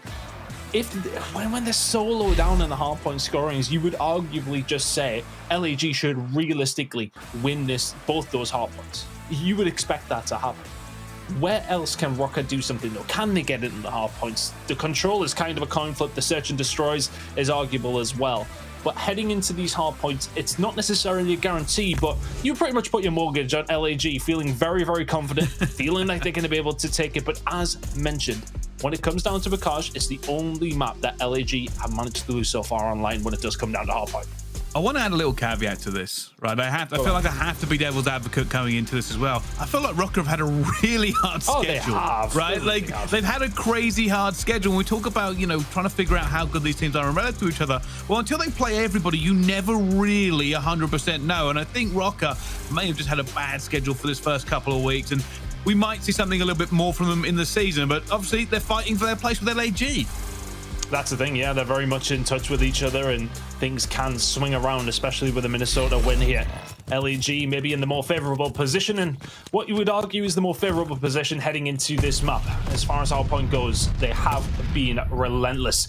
Can they continue that kind of pace, though, heading into map number 1, going up against the Minnesota Røkkr here on Bacard? Oh, at the moment, it's the usual fly about, play for positioning on P1. Don't get too involved at any real point unless you can somehow get a few out of it. But usually it's second rotation. We see P1 become more of a money hill for these two teams. As 30 seconds has already gone, only 6 points on the board as teams trade. However, I will say, at the moment, it is looking pretty good in terms of positioning for aBeZy. Yep, aBeZy not in too bad of a spot. Of course, they want to hold down the left-hand side. And if anybody else is confused with the colors as well, I'm alongside you. Purple and white, both representative of both of these teams. So let's just try and lock in and concentrate on this one because it's going to be difficult. Here we go. Over towards P2. It is mostly going to be the side of the aBeZy in that little better position. And me and Chance were talking about it during one of the breaks to find out that P2 isn't the most... it isn't the money hill, so to speak, statistically on this map. It's usually always heading over towards P4 in terms of the stats. It's crazy to think that P4 is there. If anything, I thought it would be P3 potentially, but P2 at this moment in time has worked out well for the Minnesota Røkkr. They're inside the point, they're gaining the points and have a 20-point lead. Well, right now, MajorManiak going to be finding gunners on the tank. He does mantle up there and go down. Attach now coming through for a little bit of reinforcement. As you can see the sort of the swell here coming in from the aBeZy as they try to get a little bit of time onto it. Eventually the Priestahh guns one player, instantly gunned down back in return, and it will be aBeZy who now make it for this scrap time as the Røkkr rotate through river. Yeah, gonna go with Slash. I was about to say, what can he do on this rotation round? There's Standy. Player underneath the tunnel though, the sneaky little beaver that is Attach. He will find the kill over towards the backside. aBeZy got themselves some control, but not quite as much as they would possibly like. Seam now. Challenging towards the back. It's all about these spawns. MP40 in hand here is not necessarily the weapon of choice, but currently inside the hill is the Minnesota Røkkr. They're getting the points. 2 kills coming in here for the LEG, though not quite enough. Røkkr still holding it from the front here, Bryce. Trying to get some sort of break going on here, the Røkkr, but they're not really able to. Standy trying just to hold firm in the face of pressure, but LAG coming off the respawn again and now being a little bit trapped. Hugh tries to go through, and we spoke about him before. When he is good, he's basically the catalyst for this team to do well. At the moment, leading his team 8-5. Yeah, he's not playing too badly at all, but one thing we've spoke about so much as well is allowing Priestahh to get himself into these positions to cause some havoc. MajorManiak's done very, very well there with the auto to find those kills. One remaining member inside the point, gunless falls, and the majority of that time going over to the Røkkr. Looking at this rotation as well for so-called Money Hill, they're in a good spot as well. Standy doing well inside the point, will find 2 on his way down. As we rotate over towards the barn, MajorManiak just trying to set up here. Look at this rotation all the way around from LAG, trying to hit it from a different angle. It's just gunfights going down left, right, and center for this one. Attack's eventually going to pick him up as well. Aseem trying just to get that little bit of pressure relieved. His teammates now coming into it again, but it will be Minnesota Røkkr who get ever so closer to this. Standy gets 2 as well. That's opening it up for them. They're trying to get into this here. And look at the stat coming in from Røkkr. They're basically all rubbing shoulders. Oh, gunless with some important gunfights. Priestahh will eventually find one. Aseem inside, though. We'll find another, and Aseem with the second. It's actual fall. Good break coming in here from the LAG. 20 seconds to go on this hill. Have potential to pick up the majority. Good shots into Standy as well. Aseem on a 3 spree, trying to make it 4 with the long-range shots. Priestahh will get away from his clutches once more, but we know when Aseem gets heated, it's so difficult to deal with him. That spree in church so far, probably one of the best players we've seen in Vanguard. This moment in time, though, Priestahh stepping things up here. Need to see a big game from him today. Well, they're going to be looking for him. They're going to know he's here as well. And Hugh just guns him straight down, but river control does flow over to the Minnesota Røkkr. They have managed to take this now, and they're looking to kill them off the respawn. Hugh's already pushed inside, and that's going to make it a little bit difficult. A little bit wobbly there from MajorManiak. And eventually will be punished for it, but they are burning time and getting points. Oh, the root man behind Priestahh, what can he do? Shot's gonna go in, he will fall. Aseem does find 2. Just back and forth between these teams. It's looking like Minnesota are getting some sort of control. I tell you what, Tan, while their control may have gone to Minnesota, LAG are trailing a little bit. Let's find out what is going on in the camp with a listen in. The back, deep back, Wait, right. Standy just hit. I'm looking deep back on time on you. Oh, he came elbow. No, Tatch getting out left. What's gonna be? Looking for Preston. He was water. He's in our barn. He's in our barn. I just saw him. One's gonna be water major. Yeah. Water. Back door, Preston. Back door, dad, got him. Nice, good one. Water major weak. Yeah, they got 10 peeking. I'm trying to push. Hey, water. Nice. Water major and on time. One guy's probably push me left. Water shot peeking. Water shot peeking. Water absolute major. One guy's near hill. Dead. And one more hut. Alright, we're back to Top house dead. Nice. Got behind you. A play. Yeah, you flew me trying to get time. Nice, bro. Good fucking Can you shit, get time? Pierce. Ivory left. The other got me God tank major. God tank. One of your top major hitting low left field. Looking for him? No, yeah, he's there. Dylan, he went to the barn. Bottom barn. Two barns. Trying to get the rough here. One guy's on ult. Yeah, we gotta go back. Deep back. I am rotating back. Pretty sure Major's there. I'm getting nailed. Team in 10. On team in 10. I got time. One's major. Preston, look for Major. Major left. He's on ult. Major's left somewhere. Probably just framing 10. Dad, got him. Nice. He's gate, I think. Gates at a time. He is. See in front of time. I've knew. Okay, I'm holding the back then. No, flank me, big door, or top barn. Standy, just kill horn. He's just kill horn. Stop picking me top barn. Don't worry about him too much. Don't worry about him too much. Help barn. Top barn. Don't free my top barn. Standy's barn. Yeah. One guy could hit me water. I'm looking for it. I'm still looking top barn. He's not peeking. He's just sitting. He's water. I think he's cross water. Major one shot in. Standy still barn. Standy back barn. He's hitting water. Yeah, they're gonna be water. Water, one shot. Smarter got me. Could be big door. Could be big door. Watch out. Big door. Nice. Watch your big door. Top barn in low left. Yeah. Top barn? Yes, in low left. Make sure we hit nades. I'm going top barn.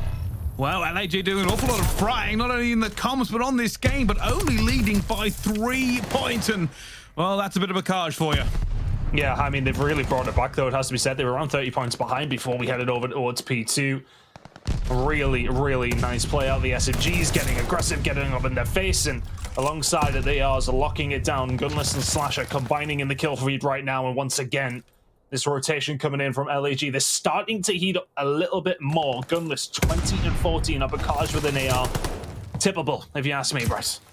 It certainly is, but if we've learned anything from the amount of games we've actually seen today on Bakaj is never count your chickens before they've hatched. Simply one single rotation can make the difference, and it's usually pretty close regardless. At the moment, both teams now fighting for position here, and it will be LAG who have it and are getting further into the lead. Gunless up top, just patrolling as best as they can. Yeah, for the last couple of hills, I mean, they've been locking down the rotations, and it's easy to do when PS is frying like this. Great play out of Gunless, 24 and 14 on a 6 spree, looking to make it 7 and lock in that glide bomb just to help his team along, but he's doing a good job of doing that so far. Fantastic stuff from LAG, who, I mean, since this second rotation started, have been dominant. Yeah, they've certainly caught fire. Look at this, the rotation already in. They don't care, and it is Minnesota Røkkr who are faltering under the guns.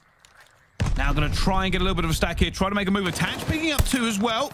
Gives them the opportunity to start get some map control. They've managed to get into barn. And Gunless is looking for these players. It's a complete wipe for him. Gunless is still alive, but the rest of his team have evaporated. He's now trying to play for his spawns. He does get the spawns for his team. Finds one. Still Gunless. 8 in a row.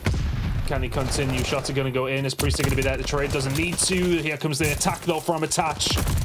We'll find some shots over the top. It seems still inside a barn.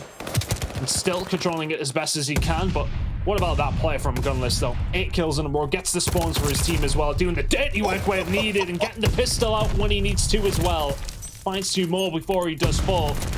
That deficit, though, has been reduced by the Røkkr. They have brought it back a little bit here over towards P4. Heading over towards the boat, though. It's Gunless there once again. Finds the gunfight. That's the important one. They're going to lock in the rotation and lock in this hill. Well, at the moment, just waiting for the push to come in from Hugh already. They know he's an issue. He will be taken down by Standy regardless. And this is all about the setup from Røkkr. They need to get in. They've made a few entry kills as well. Attach gets under the point here. And now he's flooding all the way through, looking for those kills off the respawn. Finds a scene, looking for that second player. Doesn't matter. Teammates coming in. That's a full wipe. LAG, you are out of here. And the points are going to Røkkr. Yeah, Røkkr going to pick up some big time here. Really nice play to find the break. They flipped the spawns. 30 seconds to play with here. They need to get inside the hill, though. And Gunless, this is where you can use your streaks. Try and clear them out. Try and push them back. Limit the damage after those 4 kills come on through. And there's 3 back. Make that 4 back. And, well, there you go. Whatever you can do, we can do better as LAG. Flip it right back. Looking for them off the respawn again. Players know this. Standy gets gunned as well. MajorManiak's been singed. A-Seam goes for it. Says thank you very much, and we'll continue this reign of terror. Another player in front of him, and down they go. A Sigma 5 streak now for the scrap time and the rotate. I believe this may be the play for a glide bomb here. 2 away. Yeah, no, that's unfortunate. Gets himself in a good spot to try and find it, but well played to the Røkkr for pushing that away. But looking towards these spawns, heading over towards P2 in 45 seconds. Well, that's what we're going to be fighting for here. Røkkr currently in charge of those. Can Slasher do anything about that? Yes and no. Falls immediately after taking down Priestahh. Røkkr in control of the point here, though, picking up good time. And it will be LAG who try to get back into this one as well, but bearing in mind they're being rejected. MajorManiak didn't see that player slip the net. Does know now. Hugh's behind him. They flip the spawns as well. We aren't that far away from rotating. Attach just holding fast, and he knows he's got some work to do now. Going straight through barn, finds Gunless up top. Attach again, doing so much work for Røkkr. I feel like every time I cast this team, it's him making the crucial kills. They don't have to be the biggest or the flashiest, but they do have to be important as he finds that team. My God. Actually comes in with his teammate, and that's his 3 streak, and it gives them P2. Unreal. Yeah, huge kills on these rotations over towards P2. Priestahh now lingering, just being a nuisance up close and personal. Can't quite find Hook. Really good time coming in here for the Røkkr, though, but look at these spawns towards the back. LAG get a hold of them all the way around from behind. There's 4 down, and all that good work from Attach and Co. undone. 28 seconds remaining on the game clock. It's LAG in the lead currently, in control of the hard point. Wow, this is where it gets a little bit dangerous. Obviously, LAG staying on it, but only 26 seconds left on our clock as well. This could go either way. Either this just gets held by LAG for the rest of the time, but no, it's going to be contested as well. Asim going in, flying out at the same time. They're going to jump on it. Priestahh will eventually pick up this scrap time, but the rotation has come in. It's LAG. And they've got to be careful because it will be Minnesota Røkkr who take the lead off this one. Yeah, Røkkr choose to go for that scrap to just maybe get themselves in a better position to try and make this fight over towards P3. It's going to all come down to this. Standy falls first. Where's the fight's going to go? Over towards the front of this hill. LAG in control, but here come Røkkr. In the points, Gunless with another big kill at the back. Playing lights out so far, but the time is ticking down. It seems to be challenged by 2. Only gets 1. Gunless gets a second one, though, but it will be Røkkr in their MajorManiak now trying to make the play. Attach going in as well. They have been rejected. The lead is still LAG. Hugh getting 2. Gunless getting 2. And it is coming down to the wire. What can Standy do? He's went all the way down. It's going to be one final push here from Røkkr. Asim will find another, but you got to go and slash it. Well positioned. Attach and Priestahh will find 2, though. They're inside the point. Oh no! Slash has just been gunned! Slash has just been gunned, and now they have control!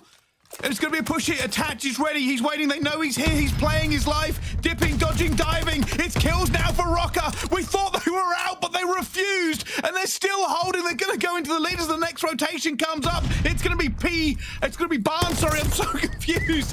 This game is still somehow going. Hook inside the point, finds 2. Gunless is going to find one of his own. 10 seconds on the game clock. Røkkr inside. Gunless clears them out, though, and finds 2 more. LAG in control. 8 seconds, one last push. Røkkr have to go. They have to go. No time for being it. You gotta go. To just fly in. Attach. You gotta go. Back. Hugh goes down. They've poled in. They've poled in with 1 second left to go. MajorManiak. Hugh trying to fly. It's a gunfight, and Hugh wins it. That's it. That's the game. LAG finally put Bakaj to bed. And you look at that, the delay. They actually were delayed in reacting to it because they had no idea either what was going on. That was ridiculous. What a game, number 1. Say what you want about Bakaj, but my goodness me, the endings to these games, they're keeping me up. I had no idea who was going to win that ton. I mean, it's kind of mostly down to the colors as well. It's throwing me off, but my goodness. At every turn, we thought it was done. LAG over towards P3 had that control. It was a lock. And then all of a sudden 4 down, and it's so back and forth. What a game. Gunless 42 and 26. Are you kidding me? Yeah, I'll be honest with you. Gunless come within a tiny amount of time of losing that after having a ridiculous performance. Gunless was outrageous. Every part of the talented player that we've been speaking about for years on end, and he proved it there in Bakaj. I'll be honest with you, I could watch the last 2 minutes of that game again. Genuinely, just watch the last 2 minutes. It was break after break, time after time. Look at this. We see Røkkr with the break. We know they're going to go into the lead here as the rotation hits again. And I wonder if they left it just a second too long on that stack. They did do a beautiful stack as well. I mean, they found a couple of entries here. As far as I remember, look at the kill feed. It hasn't went over towards Guerrillas whatsoever. It's a combined 6 spree for Røkkr as we head over. Big gun from Attach. But then Hook jumps in from the top rope, finds 2, and then Gunless finds 2 of his own as well. There's the one on the MajorManiak, and there's another on the Priestahh. Good baits coming in, but I really feel like the Røkkr just took their time a little bit too much here. Look how spread out they are. Look how far away from the hill they are. 3 seconds to go. Yeah, I mean, you need to get in the hill a lot quicker. I think you need to be head down, flying in. But ultimately, it comes down to a final gunfight that Hook wins. It comes down to a 1v1 for LAG. And we said, the stats show it. When Hook is fried, the team win. Well, he wins his final 1v1 gunfight, and LAG take map number 1, 250 to 241. We're heading over to Berlin next. What a game that was, though. To be honest with you, I feel like I could watch that in last 2 minutes about 10 times and see something different every single time.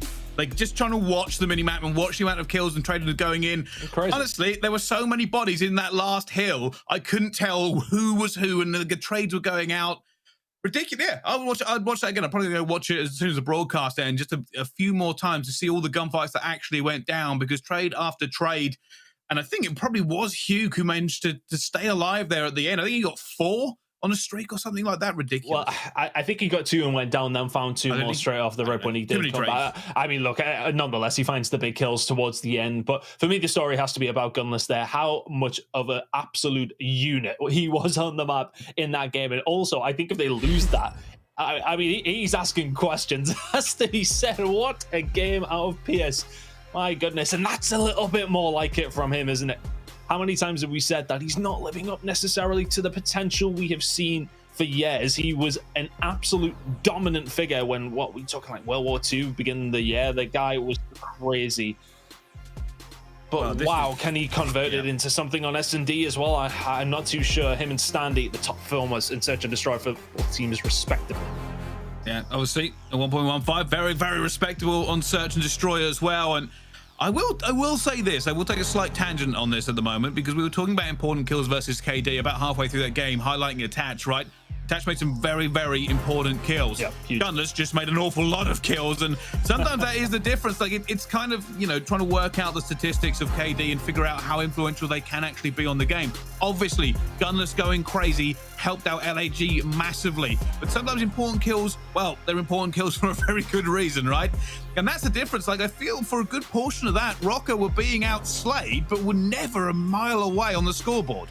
They weren't. They really weren't. I think it just come down to a couple of really good holds on a couple of hills. I'd have to go back and watch it specifically, because honestly, my head is in the blender after that one in terms of remembering exactly what happened. But there's just a couple of really, really good holds from the Røkkr, which we haven't really seen too much of from them.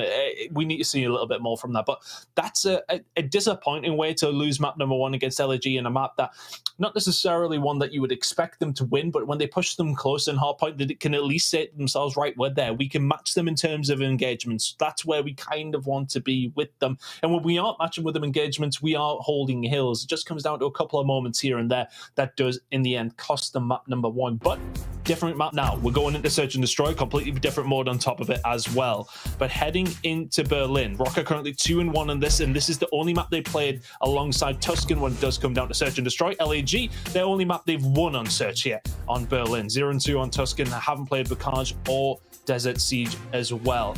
So here, for the LAG, this is the only map they've won when it does come down to Search and Destroy.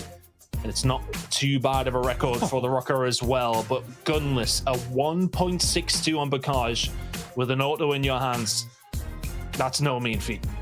I'll tell you something, everybody can take a breather now. There's no way Berlin can be as fast and furious as Vacage, but yeah, Gunless just went berserk. A 76% non-traded kill. That does make up the numbers and make up the difference, but can they push that hard-fought Vacage win on map 1 into a 2-0 lead? And Attach has already got the sniper out. Yeah, information for him as well. They only would have seen one cross, so, well, if that's the Røkkr's idea, you are now just flying over towards it. Has to be the case. That bomb is going down. And even though Attach doesn't hit that shot, plenty of info, and that's why this bomb's down. Here's the stack. Keep an eye, though, on Attach, because Attach will be trying to watch their flank as effectively as he can. They'll have to look for him as well. Standy, though, going for a big push. MajorManiak's already got that blood. And at the moment, LAG not really anywhere near the bombs like they need to be. It's going to come down to Slasher, I would imagine, towards the back. Seam will find one inside of train station, though, and Slasher gets caught. Attach will take him down. Standy takes down a Seam. It's a 1v3 for Gunless. A bomb to defuse, 15 seconds to do so. You might as well just choke this one up. Good shots from Standy as Røkkr will take the round. And just a really good start. As soon as Attach gets that info, the bomb goes down. You know for a fact that there's only one over towards that A site. The others are at least going to come from the flank. You would imagine they cover it well. There's the round. I still feel like that was maybe a slow reaction coming out of LAG. Like, I was looking at it, obviously they're probably looking for Attach, which they haven't figured out where exactly he was hiding. And I feel like that was the reason they were hesitant. Like, you could tell. Yeah, there's so much to cover around the backside of docks, right? There's so many different spots that they could be in. Slasher is literally on a marathon all the way around to try and just figure that out. And the attack now for the LAG, are they going to have as much success?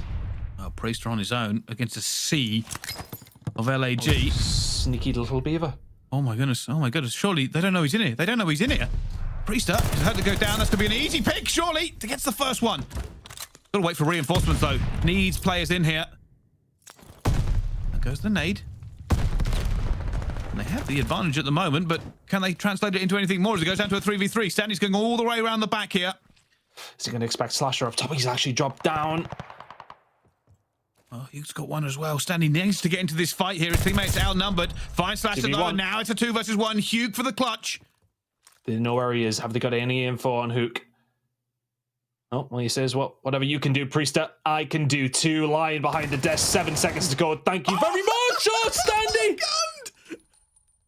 He got gunned. I really want to see that from Standy's point of view. I don't think he was looking the same way at one point. I thought Hugh had him. What happened? I can't believe my eyes. Oh, my word. He's eviscerated him. Didn't miss a bullet. Did not miss a bullet, and that's exactly what they needed. I thought that was over. I thought Hugh had it in the bag. I thought it was a lock. I called it. I was like, oh, yeah, no, he's fine. That's it. He's just going to chill behind the desk. Gets to 7.5 seconds, checks it. Yeah, never mind. God. Standy, though, 4-0 so far, and Røkkr coming flying back into this game. Hugh dipping out of there after taking a few bullets for his troubles. Going out. I'm going down. Advantage here to Røkkr. Yeah, Standy on a 4 spree here as well. So keep an eye on that. Priestahh just giving the cover as that bomb does go down. It's all about the flank once more. Seam is on that, presumably with an MP40. Gonna need a little bit of support. Attaches over towards the back as well. This time without the sniper. Can he cover? Oh, same trick isn't going to work twice. Attach. They know where you are this time. He has been caught out. 3 versus 3 though. Bomb still down, and LAG need to get somewhere near it. Standy gets another kill, by the way. Strafing run unlocked. This is going to be a nightmare for LAG. Oh, the Røkkr played this so well. They're just being awkward. They're just flying around as best as they can. Hook should be dead momentarily. And that's 3-0 to Røkkr. They're not deterred after a very close map number 1. Dominant so far in the search and destroy. A couple of close moments, but for the most part, they've controlled the map so well. That bomb's been getting put down. They're finding the kills. As far as retaking goes for LAG, it's very, very difficult to retake when it does come down to Berlin. There's only a 38% retake chance on A, typically so far, and over towards B, it's even less than that. So they need to stop this bomb going down, because as soon as it does, Røkkr are defending it superbly. Well, at the moment, it's all Røkkr all the time. Big push, though, coming in from LAG. It's only going to be Priestahh left alive, and he's just going to lay here. Just wait to see who comes through the door. Asim and Hugh are the two trying to make a play over here. I wonder if they're just making noise, and then it's a full wrap back to B. May well be the case, but the Røkkr holding strong, as you can see. Unwavering in their defense so far. And they are not going to be baited into anything yet. I wonder what Gunless has seen. Gunless has been the only player keeping an eye on this the entire time. Standy's in the door! And gunned! Well, Standy gunned Hugh last time around, and this time the teammates managed to get a chance back. MajorManiak then get a fight. That bomb has not gone down. Attached with a long-range sniper, ready to fire. And this has been a little bit of a chaotic round. I just don't understand what the cover is for the bomb planter there. It's nowhere to be seen. Slasher. We'll find one in the middle, though. 2v2. Oh, Hook's found it to the right-hand side. Saves Slasher's life. All of a sudden, it's a 1v2 for Attach. Oh, nade to the face will swiftly put end to that. And that was a little bit chaos there. I see the play came in for LAG, and they were trying to get that wrap back for it, but it's kind of a calamity over actually B bomb site. You're right. First of all, runs in, Standy gets gunned, then there's no cover for the bomb planter. A collapse comes in. Suddenly it ends up as a 1 versus 2. Yeah, Slasher making the plays through mid-map there, doesn't get picked up. And is kind of a bit of a distraction as Hook then finds the angle. Over towards the right-hand side on the MajorManiak, and then, I mean, attaching a 1v2 there with the sniper. Never going to be good. Oh, this time around, though. Doesn't quite find the bullet, but very, very close. I mean, he must have put that between the 2 players from LAG as they get onto the bomb site. Priestahh will find the first kill, though. The important information here, by the way, is Attach saw 2 players go towards A. So they may be thinking about, can we either bait out B to draw them away from that, or do we just actually go B? Oh, it looks like they're going to go A now. They've managed to get a kill over at it. I think Standy, Sin Slasher go through, but the Røkkr are pretty confident now about going into A. You see they've got numbers here at the same time. Attach once again is going to be playing that hook roll where he just tries to way out, guard the flank for his team. So taking his frustrations out on the windows. There's many of them here on Berlin. Shots into Slasher as well. Well played from Attach. Now a 1 versus 4 for Asim to try. Røkkr just in complete control of this A side of the map. LAG need to change something up. I don't know if it's aggression. I don't know if it's maybe sending more men over. as soon as Attach has that info, it's just been taken over every single time by Røkkr. 4-1 to the good now. Looking a little bit bleak for layg here. I think it's discipline from Røkkr. Like they're not reacting like kind of crazy to anything that's going on. They're slowing down the round. They're waiting for their picks. They're getting a first blood and then they're acting on it, right? Like after that information came in from Attach from the sniper rifle, clearly they've changed their game plan. They stopped going towards A. They waited. They figured out exactly what they needed to do to get the win that round. And it also helps when Standy's 6-1. But at the moment, Gunners, who had a fantastic hard point, struggling a little bit here on the S&D. Yeah, I thought it would have transpired into something, especially when it does come down to Berlin. Priestahh ready and waiting. Nassim, you planting that bomb, son? Yes, you are. Shot's going to go through. He's going to back on down, but now they know where Priestahh is. He's just trying to finesse. Not going to get out of that, though. I'll do his best Nero impression there and dodge the bullets. Yeah, he was doing well for a while, but not quite enough to dodge a seam. This bomb, though, not going down. Not able to find anything in a seam on the transition onto Standy. That's a big gunfight win.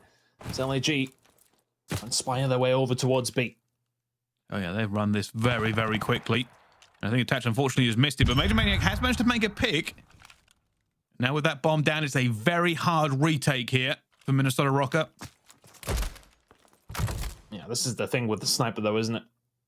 If you're the layg Guerrillas here, you do not show yourself to Attach whatsoever. Deal with MajorManiak, then all of a sudden it's a 1v3 with a sniper. Surely won't happen. MajorManiak though has found himself in a good spot. Asim is going to find Attach though. The kill gets traded. Good play from layg there. Find the kills over towards a transition in the huge gunfight that Asim wins in the middle. Up against Standy. Kind of solidifies the round. As soon as that bomb's down in a 4v2, you know exactly which way it's going to go.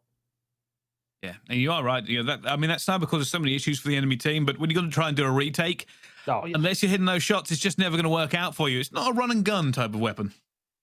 It isn't. It isn't. I mean, look, the rat is pretty decent, it has to be said, but not quite as good as an MP40 or an auto, is it? Let's be honest. But here we go. Something a little bit different from Røkkr. We haven't really seen them go over towards B off the initial, and well, this time around, they're going to get punished for it. Asim finds first blood, 4v3. Slasher tries to thread the needle.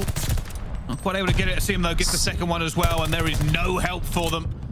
Now pre-fire going through, hits nothing but air. But fortunately already got 2 kills this round, so you can pre-fire whatever you like.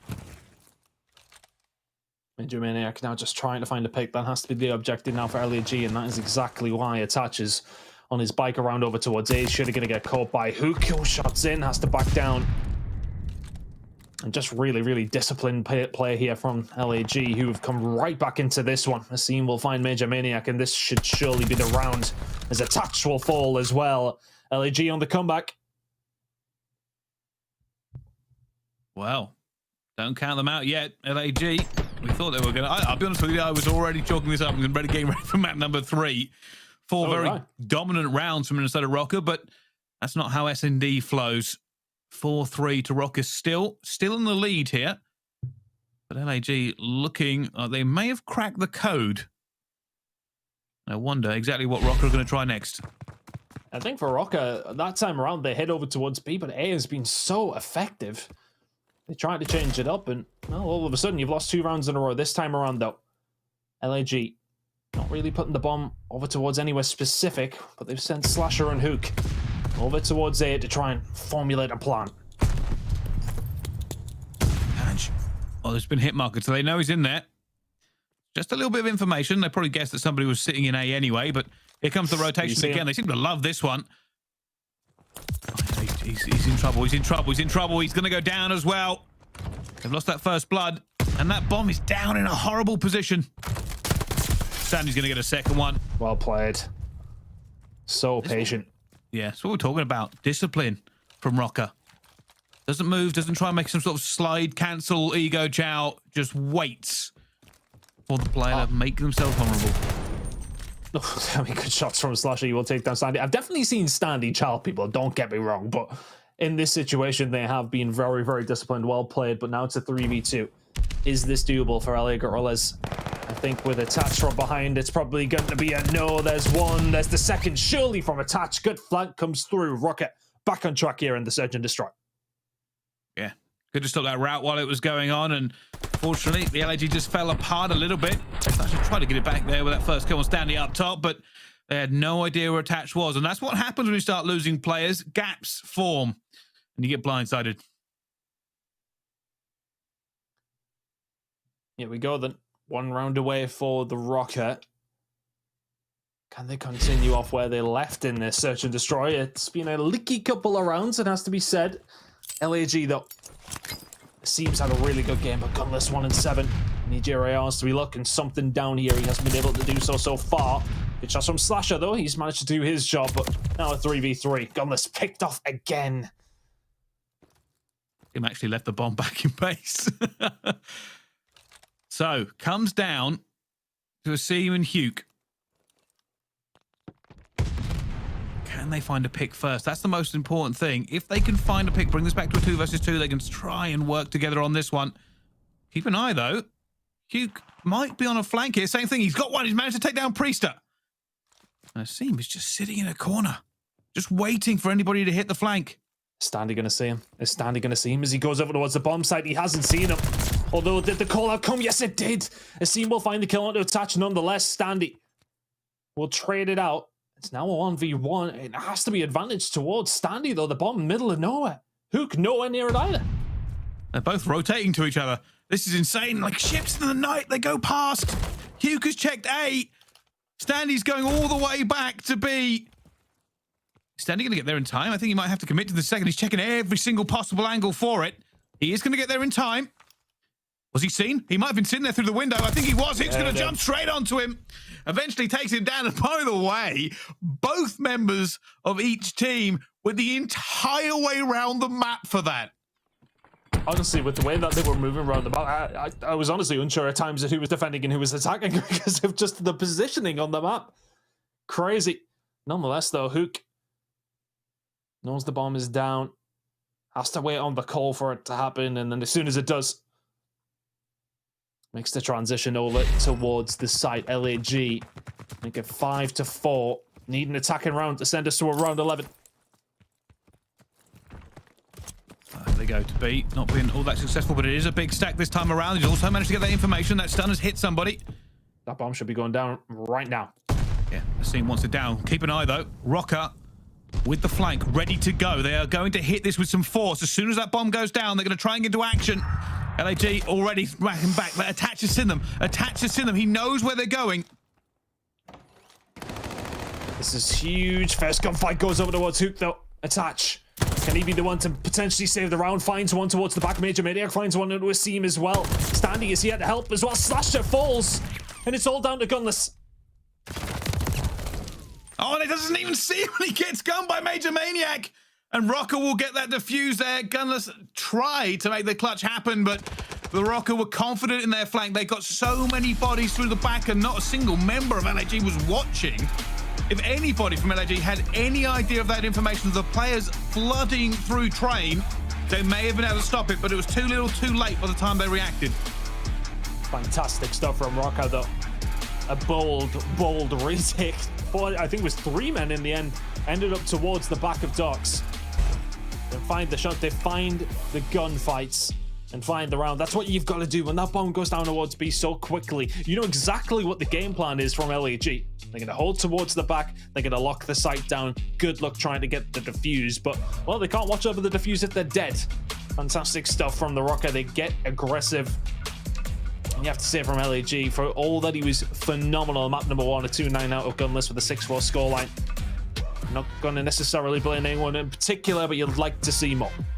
Crazy thing is, he actually got more damage than 2 players on 5 kills. So it probably tells you the frustration he was having throughout that entire game. But yeah, kind of a crazy one now. 1-1 between these 2 teams, Tan. And we said before coming into this, I didn't want to pick who was going to win this one. It's going to be a very, very close game regardless. Yeah, we thought it would be a very close game, and it has been so far. Of course, the hard point going all the way to the wire. The search and destroy separated by only 2 rounds. And Control's really won that, and neither one of these teams is that great at it. So we should have a good game on Control. I would imagine it'll probably come down to round number 5. I'm excited for it nonetheless. Yeah, me too. I'm thinking game 5 with this one. It probably will go the entire distance. But before we get anywhere near game 5, we need to figure out what happens on game number 3. That'll be coming up right after the break. Don't go anywhere. We'll see you right after this.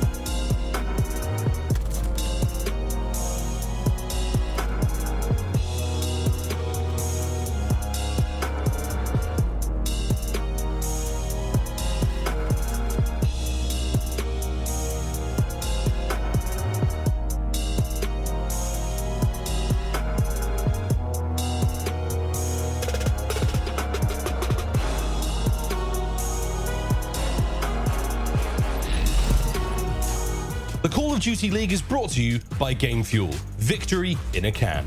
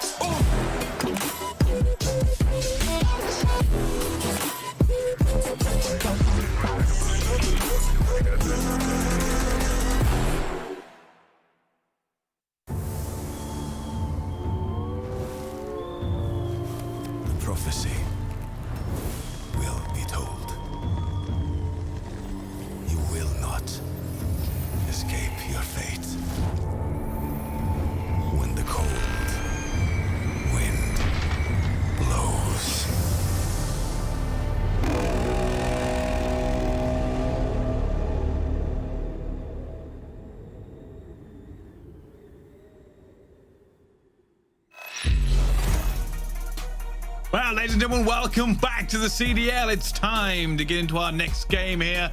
So far, turn 1-1 between these wonderful teams. aLLeY and the Minnesota Røkkr are trading blows pretty effectively across the series.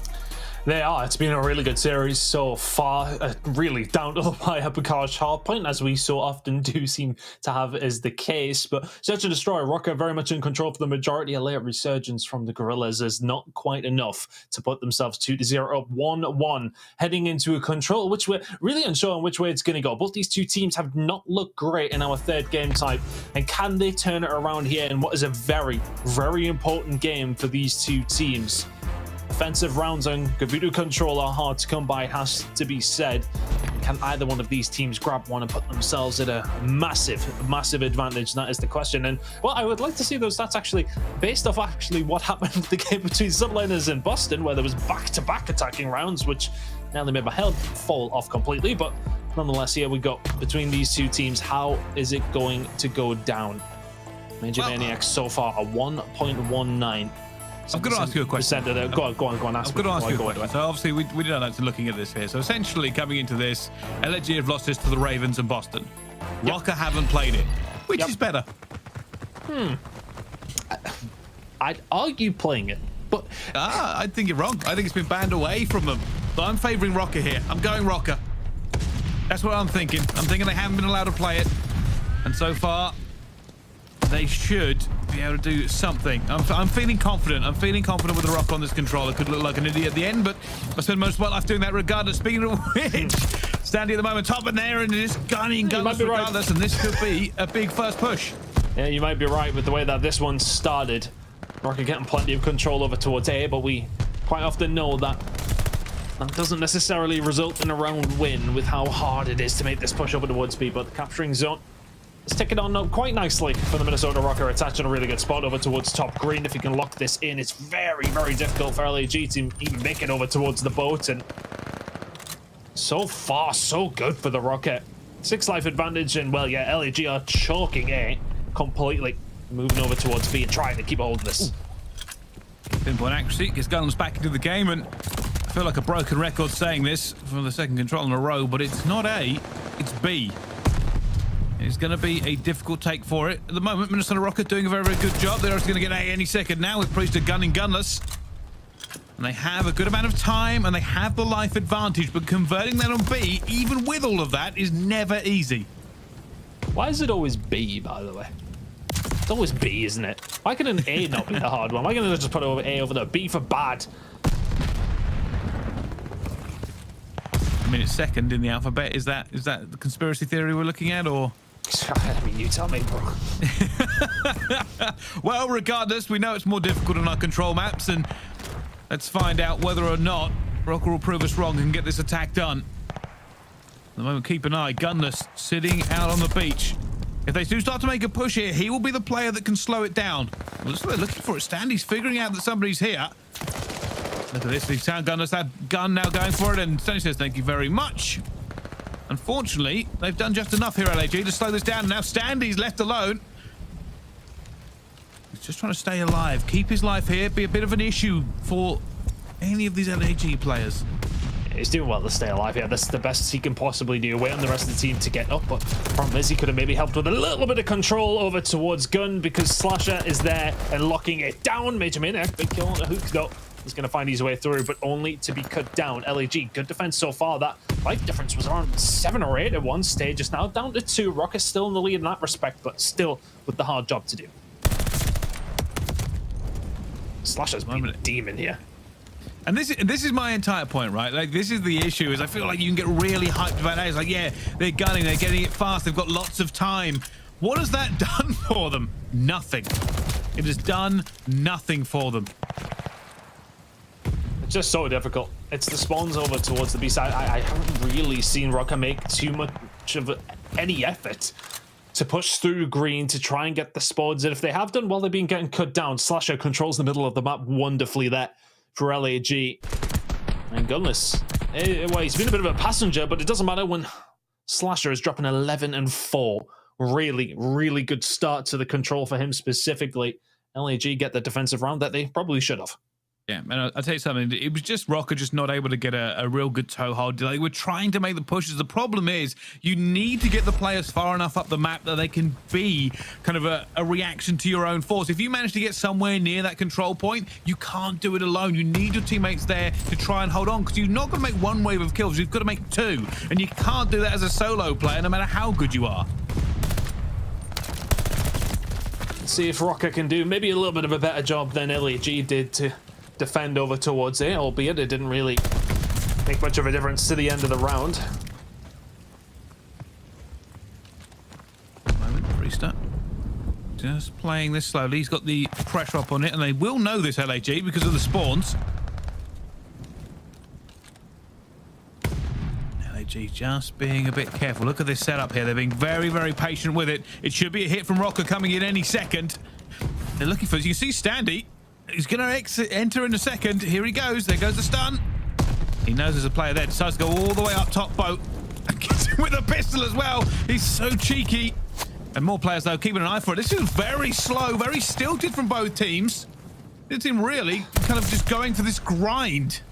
Yeah, but that's the thing. I don't think either team has been able to establish any sort of control in mid-map. It's been kills just traded left, right, and center.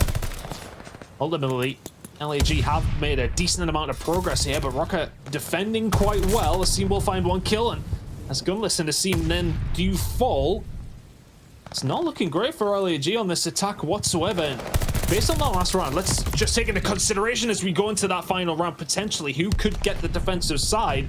Røkkr, if they hold on to this, much better for them. Well, they're going to try and make a B. They've got to stop the clock, is essentially what they're thinking. They're either thinking kills if we have to get all this way, even if we don't get this attack. We want to make sure we get that last defense. At the moment, it will be a complete wipe for aLLeY. It looks like they're going to go for A. As Hugh manages to get one and gets a second player as well. A little bit of life in aLLeY. They should be able to get A here. Can they convert this, though? They don't have a ton of time already. aCeam is trying to go for the back. Not going to be able to. Hugh's turn next. Flies in. Does get gunned down as well, and they've lost their map control. They made a really good job of that push over towards A, though. It was 8 kills uncontested from aLLeY. They completely flipped the lives, but it's such a hard push over towards B. We can already see Røkkr are just stacking green. You do not want aLLeY to push around behind. And this is the issue. Keep an eye on the minimap again. Essentially what is happening every time. Good shots. aLLeY lose a player, they are slowed down. Even if they make two, like Slash has just got 2 there, he's actually going to get gunned down before. But even that single kill from the side of Røkkr is slowing down the push from aLLeY. I mean, there's so many places you need to clear, right? You need to clear up top gun, and then, well, it's going to be done by aCeam. A little bit of help coming in from his teammates. MajorManiak then pushes up, puts himself behind aLLeY when they're going to make this push. Gets caught out by Slasher. Standing inside the point, he finally falls. These gunfights all going aLLeY's way. Najee made a big statement here. They're looking for it. They're trying to hold this down. It's got to be a big push from Røkkr. They've already got 2. Gunless is at the back, but I don't think he can do anything. Finds one, but the point is he needs to get inside the point. 7 seconds remaining here. I don't know if aLLeY have time. No, I don't think they do. I'll tell you something, I'm not even sure Hugh should have tried to make that challenge realistically. I don't think they were getting towards it. Should just probably try to make, hold an angle, get a kill or something. He has to try, right? It's one of those things. You would have been close. If he guns Priestahh there, then maybe you get to twitch for a second or two to help his team. Maybe, but you got to remember, you know, essentially when we're talking about defenses, you got to keep that in the back of your mind that at some point it might go to round 5, and you might have to make that hard choice. Time runs out on aLLeY in that one. They were up in lives. I think it was 6-3 or something along those lines. So they would have been good if they just had a little bit more time, but really did take their time getting a hold of A, and that stunts their progress, so to speak. Priestahh here, though, continues his streak from the previous round. 4 in a row from him currently. 13 and 12. aCeam falling into one of the barrels as well. Not ideal. Røkkr get inside of A very, very quickly. They did so in the previous attacking round. Can they do it again? Attached, Gunless finds aCeam, but runs out of ammo. And aCeam says, all right, thank you very much. A little bit of a gift of COD there. And now Priestahh jumps into it, stopping the clock, but he is being surrounded. He should be gunned down in short order. He will be. More reinforcements, though, flooding in from both teams. Slasher again up top. He's just checking out Cliff, trying to figure out where these players are, and has been gunned down from Standy behind. He's trying to take control of Green himself. Getting aggressive. Getting this point really good shots from Gunless though. Standy will fall, and eventually it looks like Røkkr probably will get a hold of A here. Guerrillas just happy to try and take their shots. The scene gets caught out by Priestahh. Røkkr actually not making as much progress as I thought they would be here. iLLeY really slowing it down. Oh, look. He's done well there, but to be honest, again, it's a similar round to what we've seen in the previous. Neither team being able to make a decent amount of pressure in the middle of the map, get any sort of control of the map. And it's ultimately ended up in a round that's kind of going back and forth. But here we go. Can Røkkr lock A in? Standy's inside the point. Can't find the kill on the slasher. This is a good hold from iLLeY. That's just playing lights out at the moment. He's playing his life. He's not doing anything too reckless, and he's racking up those kills over and over again. Another one there onto attach. MajorManiak is flying around down low, but they're going to have to commit to try and get onto A at some point if they want to try and win this round. Lisa's getting straight in here as well. I'll find Slasher. It's just trade after trade. Which way are they eventually going to go? It looks like Røkkr might be able to lock it down. Hook with the kill, attach inside. Problem is for them here, though. iLLeY may well have the less lives, but it's such a hard push. They are probably going to lock A in here. Seems going to have another look at it, though. Contest comes in, finds one, and will get traded. B is now the hit.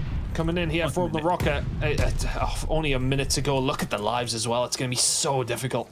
Here's the crazy thing. With this time remaining and these lives remaining, it's not actually going to be a fast kind of ending. It's going to be a slow ending as both teams will now try and play their lives very, very carefully. You can see the Røkkr trying to get around the back. They're trying to find these players out, and his finder see no! He's been gunned. He turned away. I think he thought he had it. And his turn. I'm sure we've all done that before, but at the moment, iLLeY, they are gunning them down. Oh my god! See what I mean? Oh, a scene when he gets going. There isn't many better, it has to be said. Hook will fall. It's a 5v5, one final push, but Røkkr, that time that they had on their side to take their time, is running out rapidly. They're going to try and make this in one push. Unfortunately, they've already lost players. There's two players top ring, and somebody to try and touch it. I doubt it. They don't really have the numbers to do this.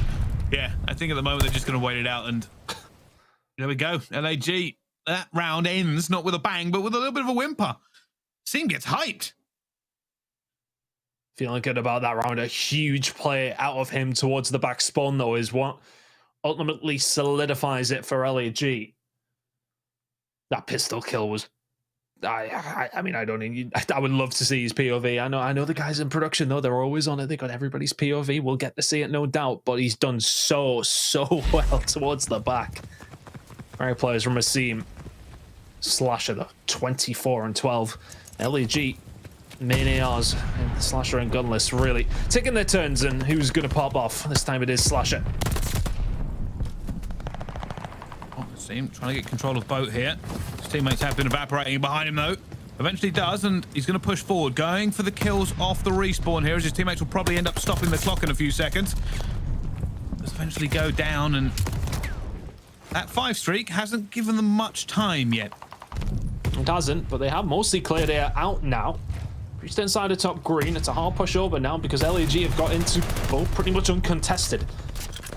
Very, very difficult to transverse this grounder between green and boat. He's going to go for it, though. Gets into the middle, picks up an MP40 and says, let's get aBeZy inside the point. Oh, the shots are a little bit windy.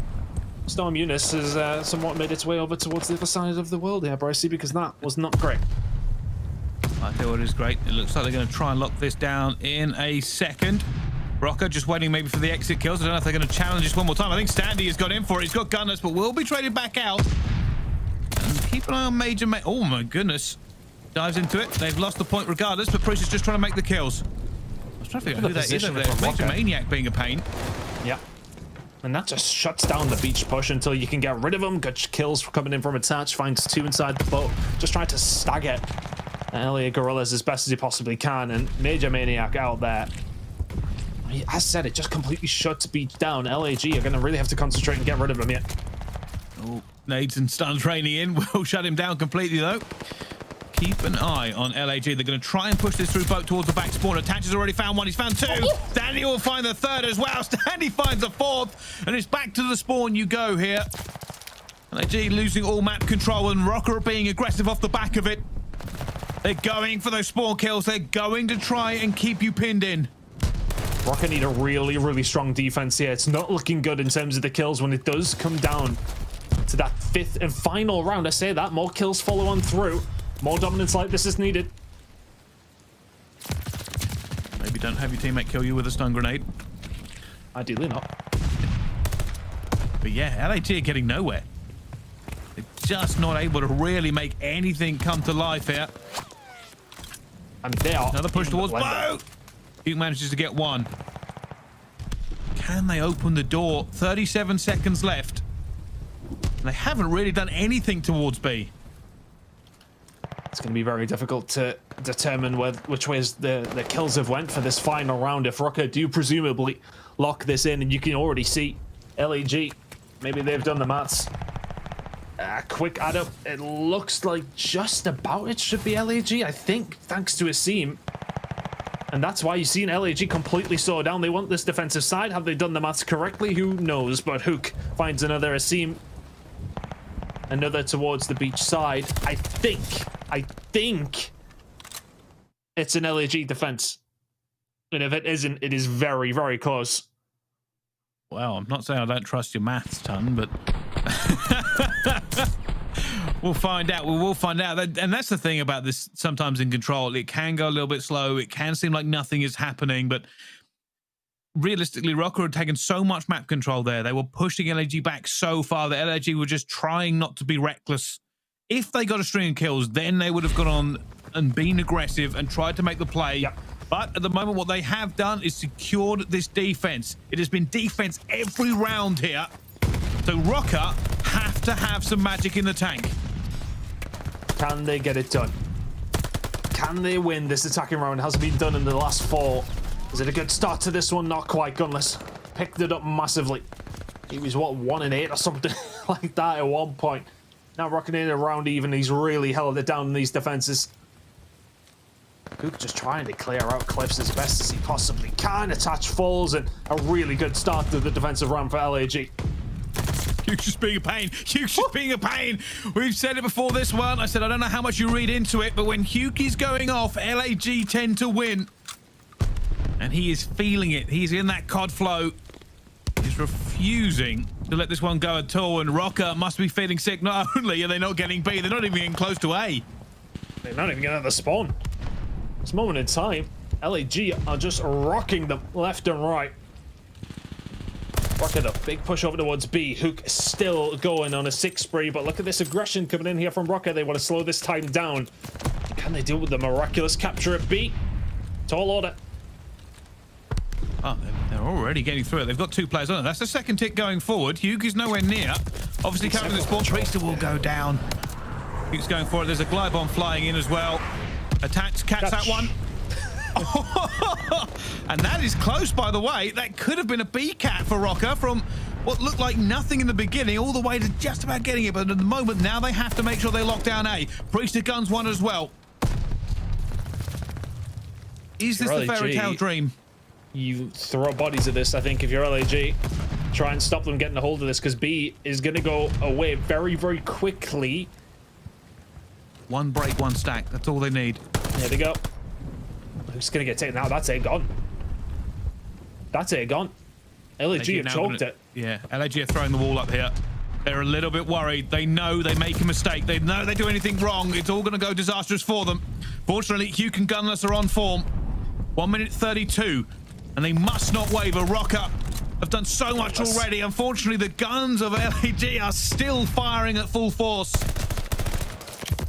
Has to be a push around boat and over towards green here for Røkkr. 8v16, not ideal at all for the Minnesota Røkkr. What they do have on their side is a full 1 minute and 10 seconds to try and find a push here. Takes 1 decent wipe and 1 stack over towards B, and the lives really will not matter in that case. Priestahh gets 2. And right now, Røkkr just want to break. They're not going to win this on lives. They know it. But with 1 tick to go, they know there is a chance. Priestahh fires one towards the back. Unfortunately, Steam has cut down his teammates. 45. MajorManiak gets another one. Unfortunately, he's going to go down. It's now MajorManiak at the back, but Hugh is on the hunt and takes him down. Hugh has shut this down. It's now a 3 versus 11. And essentially, very little hope remaining for Røkkr. As soon as that defensive round goes over towards LAG, here the Røkkr. Such an uphill task, it has to be said. Attach round from behind. Can he find Slasher? No, he cannot. And the only one remaining for the Røkkr is Standy. Map number 4 beckons as the LAG will take the lead once more. 2-1 now in the series. LAG find the control. We've got to talk about that last B. We've got to talk about that last B. That was close. If Røkkr had got it, it was close. They went for it. They went all the way through ring. Hugh was spawning them towards beach. He did so much work. If Attach maybe hadn't caught a glide bomb to the face, it could have gone different. I was trying to remember exactly who was there to get that trade if it didn't happen, because they weren't a million miles away from it. They weren't. It went up very, very quickly. They must have 3 on at one point, but I think, you know, with Hook pushing them out towards beach, that spawn there, Minnesota then have to take that opportunity that has been presented to them. But the problem was, because Hook was pushing that, he was doing it because he was close to the streaks, and as soon as he gets that glide bomb, it really does shut that push down. But it was very, very close. Really well played, though, from LAG. They will eventually get it locked in. Hook towards the back once again, though. He was very influential in this game. All the Guerrillas. Seen with the big kills in that previous round as well that we talked about. LAG just hold their defenses. Sometimes all you have to do in control. Yeah, and I'll be honest with you, sometimes it can feel just like a punch in the gut. You got to remember, Røkkr have done so well through that entire series of control, only to just be pipped at the post. And even that last round, like I said, getting towards B, getting that much time on it, the dream was there. They knew if they had that cap, there was a very good chance they walk away from it. And LAG obviously had Hugh all the way in Narnia, killing players out of their spawn. If he'd done all that work and lost B, he probably would have been furious. MajorManiak gets that kill against Hugh. Maybe it opens things up just a little bit, but nonetheless, LAG will find map number 3, find themselves in the lead once more. Search and Destroy didn't go their way, but maps 1 and 3 have done so far. Berlin Hardpoint coming up after this as well. I'm curious about that map and which way it's potentially going to go. What do you think? Come on, tell me what you think. To be honest with you, I really wanted to have a quick look. I in terms of actually the stats, I mean, there you go. LAG, they're 3-0 on this map currently. That's all you realistically need to know. This is a fantastic hard point for Berlin. I was thinking to myself, I'm sure there's something that's really standing out in my mind. LAG at this moment in time, Berlin is their playground when it comes down to hard point. Røkkr need a very, very big map here, basically. They need a huge map. They're currently 1-1 on Berlin specifically. Yes, okay, the opponents have been very, very strong in terms of hardpoint teams, but can they get it done here up against a team who so far are undefeated on this map? Well, we'll have to find out. We will have to find out. I think actually they are 3-0, but I think they lost it once to the Mutineers, maybe the preseason kickoff ton. But yeah, that does kind of give us the idea that it may be a little bit one-sided depending on the stats. Same time though, they do need to perform. It was very, very close in maps number 1 and obviously in map number 3 as well. But MajorManiak, we need to see more from, well, so many members of this Røkkr team. You look at it in terms of their ability to play together. It's up there. Their teamwork is great. They've found some results, or at least some maps, without really slaying. If they can find that prowess that we know they have, players like MajorManiak, players like Prestinni, we know they can do it. They haven't been able to bring it to the table so far, though, and ultimately, when you're going up against a lot of these top teams, which they have been doing, that is the caveat, you need to be able to find those engagements, find those kills. Hook is somebody who has been doing it, and when he has been doing it, LAG have been winning games. I'll be honest with you, it's kind of feeling a little LAG as they move forward into this one. They do have the statistics with them. They do seem like the team at the moment, and you got to say, right, coming into this one, do we see Gunless go hot again? You know, he's been hot and cold, he's been blowing both ways during this one, and I don't know, inconsistency always bothers me in COD. If you're good, you're good. I got to say, I'm going to put it on Hugh. I'm going to put it on Hugh. I think he's been great the entire series. He has been. And there we go, confirming that one. aLLeY 3-0, Røkkr 1-1. It is one of their better hard points, is this one for the Røkkr. But can they do it against a team who have been somewhat flawless on it so far? It's a tall order. But as we head into Berlin, what have the Røkkr got here? This moment in time, they're staring at the losers bracket. And that may well be the case at the end of this map number 4. Let's see if they can spin this one on its head and force a Bakaj S&D, which neither one of these teams have played so far. So who doesn't want to see that?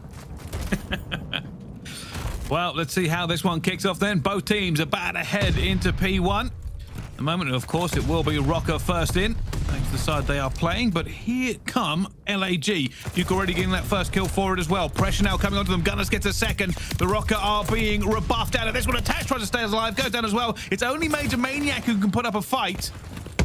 He's now just trying to play his life, allowing his teammates to get closer.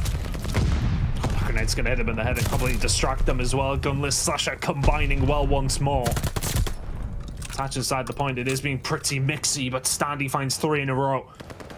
And we'll lock it in here for the Røkkr momentarily. He's done a really good job. But what Standy can do, a Simp can do as well. There's 3 from him, and they get things moving over towards P2. Simp and Hugh just seem to have such firepower between them, and there's Slasher again. Sometimes Slasher slow, but Slasher always smooth, and smooth is fast. And they have the rotation here. Can aLLeY put this one to bed on this map? That is the real big question everyone's asking at the moment. They're looking like they're dominating the kill feed. They have been, but Røkkr did quite well on P1, considering what the kill feed did look like, it has to be said. This moment in time, though, aLLeY just ticking and ticking up. Here comes the break, though, going to potentially come on through. They're going to reveal the positions by opening the doors. Who can find one? Can't find another. Standy really wants to show what this Minnesota team are made of, though. 7-3 out of him. He really has been a shining light so far, but however bright that light shines, the seam is always there to switch it off at times. Really good play from him. It's 7-4. aLLeY keep control of the point. They flip the spawns. They have the rotations. P3. Keep an eye on attach. Just waiting. He's found Hugh as well. They're going to know he's here as well. It's going to be seen through the door. He's now trying to get out towards street. He doesn't have that much reinforcements. I say that Priest is there with him, but aLLeY still have this rotation as well. They still have the spawn for it, and they are cutting down Røkkr. Oh, well played from aLLeY. It was looking a little bit scary, but they've played that P2 to P3 pretty flawlessly. They flip it when they need to. They get aggressive over towards fire, and that makes things so difficult. On the side of Røkkr, being flipped once more. It's a really hard break here. Can they find a way through with 35 seconds remaining? The kill starting to run on through. Momentarily Gunless was left alone, but here comes the Seam firing from the window. Such a power position. Slasher backing him up as well. Priestahh finds 2 inside the hill though. Can he go once again one step further? Standy can't find his way in. aLLeY holding so well. Yeah, at the moment, this is looking very aLLeY-sided. Røkkr are faltering under the raw gun skill. They're just not really able to get any sort of toehold, and keep an eye. Gunless all the way round. All the way round. It might be a Gunless Priestahh fight for this next rotation. A rotation that Røkkr really need. They want these points desperately to get back into this game. I mean, P4 is one of the least scored hills in the whole of Vanguard. Can Røkkr find a good chunk of time just to get themselves back into this game? Because currently they're being dealt with gut shots from attach, but the rest of the team, they're already dead. Guerrillas are absolutely frying. Wow, this looks like at the moment Minnesota are really feeling the pressure, but let's find out with the listening with Minnesota. I'm nading over P1. Tell him louder. I try nading him. Listen, I have your P5. I'm looking out. I have your mid. I have your cross. I'm looking your outer. I can't show my. I'm only P5 actually. Heard that. He's asking me one shot. Staying down. P5. Yo, one's going in fire right now. Yo, outer one shot. Close P5. I heard you. Outer one shot as well. One's fire to street. Outer and inner. Yo, I spawned P1, guys. I'm spawning outer track. Go on library. Okay, that was him. Get top 3 library. Yo, I kill P1. On new one shot. Austin, he's going 1 second. He's going. Outer on me. One shot. Outer Pierce, one shot. Auto ammo. I have your help. Nice. I'm with you. Low library's open now. Jumped out. Yeah, I have your low. He's close hill on P1. I'm gonna get close hill on P1. He's hallway. Got one. Nice. One's gonna be hallway, like glass. I still have your low. I'm running up hill. Low, too low. One's weak and one's not. The guy under you is not weak. Okay, I have to run up top. Okay, I can try to work time. One You guys close, get close. Yo, Hugh's running up top on you. I need over hill. On hill, ate some weed. One guy's top third. I'm looking top. Heard you at top 3. I don't see him top 3. Top 3. Right here. I don't see anybody out or anything. Yo, he's pushed up fire. Where's he? He's Fire, Mike. Fire went out stone, guys. Time, one shot. Low Top fire, 3. Hugh's going stone. Hugh's going stone. Okay, I'll pick him up. Yeah, stone to new. Dead, I got him. Alright, I'm helping you need I can help you right, Doe. I'll get you ticket. There's 2 of those. I'm playing for the One's going street. One's going street. Street, one shot. I'm holding up ticket. They're trying to work the pin. Austin's gonna try to pin. Nothing ticket. They might short try to take a kill. They get dark. Okay, heard that. I'm going back to. Wait, what's that fire again? I have outer. Yeah, make sure you guys hold pinch. Make sure you hold nothing ticket. Pinch, guys. Well, the Minnesota are spitting rapid fire communications, trying to get back into this one. Unfortunately, the rapid fire is not as fast as the guns of LAG. At the moment, though, they have managed to get into this next hill. Can they hold it for any significant period of time? Hook is just going around and is absolutely dominating. My goodness. That was 4 in a row minimum before he gets shut down. LAG have just kind of let Hook go at all points. He's just running forward. LAG all pushing from the train station side. Hook is behind absolutely everybody in Røkkr. Inside of fire, just causing issue. MajorManiak, good shots though. It's a gunless. You have to get rid of Hook, and well, the raid boss has been dealt with for now. But look at the scoreline at the top of your screen. Very, very one-sided. LAG showing exactly why they're 3-0 on this map. Sledger's, by the way, been having a great series as well for this one. I feel like we've been speaking about so much of LAG, just gunning time and time again. Standy trying to do as much work as possible, but it just has never felt so far in this entire one that Røkkr have had any sort of control in the hard points. Is there a light at the end of the tunnel?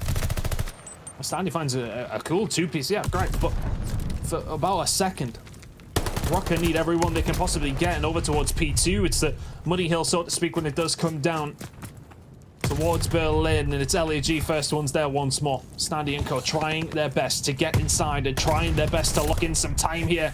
The seam's gonna fall. Can they get rid of gunless on the outer street as well? Well played from Standy. 19 and 15. He's trying his hardest. 5 spree from him. Looks like they're gonna lock this one in. Rotations there for Minnesota Røkkr as well. 20 seconds to go here. Full 60 potentially. Over towards P3. Yeah, at the moment, Standy's the only light in the darkness for Røkkr. But bearing in mind how far they are behind in terms of probably slaying, they are not that far behind in terms of points. If they can get a big rotation here, which they might do, they can come screaming back into this game. Anything can happen. Gunless waiting for his teammates, just pre-aiming, desperately hoping someone can back him up, and he's going to go down. Røkkr rebuffed that as well. More players coming in from the LAG. The Guerrillas trying now to break this. It's not easy if you don't have any position on the map, though. MajorManiak, but it's a seam! And the seam hits him with a bunny hop. Oh, he's broke it all on his own. That might just give the rest of the LAG time to get themselves up the map. It has done so. Standy attach working well. Standy finds a second as well. They need to get rid of Slasher towards the back. Those spawns, you can see them from LAG over towards the back. 27 seconds remaining on this hill. MajorManiak has caught up a little bit. He's not had the best of starts to this hard point. Maybe if he can catch fire, they have a chance.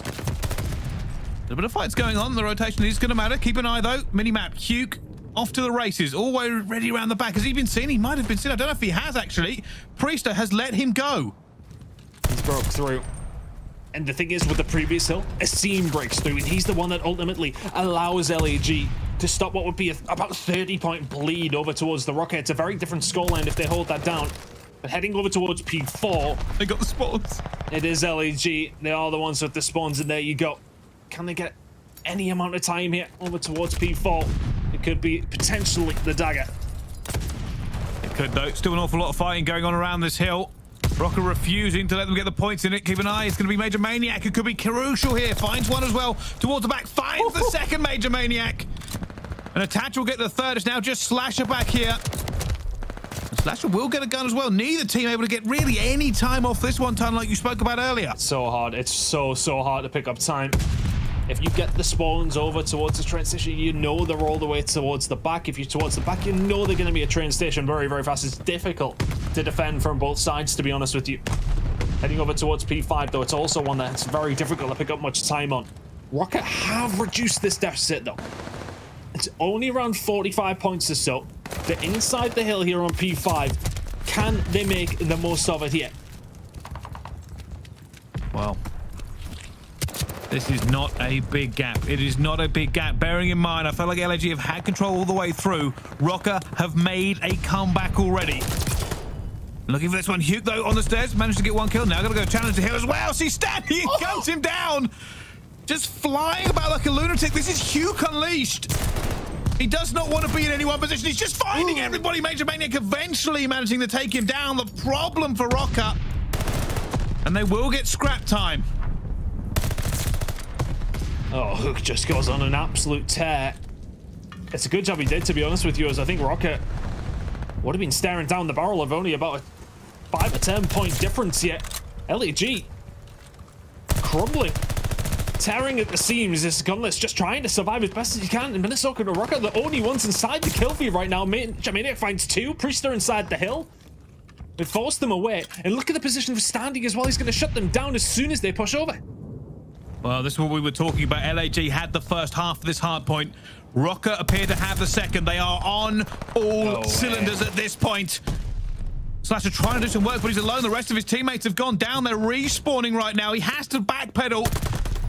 And we are 2 seconds away. Røkkr are going to take the lead for the very first time in this hard point. It looked so dire for so long.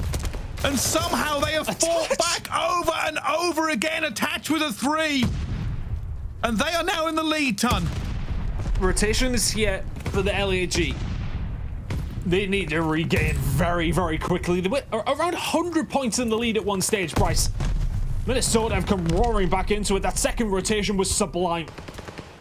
The gunning, it looks like they've finally managed to match firepower with firepower attached. Sliding into Slasher, trying to find him standing around the back as well. It's Røkkr again! Røkkr have just fought back tooth and nail into this one, and now they have it, and it's LAG who have to go the entire way across the map to try and save this hard point. They have lost it. They have thrown it out of the window. Here comes their final push. They have to make this right now. LAG flying in to see he's taken down attached. MajorManiak gunned him down as well, though. Gunless is here, but Priestahh is here as well, and that'll be all she wrote. Surely Slasher slides in, the pre-fire coming through, and it's too little, it's too late. Røkkr make the comeback, and they wisely celebrate it as much as they can. They know what they've just done. LAG lost their thumbs for the last 2 minutes, and that's all you wrote. You can see the disappointment.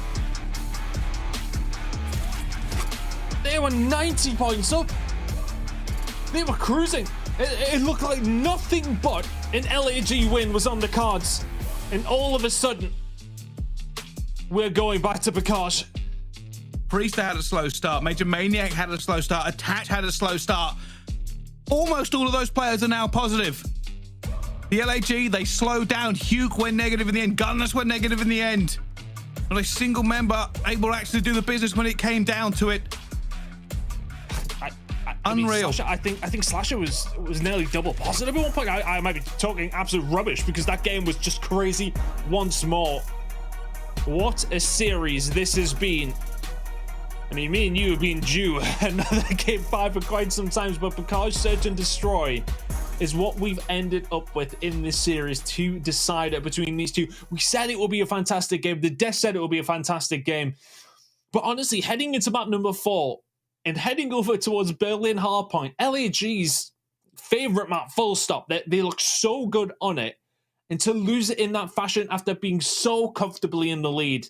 Head, I think what was the quote that you said once, is in the bin. The bin's on fire. The bin's been thrown out the window. That has got to be so tough for LAG to recover from now. And heading into Priestahh, you need to recover fast because Minnesota Røkkr are going to be absolutely flying at you. It kind of just went so crazy. For the majority of that, I felt like it was over. Hugh was going crazy. They were having a lot of fun. They were basically just winning every gunfight they needed to. But I suppose everybody needs to get on those breathing exercises I've seen so much talk about from the pros, because we are going to a game number 5. Don't go anywhere. We'll see you right after this break.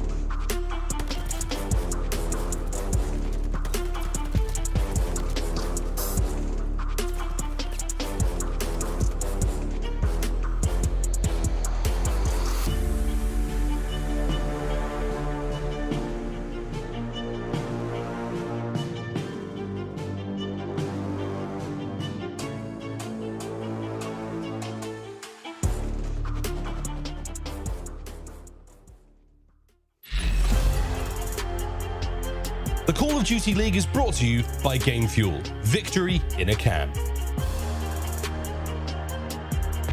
Well, ladies and gentlemen, welcome back to the CDL, and we have a live footage here of the Røkkr watch party, and I'm going to say they're going to be hyped after that last game, Ton.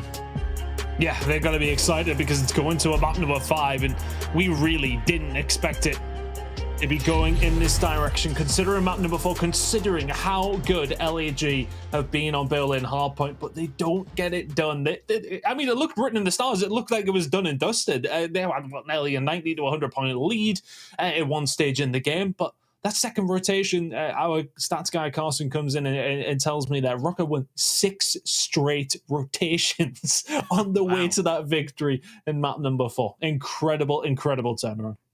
Yeah, it seems like the fundamentals almost disappeared there from LAG in the end, realistically. Like, if you're just not actually... if you're not actually winning your rotations when you're up that far, if you're not doing the fundamentals, well, that kind of happens to you. And you've got to ask yourself, fundamentally, what is happening in the LAG camp right now? Is there a regain that's possible? Can they just kind of sweep that all away as we head into Bocage S&D? I mean, you have to. Yeah, I said you're heading into Bocage, but I mean, to me, I'm not a body language expert, but that doesn't strike me as a team who seem very happy that they're heading over towards Bocage hardpoint, to be honest. Bocage S&D, I should say.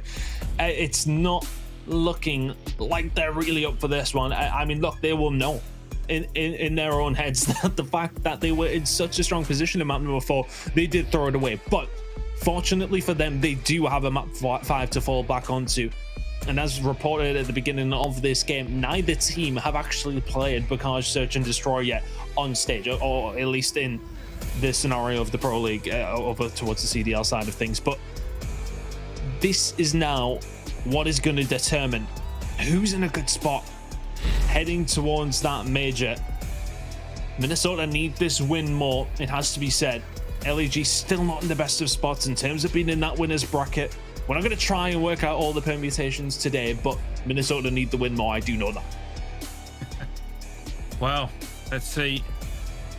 Who has the vibes? Who has the comms? Who has the composure as we head into this one? And we spoke about it before. I didn't know if we would actually get this far, but an interesting fact, neither of them have played it in the professional league this time this year. Obviously, they'll have scrimmed it. Obviously, they will know this map, but we have no frame of reference from an actual competitive game between these two teams. That's exactly the point. And I don't know if it's going to make for a slow game. I don't know if it's going to make for a fast game. Obviously, they would have played it at some point in their Vanguard careers. I mean, at least I hope so. But Attach so far, at 1.04, we said we need to see more from him. And that is a little bit better than his average that he's been putting out so far. And there's a big reason as to why Minnesota could bring that one back. 188 engagements. A really, really good job from Attach. And can he keep it up in map number 5? Go on, give us a round 11 as well, why don't you? Well, let's see. Let's see.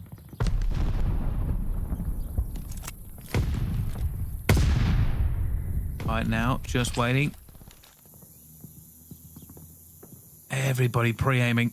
Everybody trying to figure this one out. It seems like the game is almost frozen, but MajorManiak makes the first blood onto Huke. Gunners tries to get it back, but he takes a few bullets to the teeth as well. And it looks like there might even be a rotation. Gunless, though, flicks the nade long. That's a huge grenade from Gunless. Takes us back to a 3v3. As you see on the stats side of things, it's not going to apply to this round necessarily, but when the defensive team get first blood, it's an 82% win percentage for that defensive team. It was actually the first blood coming in for the attacking side. They're going to get themselves inside of 8. The team getting control of bottom grandmas now. Just trying to get themselves in a better spot to try and defend this. Now the retake's going to have to come through in a 3v3 situation. But Priestahh, though, just a little bit of bullets flying everywhere from both teams, but nobody really connecting at the moment. This is going to come to a head, though. They have to make the attack. Priestahh versus the team. He gets him. Advantage now to Røkkr. Flying through as well. Sasha gets one at the same time. Manages to get out of there. Standy's waiting. Standy is waiting like a spider in the web. Finds it at the same time, but Gunners has got it. 17 seconds left to go. It's only Attach who can do something here. And I think he's going to try it. He's going to check it. He's going to check it. He's going to check. They did get it. Just got to make sure. Just got to make sure. Got him in time. Røkkr win that round after the plant, but it was slow. You said you don't know what we're going to see, and it's both teams just jockeying for position all the time. Good round in the end from the side of Røkkr. Find that first blood and kind of just work the map a little bit. As soon as that bomb goes down, those first engagements are so important. Guerrillas couldn't win them, but can they do the same again once more on their own attack?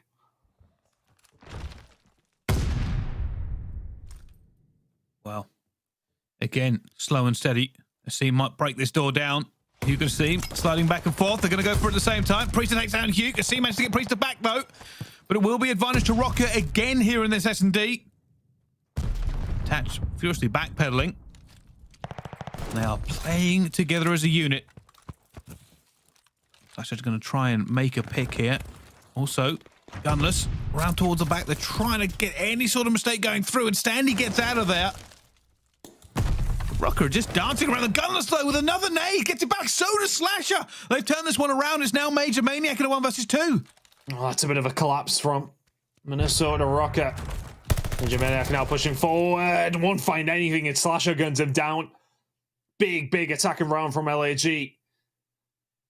And that is, I mean, the grenade from Gunless is so well placed up into the top window. And then a quick kill from Slasher. The advantage turns around very quickly. LAG answer back with an attacking round of their own, 1-1. Well, maybe that round 11 is calling. Both these teams have fought so hard to get to this point. So hard to prove themselves just before the major. We see Attach just looking towards B at the moment. Gunless to switch positions a little bit from where we last saw him, but there is a hit coming on towards A. Røkkr have bodies. Can they make their way? Any ingress at all? Just the jockeying for position, figuring out the composition and the placement of the other team over and over again. And there's so many different spots you can sit in on the defensive side here.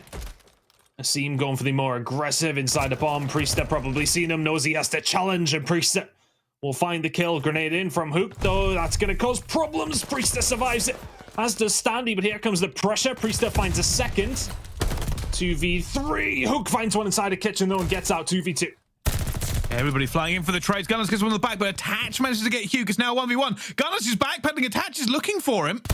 He's going to find him as well, but Gunless holds the pre-aim. Flicks it down a second and will eventually take him down. LAG go up. And they're celebrating it. LAG. There's a little bit of life in LAG. He looked a little bit despondent before this game. Yeah, Attach. I mean, he kind of has to go for that challenge that he's got Gunless in a position. He knows where he is. It's a 1v1. You have to try for it. In that situation, at least. Can't quite find the gunfight. Gunless. The one in cover. LAG. Find a defensive round. Can they do another attack, though?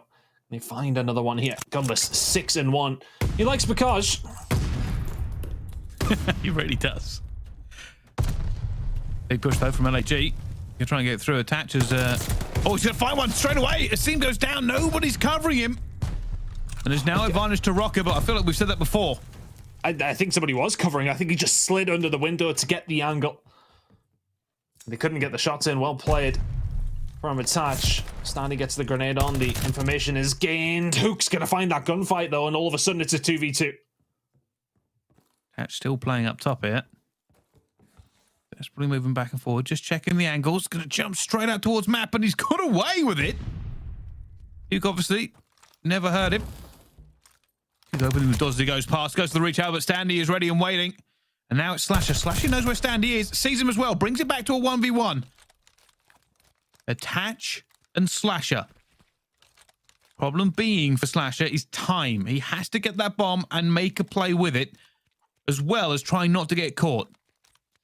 Attach knows exactly where the bomb is. Knows he'll get that sound cue as well. As Slasher can expect him here. Absolutely not.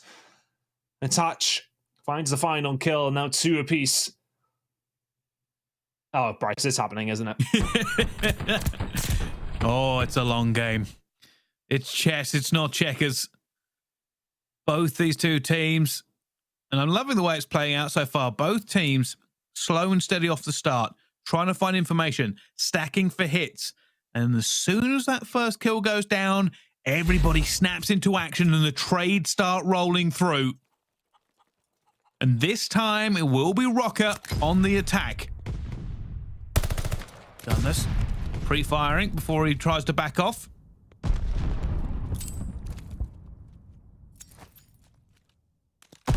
Where's the stack going to come here? Looks like Røkkr are all leaning towards A. It's quite often the more favored bomb site, and of course, the SMGs. You like to get yourself inside of Grommas and see how the cards fall. It's all door play. Just keep opening and closing doors. And you know, trying to see through that tiny gap in the wood if he can find anybody. Window's gonna open, he knows the slash is gonna be there, and Standy gets it, and now he's gone up top. That is a problem for LAG. MajorManiak gets a second one as well, and this is looking more and more like Røkkr's round.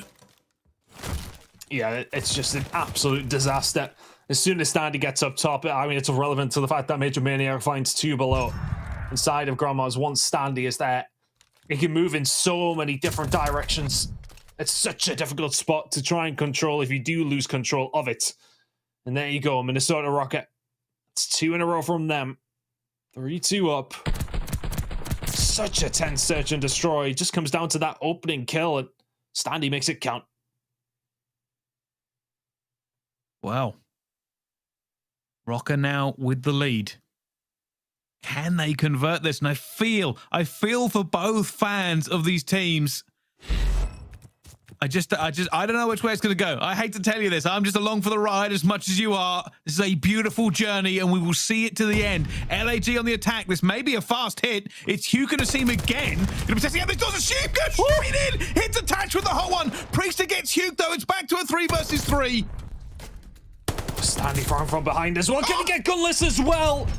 Huge plays from Standy once more. Asim finds the opening pick, and he's all of a sudden left in a 1v3. Make that a 1v2. Asim will fall. That bomb will be defused. And Røkkr have that little bit of daylight in between these two teams now. 4-2. That was very, very fast. Well, I said when the hit comes in, it comes in.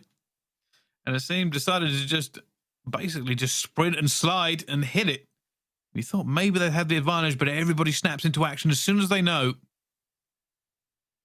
And Røkkr, Standy. Yeah. We've got to talk about Standy a little bit. You are right. He is making some very important kills. Priestahh also having a pretty good game. To jump on board with him, but Røkkr with the lead, and they go to challenge River this time. Hook's flying. Hook's flying. Finds 2 straight away. That's insane from Hook. 3-man hit down B Riverside, and then they get out. 3v2. Maybe this is what they need. Maybe they just need to let Hugh fly. Fighting fire with fire. I mean, look. Røkkr got aggressive. I mean, it was actually LAG who got aggressive in the previous round, but this time they do on the defensive side of things. Good job for Røkkr, though, is the fact that they do have the bomb.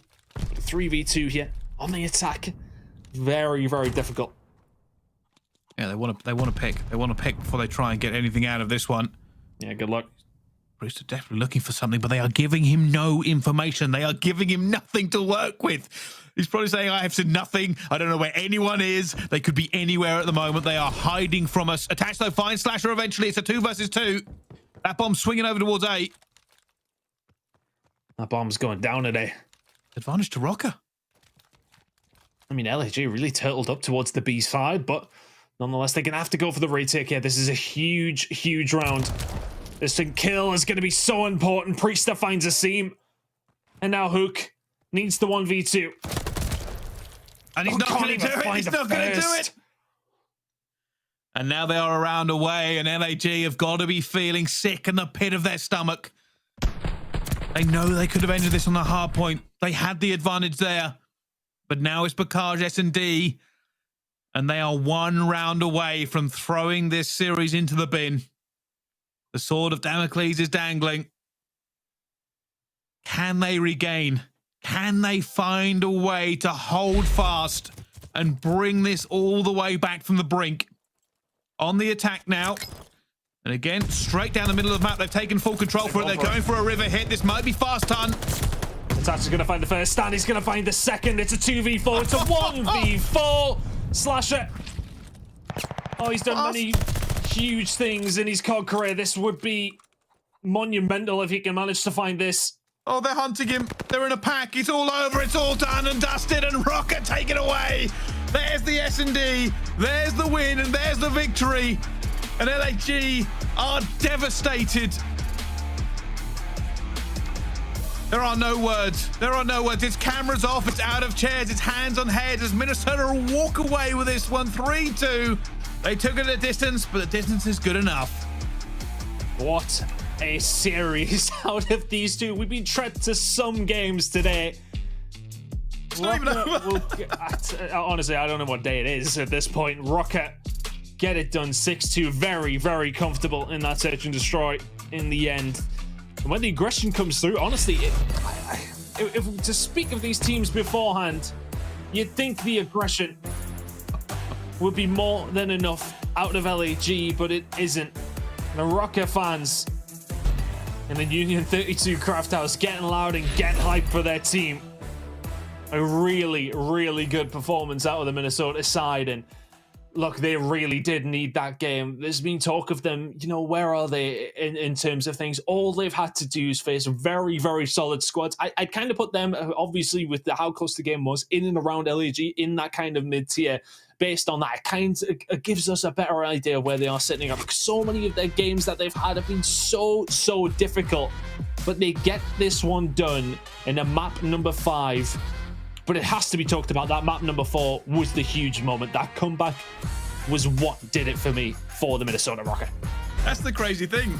The other hard point was actually closer. It was 252 for 1. That was insane as well. It was just so long ago, we've forgotten about it, right? The first map hard point was Bacage was great. The fourth map, you know, again, another great hard point with a comeback. But I'll tell you something, Tyler, I think we've done our job. We've taken you on the journey. It's time to talk about the destination. Over to our wonderful desk. That was the most stressful journey I've ever seen in my life. If you're an aLLeY fan, man. Minnesota was able to pull that win out. You saw the people at the watch party. They're ecstatic out there in Minnesota. And I'm outright, aLLeY, when it comes to the Minnesota Røkkr, how do you feel? I'm looking them straight in the face right now. Can we go to the one real quick? Hold on. Minnesota Røkkr is probably one of the most frustrating teams in the league right now.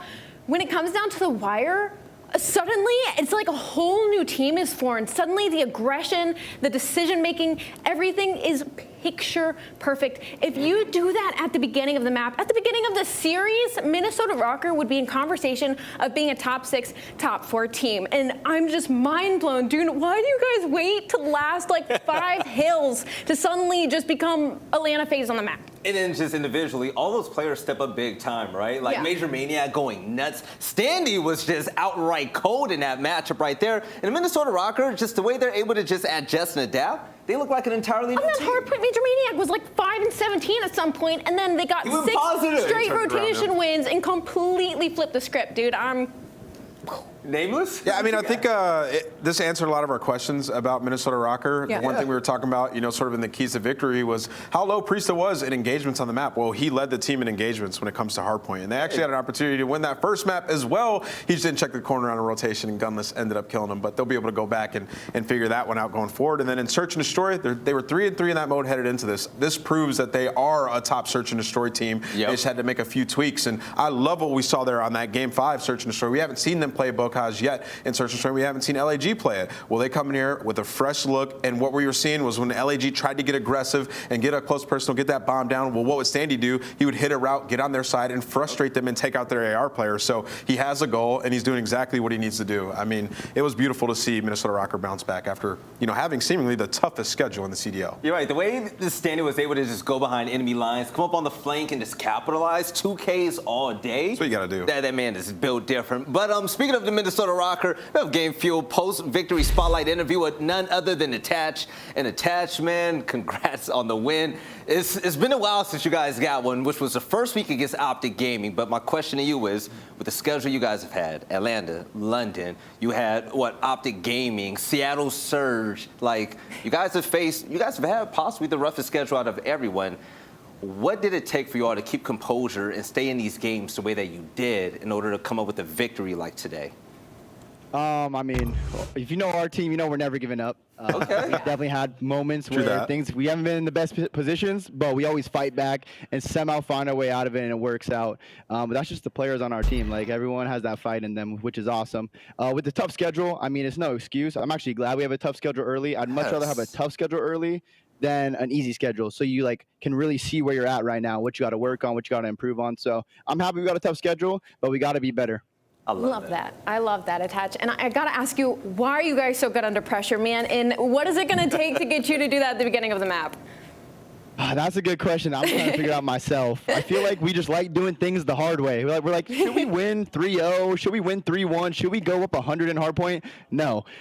We just like doing it the hard way, putting our backs up against the wall and giving all of our friends, family, and supporters heart attacks. Yeah. Absolutely. First of all, Attach, congrats on that. I think you had to win that in order to get into winner's bracket. But I want to ask you, what's the primary focus going into the major? What are you guys going to be honing in on in these, this next week up until the OpTic major? Definitely our respawn, just working on the base fundamentals, because that's what we're really lacking at the moment. If we can get some consistent scenarios in scrims and translate that to a tournament, I think it'll be a huge help. And then especially with going to LAN, anything could happen there. If you have a hot weekend, you never know what you can do in the run you can make. So just lock down, go hard, and show up and do our thing. Dude, you're an amazing interviewee, man. But I do want to leave this last set up to you, man. So looking at the timeline on Twitter, I see your mom supporting you going hard with the GIFs and everything. You take a look at the Minnesota Røkkr watch party. People were going crazy watching that victory.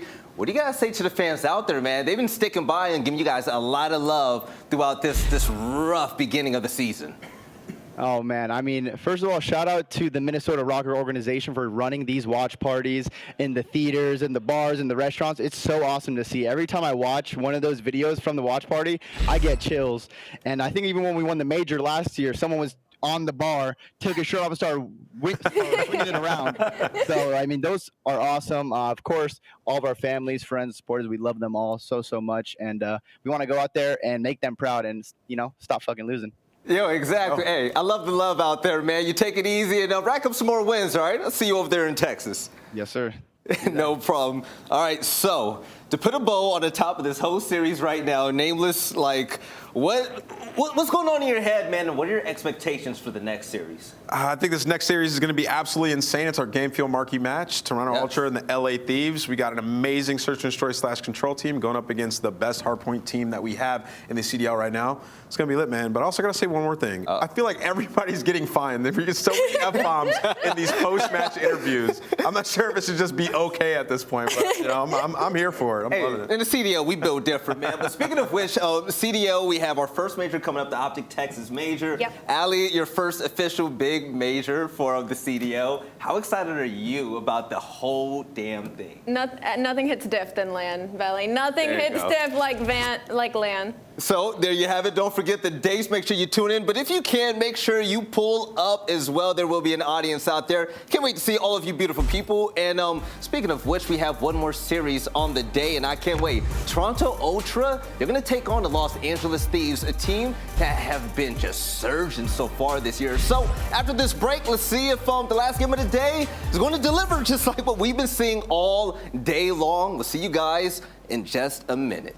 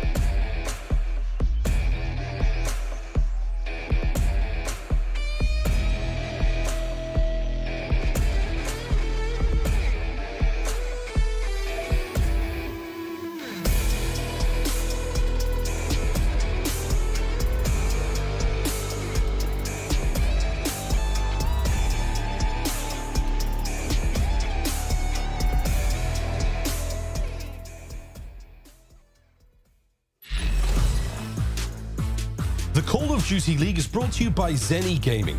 Armor your eyes with Block's gaming glasses starting at $24 by visiting zenny.com/CDL. The Call of Duty League is brought to you by Game Fuel. Victory in a can.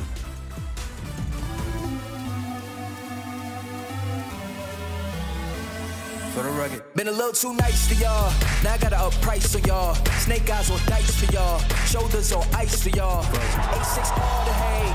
I won't get involved today. Got lost in the ball and A's. I'm flipping the bars. I'm flipping the. Octane.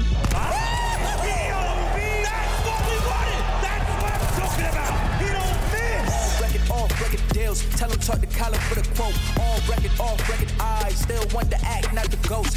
For the record, I'm done trying to make y'all comfortable. All right, ladies and gentlemen, welcome back to the CDL Analyst Desk. My name is Velli. I'm your boy rocking the mic with aLLeY and also Nameless. But this matchup right here is going to be kind of hot, man. I'm looking for both of these teams to go all out. It's going to be the LA Thieves facing off against Toronto Ultra. And speaking of which, when it comes to LA Thieves, last time we saw them on screen, aLLeY, they scared us big time. They do, man. And you know what? The thing about this squad is they only need to picking up S&D. That's literally their only fault right now, and they've already talked about it. They know that that's their weakest game mode right now, but their hardpoint control, man, look gross. You're right. And Nameless, when it comes to the game field keys to victory, I mean, other than Sam just popping people on S&D, what else do they got to do? First blood conversion is critical. They're 11th in 4v3 win percentage. So got to go out there and get that first blood, man. It's just going to help them so much. You know, you have great search and destroy players on this team. Just so far, they haven't been able to put together. Maybe relying a little bit too much on their hard point. Also, get Envoy going and search and destroy. 0.65 KD, Thieves 1-4 overall. If they're going to have success, it's going to be on him. He is the search and destroy star for this team. We saw what he was able to do at times last year. Yeah. They just got to let him go out there and fly. Like the plays that we were seeing Standy make and Hydra make, those are things that Envoy can be doing on the map. They have to have design plays around him and reactions for him to go out there and do and search and destroy. And then win the coin flip. These are 2-0 on Gavutu control, Toronto 2-1 on Tuscan control. So yeah, I mean, you get Gavutu, you're probably sitting in a good spot. But either way, their control is sitting at 2-2 versus an Ultra team that's 3-1. So they have great slayers. I like their chances, even if they have to go and play a Tuscan. You're right, and Envoy is going to be our game fuel featured player, by the way. Kind of like the team as a whole, Envoy has been quietly good, and when he is good, it makes a big statement for the LA Thieves. And the LA Thieves, okay, we talk about the Atlanta FaZes, the Seattle Surges, but when it comes to this team, I personally feel like aLLeY, they are quietly rising to the top, and the consistency and success is definitely showing. They are incredibly well-rounded, and Envoy has actually been the player for me that really stepped it up since the beginning of the season. We're still fairly early, but overall, he has basically doubled over his stats. And of course, that search and destroy is 0.65, getting some unlucky timing there. I'm looking at him and Drazah to find their pacing because, again, search and destroy is where they have been falling short, but they've been getting a lot of first blood, so they got to start capitalizing on those. Yes, and Nameless, when it comes to Toronto now, they're going to have to bring it with their teamwork and everything else. They copped a big L against OpTic Texas, but still, I think that this team is definitely in the running to win the championship. Absolutely. You know, looking at Toronto Ultra, win the Kickoff Classic, like these guys are still extremely solid, and they've dealt with some stuff, right? Like they didn't have Cammy because he was sick, so they had a substitute player. And then the next one, obviously, first two maps, take it with a little bit of a grain of salt. So now these guys are coming to this series versus a very strong hardpoint team where they have to show up in that game mode. For them, search and destroy should be their bread and butter, but they're sitting at 2-3 in that game mode. It's their worst game mode. This is the team last year that was top 2 at search and destroy the entirety of the year. Wow. But I still do believe this Ultra team has incredible teamwork. They are a championship threat, and you can never count them out because they have players like Bance, like Kleenex, who we've seen this year destroying teams when it comes to the control. Right, and aLLeY, the game field keys to victory, lay it on us.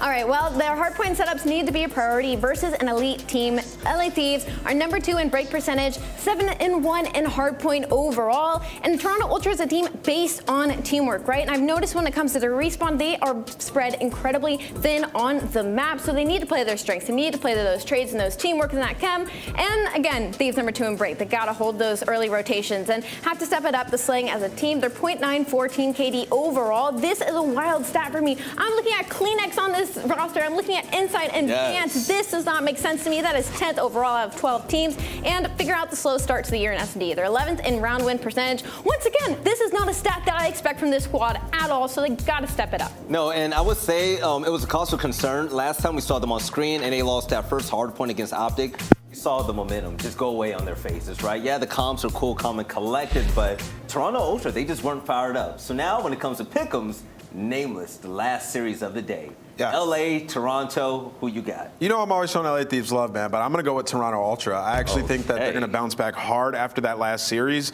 and I think that this is a team that has too much of teamwork to go into the major with a losing record. I agree. Ali, I personally feel like this is going to be a coin flip prediction between both of these teams. I think they're on the same level.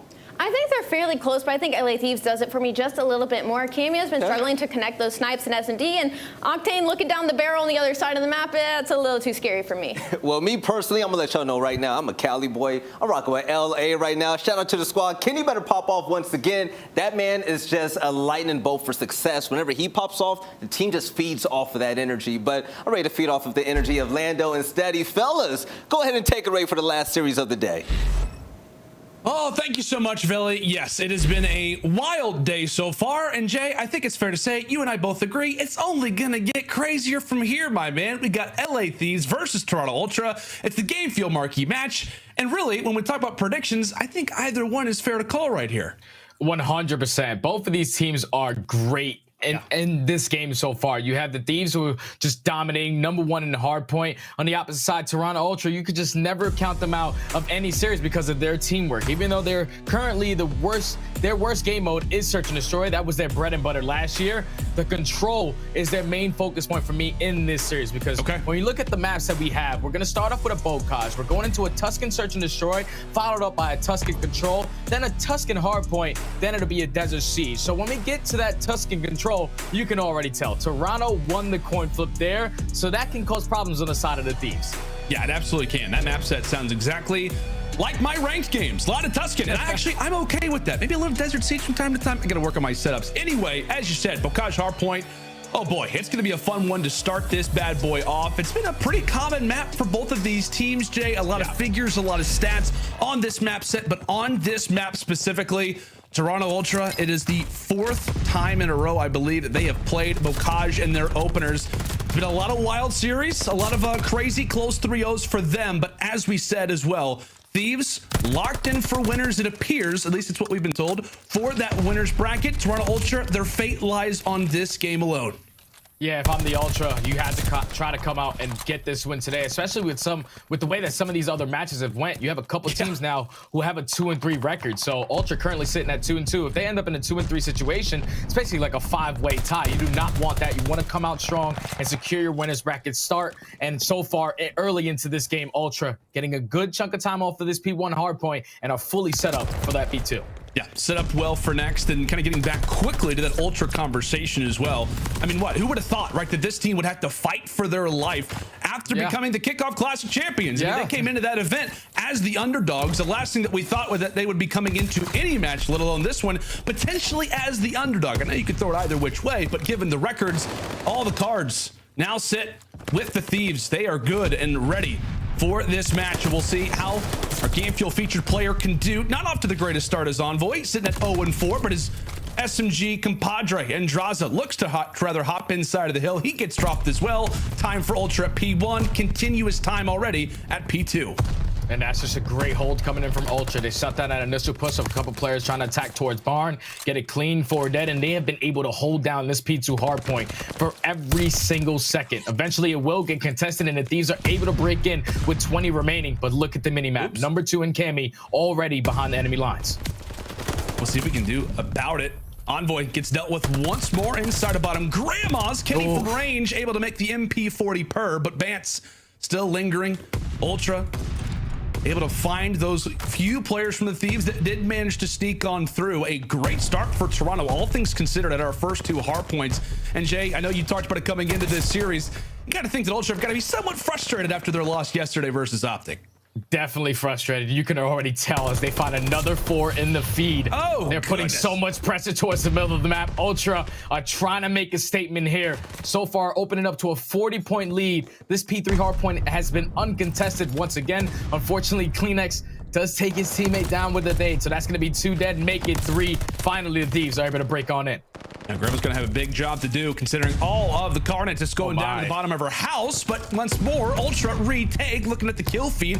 Granted, a little delayed, but Majority of those fights going the way of Toronto. And how about Cammy off to a 10-5 start himself? And this is huge for Cammy because he's a momentum player, and hopefully he can drive that going into the search and destroy.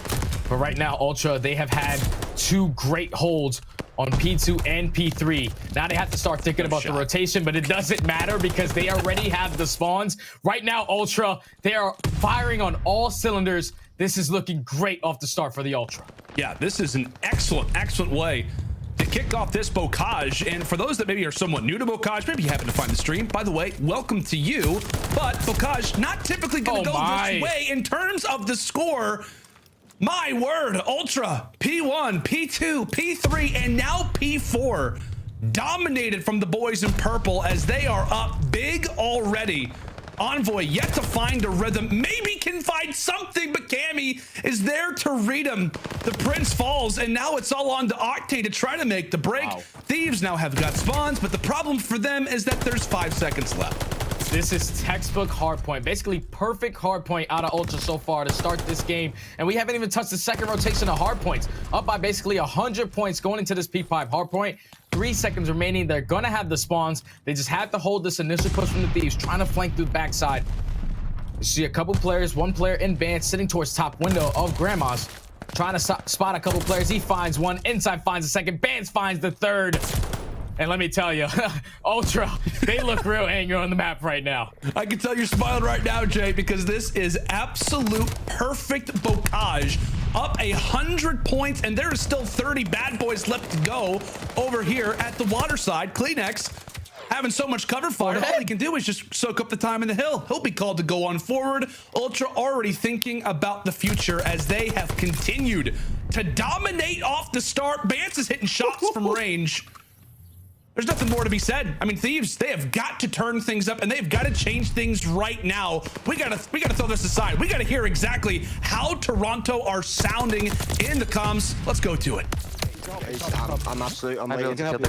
Let's go. Let's go. Top gate, top gate. I'm gonna hit low right here. Kenny's absolute. I think I hit him like 3 times. He's towards gate, went hut. On the absolute top P3, Octane. Nice, pinch me. Drazah. Right flip. Good flip. Good. Go all the way around, Cam. I'm just in the corner barn at the moment.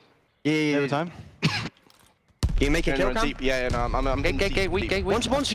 Low ledge. Time there. Top E3 in there. Stables, last go on time. I'm hitting. Nice, we flip. I'm in 10. I just want low right. 10 tank. To me, bro.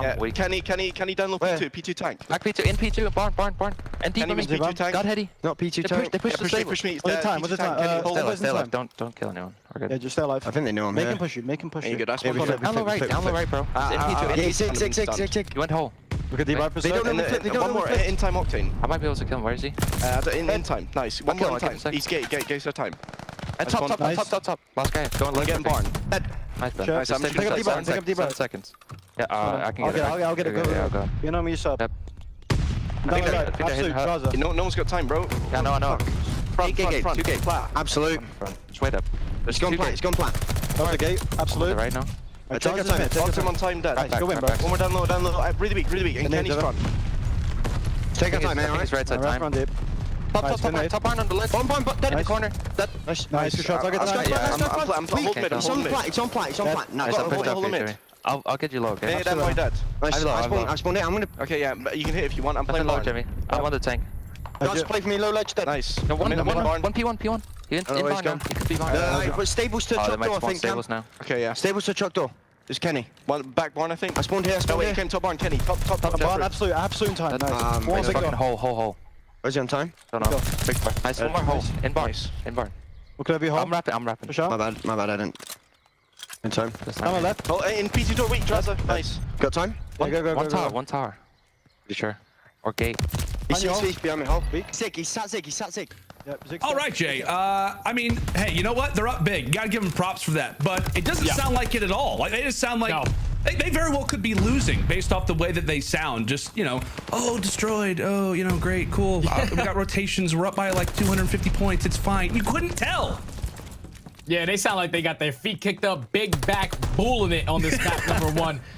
Right now, Ultra, they're just making this look so easy. And just keep in mind, the Thieves are the #1 team that we have currently in Hardpoint. That's right. And a 7-1 record. They are 3-1 on this map. Toronto Ultra are 2-1 on this map, so they both really enjoy it. But this is a statement so far from the Ultra in this early map number 1 as they find another 3 dead. And with 20 seconds remaining, they're only getting closer and closer to that 250 margin. They absolutely are. Within 20 seconds, Thieves, we'll see what they can do as they'll be set up for next. One of the better hard points at holding on Bocage is going to be this upcoming one in Barn. But you just take a look at that score, and it is a hard one to sell at that. A lot of mileage on it. Not a whole lot to speak of. It's a hard sell, but can they eclipse the 100-second mark? It looks as if that can be the case as Envoy eventually gets traded out toward the side.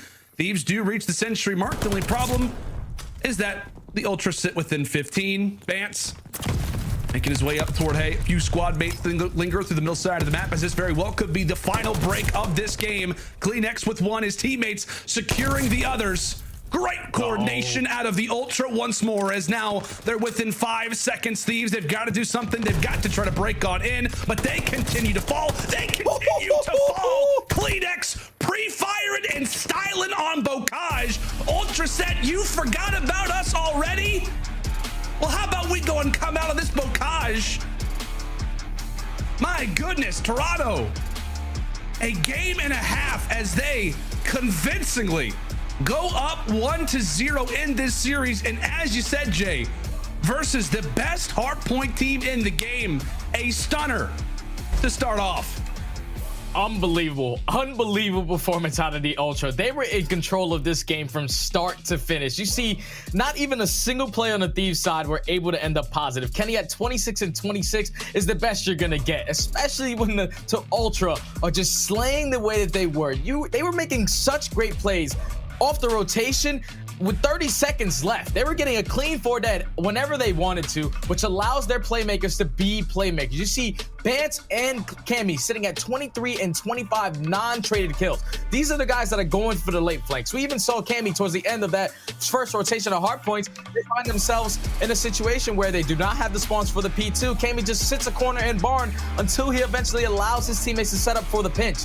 That was an absolute statement map from number 1 coming in from the Ultra. And you can just tell from the last series that they played versus OpTic, they are angry. They are absolutely terrified. Thieves fans, you can look at Shotzzy for that. All love Shotzzy, but you did roast me at a red play game recently. Anyway, Ultra, man, I mean, really from beginning, off the start, I mean, it was very convincing. It wasn't as if they just took off in the second set of rotations. No, it was from the very get-go.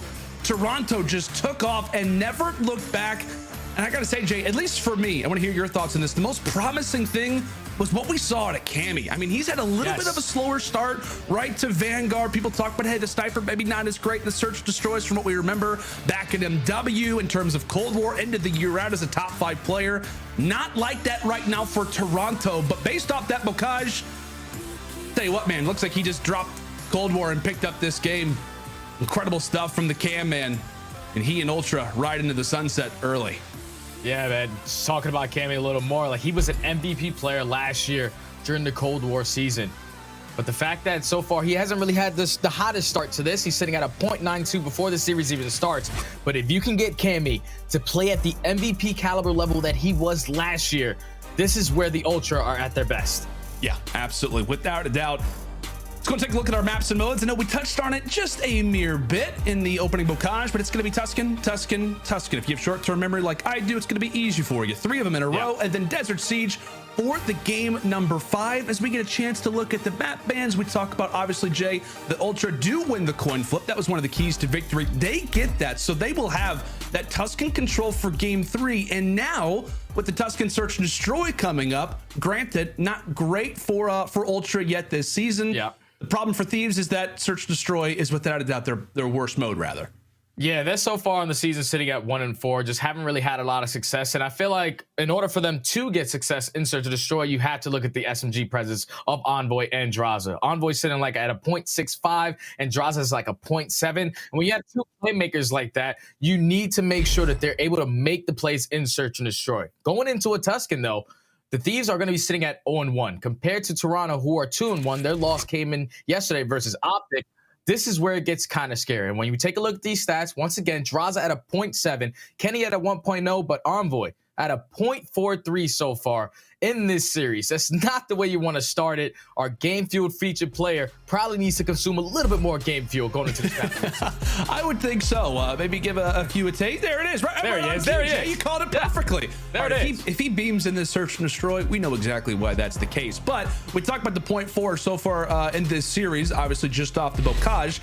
The number really doesn't raise a lot higher, unfortunately, in his overall numbers in Search and Destroy, and that's uncommon for a player like Envoy. I mean, we know the past 2 seasons, right, being on those OpTic rosters, what he was able to do in Search and Destroy. The route man, unfortunately, has not been hitting the routes, or at least successfully so far throughout this title, and it feels as if he can finally get that going, what a scary force this Thieves roster can truly be. I mean, that's the one thing that you've talked to me about, Jay. Thieves, amazing in hardpoint. We know the control can be there as well. If they can figure out things in Search and Destroy, and maybe in this series versus Toronto, what a beast, right, that this roster could become.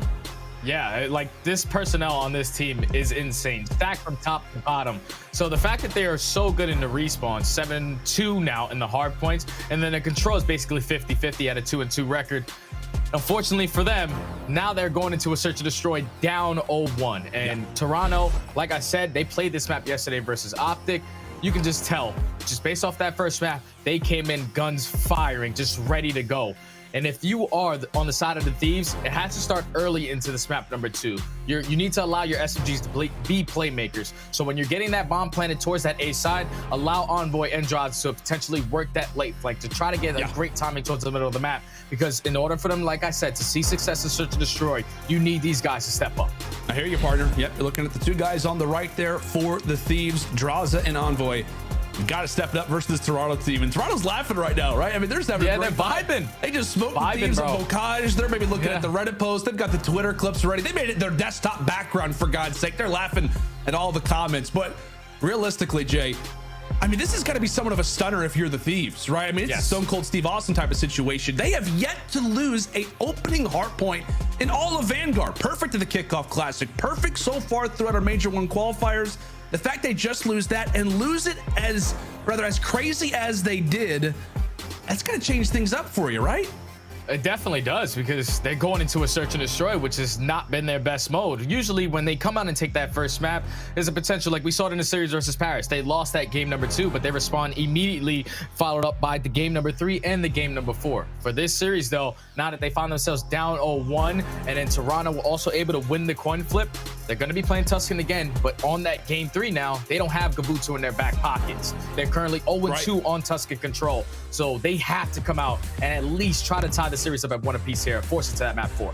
Yeah, without question, my friend. Toronto, they win the coin flip. Advantage for the Ultra. Toronto takes the opening hardpoint. Advantage Ultra. Search and Destroy remains the question. You see the stats, not great for either side, but if we see the Cam Man performing like he did in that opener, it's going to be a rough one for Thieves fans everywhere. Looking at you specifically, Veli. A 1.68 so far for Cammy. We'll see if the Scottish superstar can keep it going. Not the sniper, but the automaton to start, as it's Insight taking down Octane for the first blood. So now it's going to open up this A site wide open for Toronto to get this free A bomb plant. Now this player on the late flank, if you are Kleenex, all you want to do is just stay alive. Keep the man advantage on your side, but he's actually been able to work his way behind Drazah, finds that kill, makes it a 4v2. And this is going to be one of the scarier positions where a guy like Kleenex can work over at P5. You got to be kidding me. Toby, an absolute demon on the map, but thankfully for Envoy, he's at least able to even things up a bit. But right as we say that, Toronto right on cue, fire back with 2 more of their own. Ultra secure our first round. Just a great round out of Ultra to open up with that first blood onto Octane bottom church. Once they find that first kill, they already had full A control. You get that bomb planted, but then the huge gunfight that went over all the way across the map, which is that P5 gunfight. Like Kleenex drops there, forces into a 3v3. You allow Drazah to be a playmaker, to potentially hit a late flank or something. But the fact that Kleenex was able to maneuver his way around, finesse his way into bottom P5, and then eventually come behind Drazah, basically shuts down any hope of confidence the Thief had to try to win that round. See what the Thieves can do on their opening attack. Quite a bit of mid-presence, specifically player 6, Drazah. All kinds of comfy over at the rubble. Toward the side of the church, and it appears that Ultra, a lot of forces established over at field. They are 4 strong. And the problem being is that Thieves have got no visuals on it. Kleenex there to make him pay. The lack of visuals toward one of the primary lanes of the map. CleanX so confident he hops on the defuse, for God's sake. Everybody's staring at him. I can't believe that Toby would do such a thing. As Drazah shuts him down, 25 seconds left. Thieves in a great spot for the moment, as it's now going to be all on to Cammy. 20 seconds left. Cammy, he knows that at least one player is going to be toward top fire. Unfortunately, not able to pick up the kill. And with 14 seconds left, he almost had the potential to make it a 1v1, a clutchable round, but eventually he's going to drop. And the Thieves, they respond with an offense of their own. Honestly, it got kind of scary. We were both sitting there looking at that mini-map. They were getting the bomb down, and no one is watching over that left side lane. But once they were able to at least even up the numbers, make it a 3v3, they allowed their SMGs, Drazah and Envoy, to eventually work late flanks, work through the middle of the map, pick up a couple kills, and tie this game up at 1 apiece. I mean, just the audacity for CleanX to be like, yeah, there's technically 3 alive. I'm just going to go and hop on the defuse. Yeah. What was that? Presence at all? No, I'm just going to hop on the defuse. I respect the idea. Not going to work out. Although Toby is off to a 3-1 start. Got to give him some love for that. Similar to last round, it is the Thieves who, off the rip, establishing 3 players in the field. It will work out for the first bloods. It's been all headshots so far before CleanX comes in and spoils the feed for now. Ultra with numbers, Octane with the sniper though. And you see the adjustments already coming in from Ultra. CleanX gives the information that, hey, we have full B bomb control. Octane is definitely sniping at that A site. So let's just wrap this over. As it should be able to work this B bomb for free. You have one player who's watching the late flank, one player is watching the wrap back. But Octane, he's able to find one. CleanX finds a trade, so now it's on Octane in a 2v1. We'll see what he can do. Cannot get over that little bit of cover. As Insight is there, I mean, just moments away from Octane getting out of that fight. I know he just missed it, but it's a nice snipe headshot there onto Bance. But Ultra able to rebound, able to hold on after what was a little bit of a scary situation. They weren't favored in the field to start things off. CleanX felt like that clutch could be necessary. It's a little dicey there at the end, but overall, Toronto playing their numbers, and now they've got the 2-1 advantage. Back on the attack go the Thieves. We'll see what the game plan is looking like. It's going to be an all-out A attack once again. This time, Ultra, they're not going to use their nades or to try to time them up, as Drazah able to find the first player that's going on the late flank. So now they have the man advantage. Bomb should be planted here soon. We've talked about it, CleanX. That is where he's going to be a lot of the time. Over at P5, they get him down. Got a free open to set up a decent amount. A lot of focus made toward Octane sitting at top fire. He gets dealt with, and now Cammy says it's time to go for Drazah. Oh, closing the blinds. Drazah doing his due diligence, rather. Can't even speak, and neither can Cammy, as he is dead to rights. Bance, a solid movement, at least for a moment. 20 seconds. It's not going great over at P5 for Toronto, and Insight now with the 1v3 in front of him. Not looking solid, not looking great, but he at least has information on where Drazah is. Is it going to matter? No. It's not. It's not going to matter. It's not going to matter, as Drazah, I'm pretty sure he was able to pick up the ace on that round. So talking about one of these SMGs really stepping up in search and destroy, Drazah answering the call. Going to be on a 4 spree. The Thieves were able to respond with their offense of their own. So now we're tied up at 2 apiece once again. So far, it's been offensive heavy for both of these teams. Yeah. And a map like Tuscan, that's usually how it plays out. It is. I don't know what exactly the win rate is or what the percentages say, but yeah, attack without question. More preferred of the two. We'll see how that continues to evolve as Vanguard progresses. It's still early on in the season. What a crazy year it has been. As we said, CleanX over at P5. An absolute menace to deal with as he's got one more in his sights. Envoy there. Also, Octane tosses out the nade. Able to shut down Bance. Meanwhile, Cammy falls with the sniper. It's all going to fall onto Insight. #1 search destroy KD last season. We'll see if he's got some magic. One player approaching from the flank. That'll be Envoy's one to find. And Thieves will secure it and take the overall advantage, up 3-2. And that round just simply comes down to the duo of Envoy and Drazah working that late flank together. Even though CleanX was able to find that first kill, you can tell as soon as CleanX finds that kill, they were thinking about that bomb plan. Envoy finds a trade. Octane immediately finds the nade kill onto the player on site. just great work out of this SMG duo to use their teamwork, to play the buddy system and play the trades correctly, to at least give themselves a number advantage into these rounds. And so far, that was the very first defensive round of the entire game between both of these rosters. Yeah, and if you're Thieves, you'll be happy to grab those every opportunity that you get. As you said, partner, Drazah and Envoy, 2 players that we're looking out for. Great teamwork there in that last round. Oof. Oh, and look at the positioning. They got 2 players inside of middle. Kleenex, to be specific. Are they going to read him on the flank? No, they are not. He sneaks on through. A problem already as he's got words for Drazah and Octane. It's a 2-for-1 deal. Bance now is going to make it a third. All up to Kenny.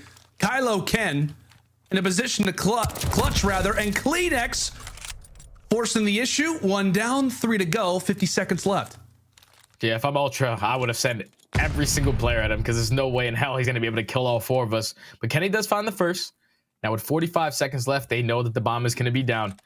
They're all just stacking it, just trying to play this trade. As Kenny's still trying to work his way to try to find a pick.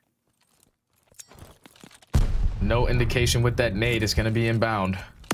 But eventually he turns this corner. He's going to get taken down. And Ultra respond with a defensive round of their own. Tied up 3-3. Anything you can do, we can do also. I can do it too. Yeah, I can do it too. We win attack. I can win attack as well. Defense. Oh, yeah, we got that on lock as well. Tell you what, man. How about this guy, Kleenex? I mean, just the way that he picks off that round. Obviously, he's feeling confident. He wants to challenge Kenny. Yeah. Toby's a freak, and I love it. He's just making plays, man. The fact that he was able to take control of those eyes, work his way up the middle alley, finds a 2-piece. Tell you, this is the playmaker for the Ultra boys. As now we go into the attacking side, Kleenex once again just going to work this P5, not allowing any players on the Thieves side to set up for that late flank. But you have to be careful because the Thieves, they were able to coordinate those nades last time around. You do not want to get first blooded once again. Definitely don't. Utility tossed. Drazah, I think, saw him leave the room, but it doesn't matter because Kleenex has got the advantage. Excellent plays from the Ultra early as they've got somewhat of a pinch established. Octane watching out for his squad mates as now it's Envoy's turn to try to make the plays, get some info. 3 versus 2. Still have a defuse that they have to work on, but as those kills come through, Octane as well finds the snipe on to Kleenex. Thieves reply back. Despite not finding the first blood, they come through and they find everybody else. Great work from Thieves as now they've got the lead. Yeah, that all started with Kenny because they were down a man. And once Kenny was able to even up the numbers, that allows Envoy to work his way up the middle of the map, make it a 3v2, and then eventually he flanks his way back towards middle. He gives the call out to Octane that a player is flanking. Let me just play for the guy fire. Perfectly executed out of the Thieves when it comes to communication on how they want to close out that round, respond, and they take the defensive round, now up 4-3. Yeah, and with that control looming as well. I mean, we talk about it, right? That has been a great map for Toronto. You almost feel it's necessary if you're the Thieves. Despite not being great in search and destroy, it almost has to be a W. Lines it up. Octane seizes it. A big kill there versus Toby to start. Kleenex drops. And Vance runs right into Church. Able to find one onto Envoy. Draws it down as well. All up to Octane and Kenny now in the 2 versus 2 as Insight drops Cammy from the skies. So onto the human turret. Octane, Sogtane, all the nicknames in the world, but can he earn the clutch master? Still alive. 45 seconds. Cammy gonna be able to work his way through the middle of the map. Octane does pick up bomb. He's gonna go for the immediate bomb plant. So now it's gonna be 45 seconds. Cammy has to make his way towards that B site. He's gonna attack it through top P5. Octane's just gonna reposition, take control of the back spawn. And this is such a huge round between both of these teams. This is the game-changing round right here between both of these players. It absolutely is. Cammy fires in. Octane instantly goes for the reach out, and it will be Octane. 1v2, a huge round that Thieves needed to take, and Octane will deliver. And let me tell you, the confidence out of Octane, too. You know, he has the submachine gun in his back pocket, but once he spots Cammy drop down towards that site, the confidence out of this guy to go out there, pull out the boomstick to close it out in that fashion that he did. Huge 1v1 to go up 5-3 now are going to be the Thieves. We were asking for a response after such an abysmal first map out of the Thieves in the Search and Destroy, which is their worst game mode. And they are 1 round away from tying this series up. Like we said, it's been a day of just throwing the stats away, honestly. So many upsets, so many crazy games. Back and forth we go, but Cammy, all the superior, locking down this head glitch. It's a 2-for-1 in favor of Toronto. Vance, hot on the flank. All up to Envoy now in a 1v2 as his information is going to be known for Toronto. He shuts down Cammy, so they're going to have a good idea of where he is. Bomb has been planted, so he's got a lot of work to do and not a whole lot of time to do it in. Toronto stay alive off the clutch there from Octane, now 4-5. And that's just another great round out of the Ultra to not delay their A plant this time around, because Thieves, they have been setting up those teammates to try to get him off bomb every single time. Kleenex, he finds himself on the late flank once again, takes down one before he drops, but then a huge gunfight coming in from Cammy to put the number advantage in their favor, finds that pick towards the A site, and eventually Bance flanks the last player, forces it into a 3v1. So Ultra doing what they got to do to keep themselves alive in this game. But now they're going into another defensive round. If I'm the Thieves, I'm just working this A plant immediately. Toronto, a much more slower attack. We've seen them, or rather defense, excuse me. They've done all kinds of different things on defense. They've sit forward in field. They've rushed middle. This time around, a lot more standard. And Thieves, not all the confident. You see them. They're looking toward field. They're double checking, making sure that everything has been covered. Not feeling secure about getting that bomb down. Drazah takes quite a bit of damage, and how about that angle right there from Insight? So difficult to get players off a bottom fire. He repositions, and now Kleenex stuns tossed out toward either end. Can it be another first blood for Kleenex, or has Kenny got his number? Ring around the rosy. Kenny takes him out with the pistol. And that's such a big kill, because right there, basically the Thieves, they're playing for this A plant, but Bance is actually gonna hit the flank as well. Now with 30 seconds left, the Thieves have to try to work this plant, but Bance is gonna cause some problems, making it 3v3. Makes somewhat of a difference. Cammy misses the snipe. He misses the shot. Fires out another. Bance looks to join him, but he takes one off of the plant. It's all on to Bance now. The 1v2. Bomb's gonna get planted. Octane has the challenge. Bance, knowing that he has got some room to work with, does get dropped.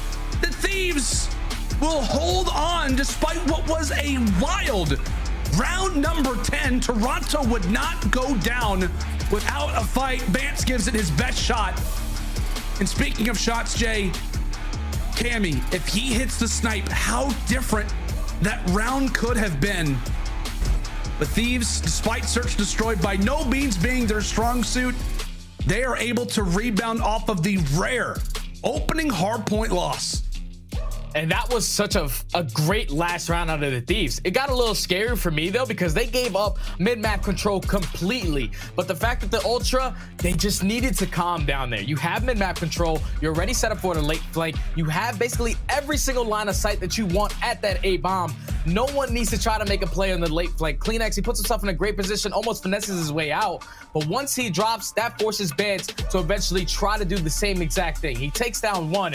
But even in the final nicks of time, LA Thieves, they got that bomb planted with about 10 seconds left. If I'm the Ultra, I am not moving my spot. I'm holding the exact setup. They gave a full mid-map control. They could have forced it to around 11, but the fact that they got a little bit overzealous, went for the late flank, it costed them in the long run. Now the Thieves tie it up at one apiece.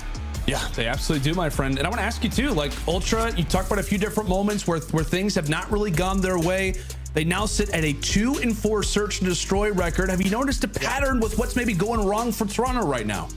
It's just when they feel like they always need to make a play. When you find yourself in a situation where you have the man advantage or you have full-on map control, like that last round needed to be locked up for the Ultra. Like I said, they had every single line of sights on that A bomb, and they knew for sure that they were not at B. You have mid-map control, you have control of Church, you even have control of their side of the spawn. And the fact that the Thieves were able to close out that round shows that they were prepared for that late foot to come in. And Ultra, you just need to relax when it comes to those late rounds, because like I said, if they just set up towards the middle of the map, potentially goes to around 11. But now we're going into control, tied at 1 apiece. Even though it's a little bit on the side of Toronto, that's just a complete momentum switch up for the Thieves side. Yeah, the comms are aligned, but maybe the search destroy gameplay, not exactly the same. We'll see if that could change now coming into this next control, but it's a 1-to-1 game, and I guarantee you probably had it reversed. I know you had the Thieves taking the hard point, you had the Ultra taking the search destroy. Flip those predictions and throw them out when it comes down to this control. It's going to be a spicy one, but we stay on some good old Tuscan. Stay with us as the Game Fuel marquee match continues right after this.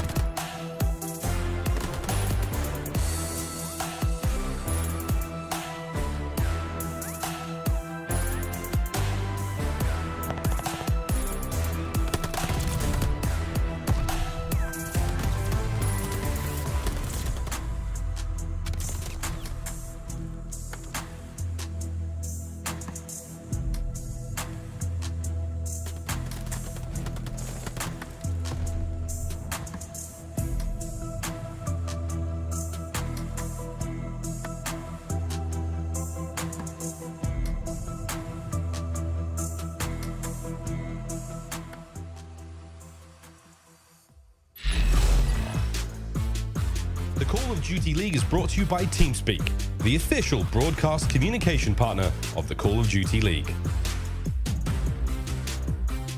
The Call of Duty League is brought to you by Game Fuel. Victory in a can.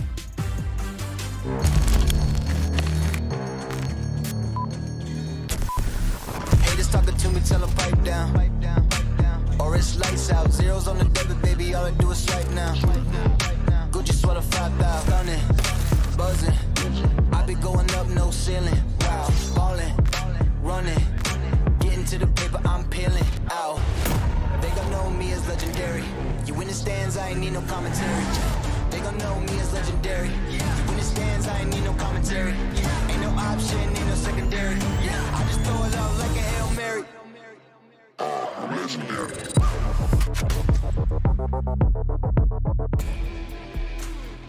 Welcome back, ladies and gentlemen, to our Game Fuel marquee match. Let's see how Social's reacting to this bad boy of a series. Bryce says, Ultra are back with the vengeance. It must be F8. We love to see that, Bryce. Thank you for the tweet. Love to have you on the broadcast, and it's absolutely accurate. The Ultra come out with some fires. Big thing for Thieves is that they come back on the opposite end and now take us in this search and destroy to a 1-1 scoreline. Leto Study here for your Game Fuel marquee match. It has been a grinder up to this point, but now it is time for some control. We head to Tuscan for it. And Jay, at the start of the day, we were talking about the coin flip, the reason why that is a big deal for this series.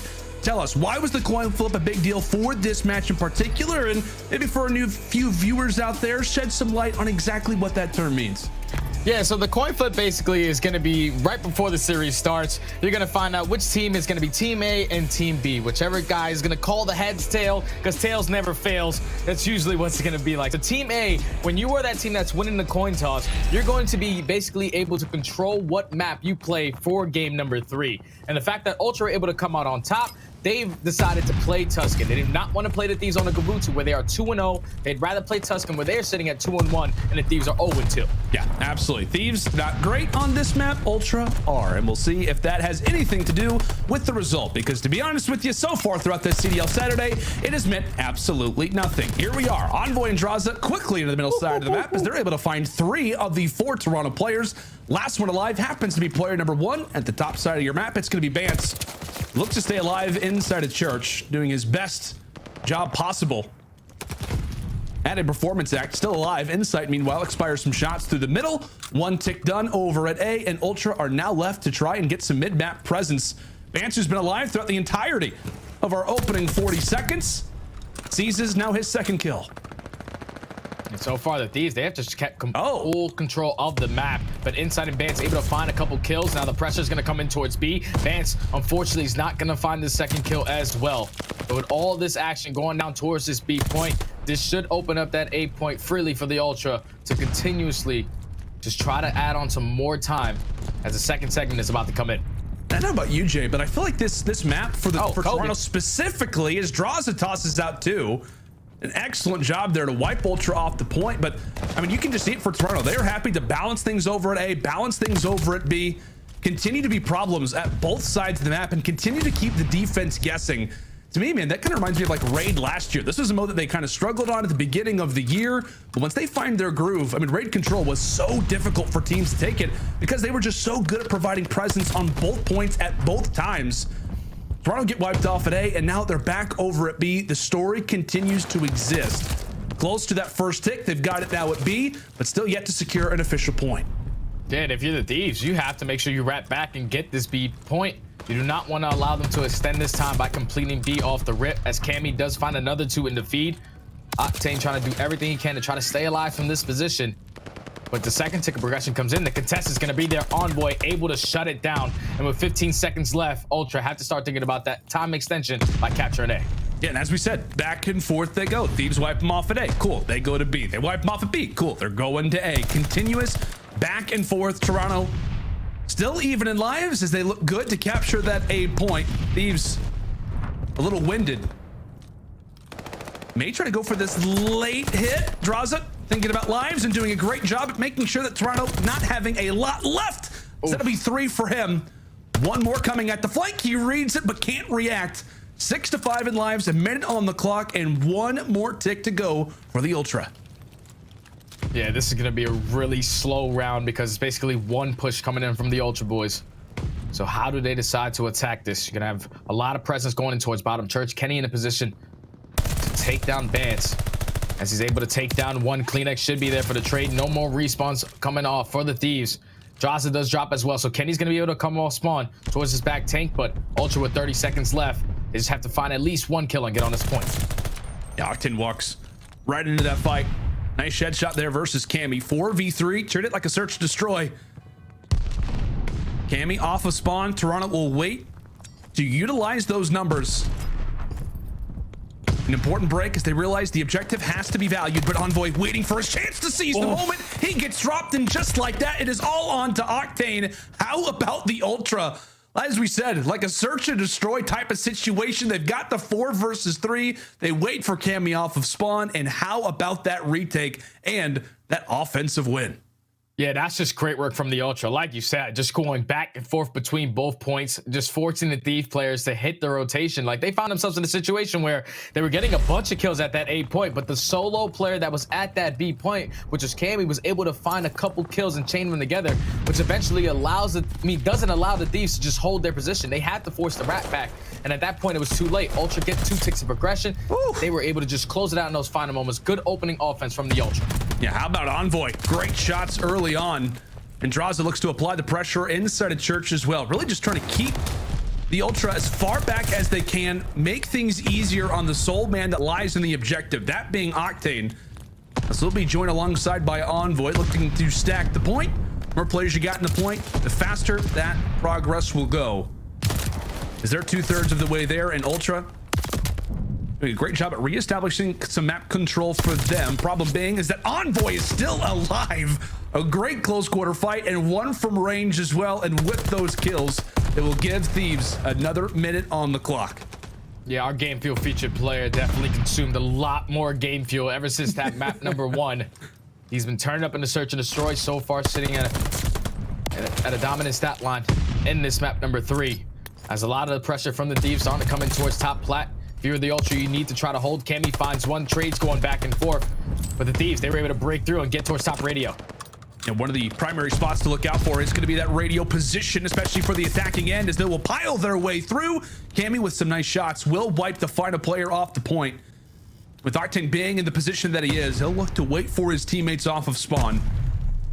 The right play to make, and given the weapon for the time. Oh, in close quarters positions, we're calling it right on out. Putting some nice shots into Cammy, but finally does have somebody to join alongside of him. In fact, it won't be the gun, it'll actually be the stun. It takes down the Scotsman. Octane has been here the entire time, and his teammates have no joined alongside of him. Some great work there for Octane, but at the end of the day, no real map positioning there for LA Thieves. Toronto continued to hold the line off of what was a long possession there for Octane. And now with a minute left, you see Cammy unfortunately going to push out a P5, give a free kill to Drazah. A couple players from the Thieves are setting up for that pinch as they take control of TJHaly.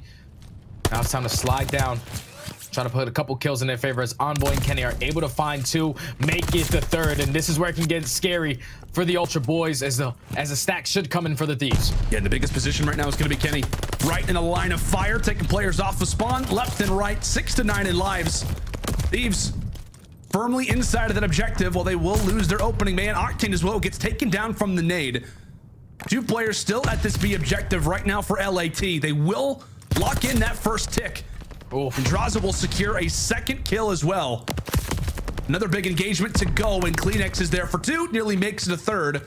2 players once more on the objective as Bance wipes away the first, and from the skies takes down Envoy. 1 life remains.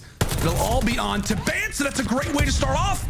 That's an excellent way to start off. Drazah goes for the challenge. It got dicey, but Thieves will win it based off the lives alone. My goodness. That's just great work from the D's to take control of top plat. Envoy and Kenny really starting it off by finding those 2 kills. Once Kenny was able to turn his way towards top plat, find that 3rd. The trade does come in eventually, but they were able to put themselves in a great position to set up for some spawn kills. They were able to take the lead also in the kill department, just in case it does get to that round number 5. But an offense responds with an offense. Like you said in that map number 2, anything you can do, I can also do it. We'll see. That will continue to remain the case. Is Ultra very aggressive for the front field side. Meanwhile, Thieves realize the opening position inside the middle. They'll make Toronto pay for that aggression with aggression of their own. Bance, by the way, 21 and 12 off the rip of this game. And we know that every single kill that Bance gets is a frustrating one if you're Thieves. It's a lot of kills from the flank. It's a lot of crucial kills inside of the point. Some great work for Bance early, and we'll see if that can continue to be the factor as the SMGs are firing right now over at this A objective. They're just putting on so much pressure as CleanX finds the first, trying to take down the second on the Octane, but unfortunately he dropped. But that eventually opens up the point for Envoy to hit that flank, to take these Ultra players off of that point. So now the time is still starting to dwindle down. 50 seconds remaining. LA Thieves, they have full map control. If you're the Ultra, you have to try to find a pick, and inside taking down Envoy could potentially be the opening they were looking for. In Toronto, though, they've been great in these neutral retake positions. Instant trade. Going over toward top broken. CleanX, a big fight to take, but it's Octane on the other end that's able to lock him down. Able to escape with his life, and now it's time for the MP40 to do some damage. Calling upon Octane to do it in multiple rolls. It's Vanguard. It's an interesting title. At that insight falls. Drazah with 3. Great plays coming through from the Alaskan Assassin. 24 and some change left on the clock. And the Thieves tell Drazah it's time to fly. It's time to fry. He gets dropped as well. Aggression met with aggression on the other end. And Jay, it just feels like when one team gets aggressive, the other instantly makes them pay for it. Toronto very close to capturing the point, but Thieves break in at just the last moment. Ultra moments away from going for the successful capture at A. Envoy's jumping through everybody. 13 seconds, and Ultra cannot afford to get anything going. The middle map they try and progress through, they continue to fall. 3 more in the feed, and it does not look good for Toronto. 0.4, caMi still alive. They get on B, though. They get on B. They stop the clock with about 0.4 seconds left. So now if you're the Thieves, it's all about just getting this player off that site. They do a great job of doing so. And that was a dominant defensive round from the Thieves. Like, just when we thought that the Ultra, every single time they were so close to capping A, some great teammates come in, followed by some great submachine gun work. We saw Drazah was able to pop a 3 in the feed at one point. Envoy with the late flank able to find 2, just keeps the map control. And that's got to be super frustrating for the Ultra, because off the rip of that, they only had 1 player stacked on it. They were getting a majority of those kills, but the fact that they were not able to close out that A point, it's kind of scary for them. Thieves are able to open up a big kill margin if they do make it to that round 5. Yeah, it just goes to show the slang talent that exists on both of these teams is absolutely impeccable. We know what Toronto was able to do last year, and so far, at least in Hardpoint, we know that can translate to another respawn. The Thieves, an excellent team of that as well. How about this late flank from CleanX? We know him to be such a problem in this, in search and destroy, and doing it in control as well. Able to find the first, now takes down the second. CleanX, a one-man wrecking crew, as the first hit will be successful at B. Kenny falls as well. It'll be into the 1 versus 2. As Octane still alive at the back of the base. On a 4 spree, now calls it 5. Great plays from Octane as he drops. It's that A point that now flows for the Thieves. So much pressure from the Thieves to get that first tick of progression towards that B point. Will make their job a little bit easier. They're able to complete this A point now with 1 segment done. But it's looking like the Ultra, they're just going to set up for the kills. They're not going to attack the way that the Thieves were on the defensive side. They said, hey, you can have this extra minute. We're going to try to do it in the slaying department, as caMi's going to work his way towards the flank, finds 1. And just going to play for some spawn kills. Not even going to contest it, not trying to influence these spawns for players to try to overextend towards B. Oh, and the great awareness as well, rather, to know where Octane is exactly going to be. In the meantime, while caMi was on the flank, that A objective did get captured, so another minute thrown onto the clock for the Thieves to work with, and they've got 3 strong right now inside of the church. A mid-map position as well for Octane, as he'll have a chance to take down player number 2. Speaking of 2, a double lineup potentially for CleanX, as he's not able to answer. And that's going to be 3 down. 3 down for just a moment for the Thieves. Envoy does not spot the shoes, the player that he happens to run right past. Vance makes him pay for it. Halfway there are the Thieves. They continue to battle, but with 1 player alive, that being Drazah. He'll have to back on up. See if he runs right into the jaws of caMi, or if this will be a problem of a spot for the Thieves. 1, make it 2. Big 2-piece coming in from caMi to just keep the positioning in towards P5. Kenny does find 1, but caMi finds the 3rd. Now you just want to put the pressure on. You don't want to give the Thieves any breathing room as they're trying to run out of their spawn. They do find 2 kills, though. Now they're attacking through plat. CleanX has to try to go big. He drops, and now this may be the opening that Thieves are looking for. Yeah, it absolutely could. Be in mind, player number 1 in Bance. He'll look to make the flank. That's 2 Thieves dropped in this attacking position. Oh, right next to him. Right High next five. to him. The guns really hit each other. So the first wave down, 40 seconds left. We're even in lives. Potentially the final push out of the LA Thieves. We'll see what they can do. We'll see what they can muster up as Insight looks to back on up. Wait for some teammates. Drazah thought he went toward top patio. Not going to happen. A great early break off for the Ultra as they will shut the door in the face of LAT. 25 seconds left. Yeah, if I'm LAT right here, you see what Octane is doing, just backing up. They know that they have control of the defensive round for that round number 5. But if you can pick up a couple more kills, why not try to run the round? As Drazah is able to work that first blood, but just pay attention to the minimap. Look at number 7 in Kenny. Gonna work his way towards top church. This is gonna be the last push coming in from the Thieves. They find 2 kills. They can close it out here. They absolutely can. Ultra. Vance is able to take down 2. He's able to take down 2. Insight, meanwhile, finds the 3rd. All on to player 7. That will be Kenny. What was an excellent push from the Thieves. Responded back by the Toronto Ultra with 4 of their own. A team wipe. And just like that, we've got ourselves a round 5. I'm telling you, it's got to be so annoying playing against bans because every time you feel like your team is set up for success, you find a nice 2 kills, you start to push up on the map, but you haven't killed Bans yet. He was able to work his way behind a couple of those players, find that 2-piece, which eventually just shuts down the push from the Thieves. It looked beautiful to start, but at the end of it, Bans was able to clutch up. Now we're going into a round number 5. Ultra are going to be on the offensive attack. My main focus point right here, though, has to be just complete the save point and then use whatever clock you got left to try to win it in the slaying department and capture B. Oh, and a very aggressive little play there from Toronto. Both players thought the exact same thing. And Octane will make them pay for it. A 3-to-1 transaction favoring the Thieves. Meanwhile, player 1, of course, it's Vance. Man, just to sneak his way on through. You said he's an annoying player. We absolutely love Benjamin, but as we said, frustrating to call it lightly. Wow. He will set up the play. Toronto rotate from A to B, and now they've got themselves in a wonderful position. Now all onto the Thieves to retake this. Yeah, the Thieves need to come out on top in this engagement as Octane does find 1. He does get traded, though, but Kenny finds 2, and eventually the trades will be there. 2 ticks of progression does come in for the Ultra side towards that B point, but now that the Thieves have so much pressure towards the middle of the map, they are here, they're ready for the push. Yeah, and you saw, right? The Thieves instantly off of spawn. Cool, we wiped them off B. Everybody sprint. Everybody run as fast as you humanly possibly can to get over toward A. The Thieves aware of the way that Ultra like to make you work for it. As now they found themselves at B once more. They found themselves here at Insight with a nice little kill. Making Envoy rethink that push, as that's going to be the B point secured first. Untypical plays, but that is the name of the playbook if you are the Toronto Ultra.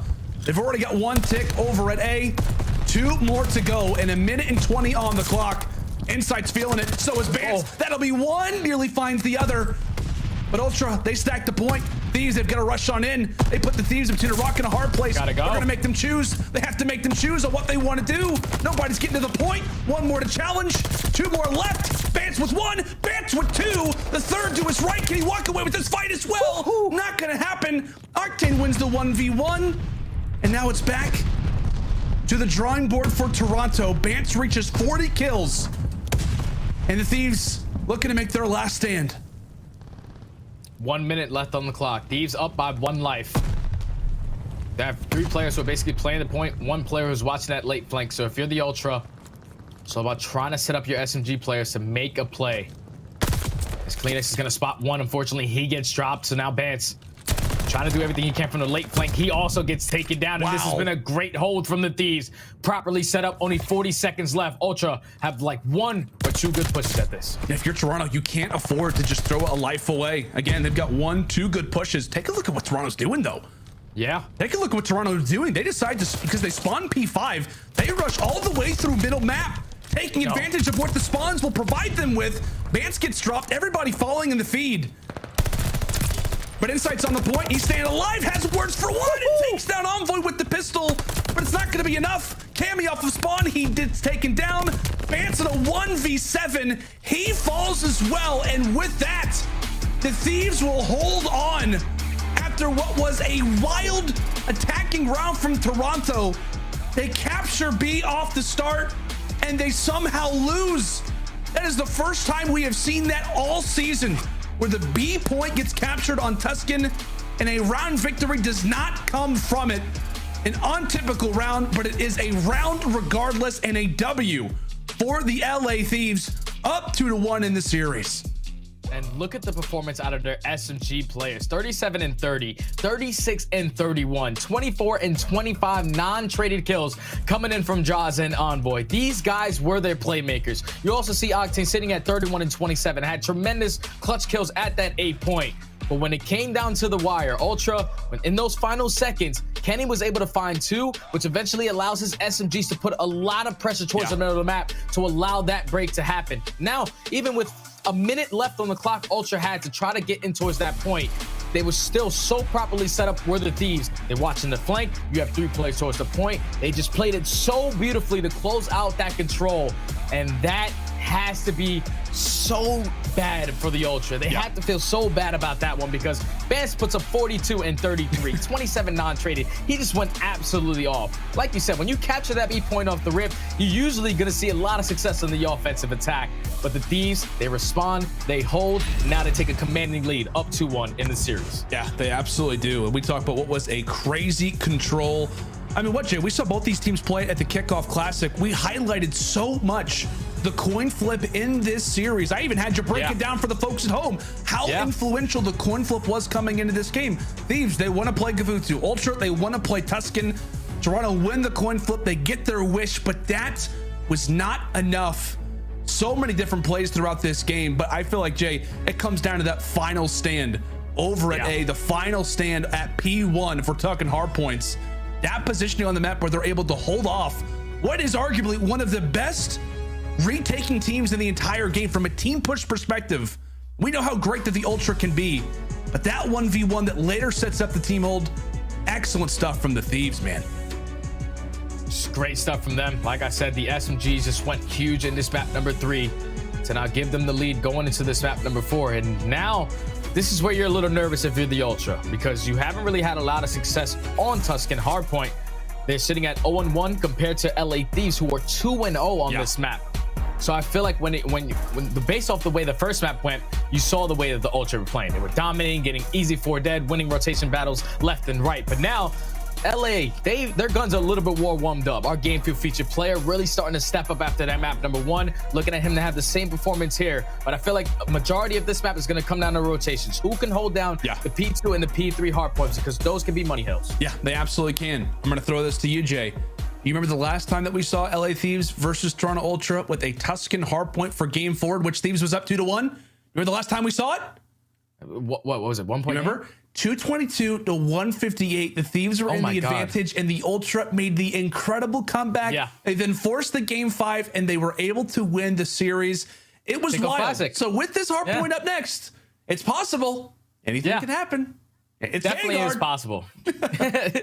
But if Vance is putting up the performance that he is, man, 40 bombing the control, I'm looking at the other players to start to step up, because especially on a map like Tuscan, Cammy and Insight need to be winning a lot of these AR battles, especially when you get towards that P2 hardpoint, when you get towards the P3, towards back God Heady. Those can be the money hills. That's the way that Ultra are going to be able to get back into this game, is with great holds. They're a great team in hardpoint. We saw what they were able to showcase in that map number 1, complete dominance there.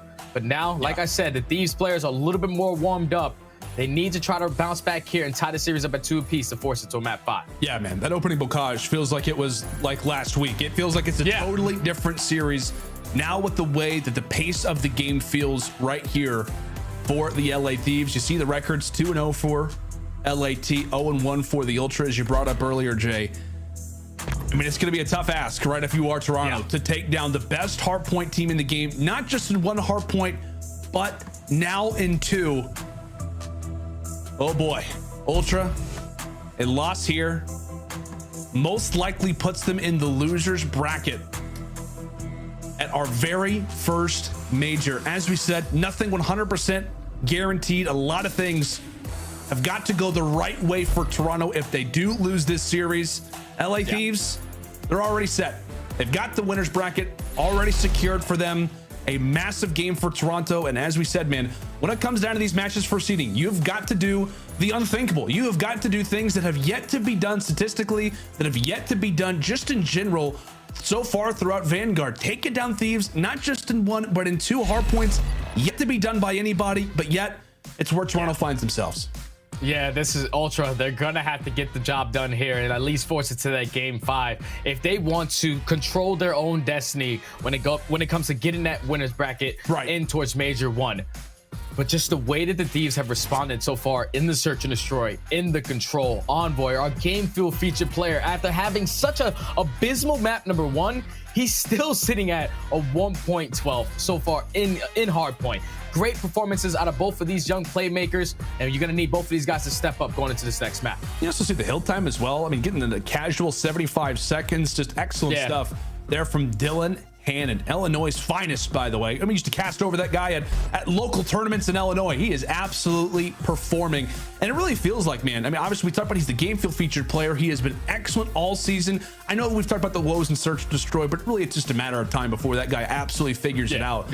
But really with this roster specifically, it just feels like Envoy is almost free. I mean, he's got players who are great communicators. Kenny's going to take that leadership role a lot, but it just feels like in this group, he fits in so well as Envoy. It's because like the personnel that he has next to him. The reason why Envoy is able to run around freely is because Kenny and Octane are dominating with the ARs, and then you also have Drazah, who's just putting non-stop aggression. So eventually there's going to be 2 lanes for SMDs to hit. Drazah is going to take the super aggressive route. That's going to allow Envoy to hit the late flanks, to be the playmaker, to eventually flip those spawns. And so far in this series, he's really stepped up. But you see these stats from Bance. 80 and 61 so far in this series, sitting at a 1.31 KD. Putting up MVP numbers right now is young Benjamin. He's going to have to continue that on in this map number 4 if they want to stand a chance here. Yeah, absolutely. We'll have to. Here we go. Here we go. Into the game 4, Tuscan Hardpoint. Will it be our final map of the day, or is it just the start of something special? We're about to find out, as Ultra will have preferred spawns off the start, walking away with that early time. They're able to find 3 in the feed, make it 4. And they flip the spawns as well. This can start to get scary or out of hand early into this one as the Thieves.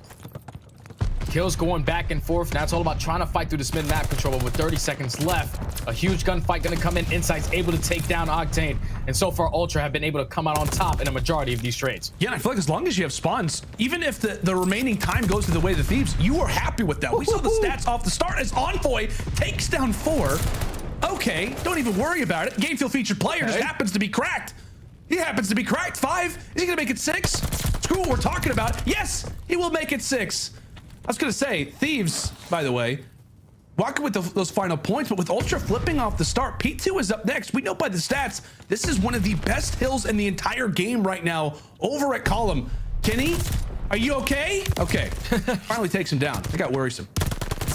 Trades going back and forth, but the Thieves are able to win a majority of these trades. Now, this is where it can get scary for the Ultra, because now if the Thieves are able to chain a good chunk of time of this P2 hardpoint to that P3, they already have the spawns.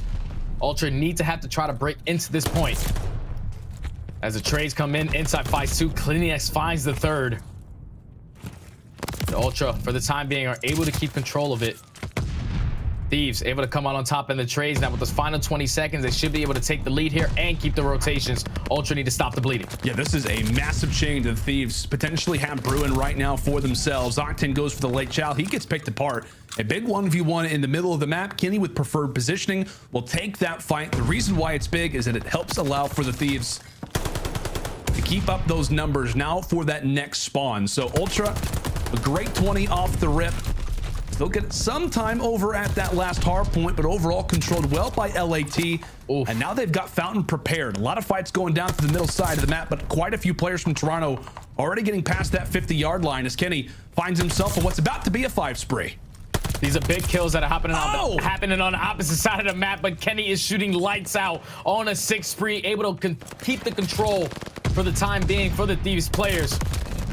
Attack from the Ultra, starting to come in from top fire, from back roofs. The pinch is going to be here, and with 25 seconds left, if you can hold this from the front, you're going to be in a perfect situation of the Thieves. They're going to break in, but you're going to be the Ultra, and this final 15 seconds should go in favor of them. Should be able to allow the Thieves off the rotation. Yeah, it absolutely is. Toronto going to go ahead and crew those final 10 seconds.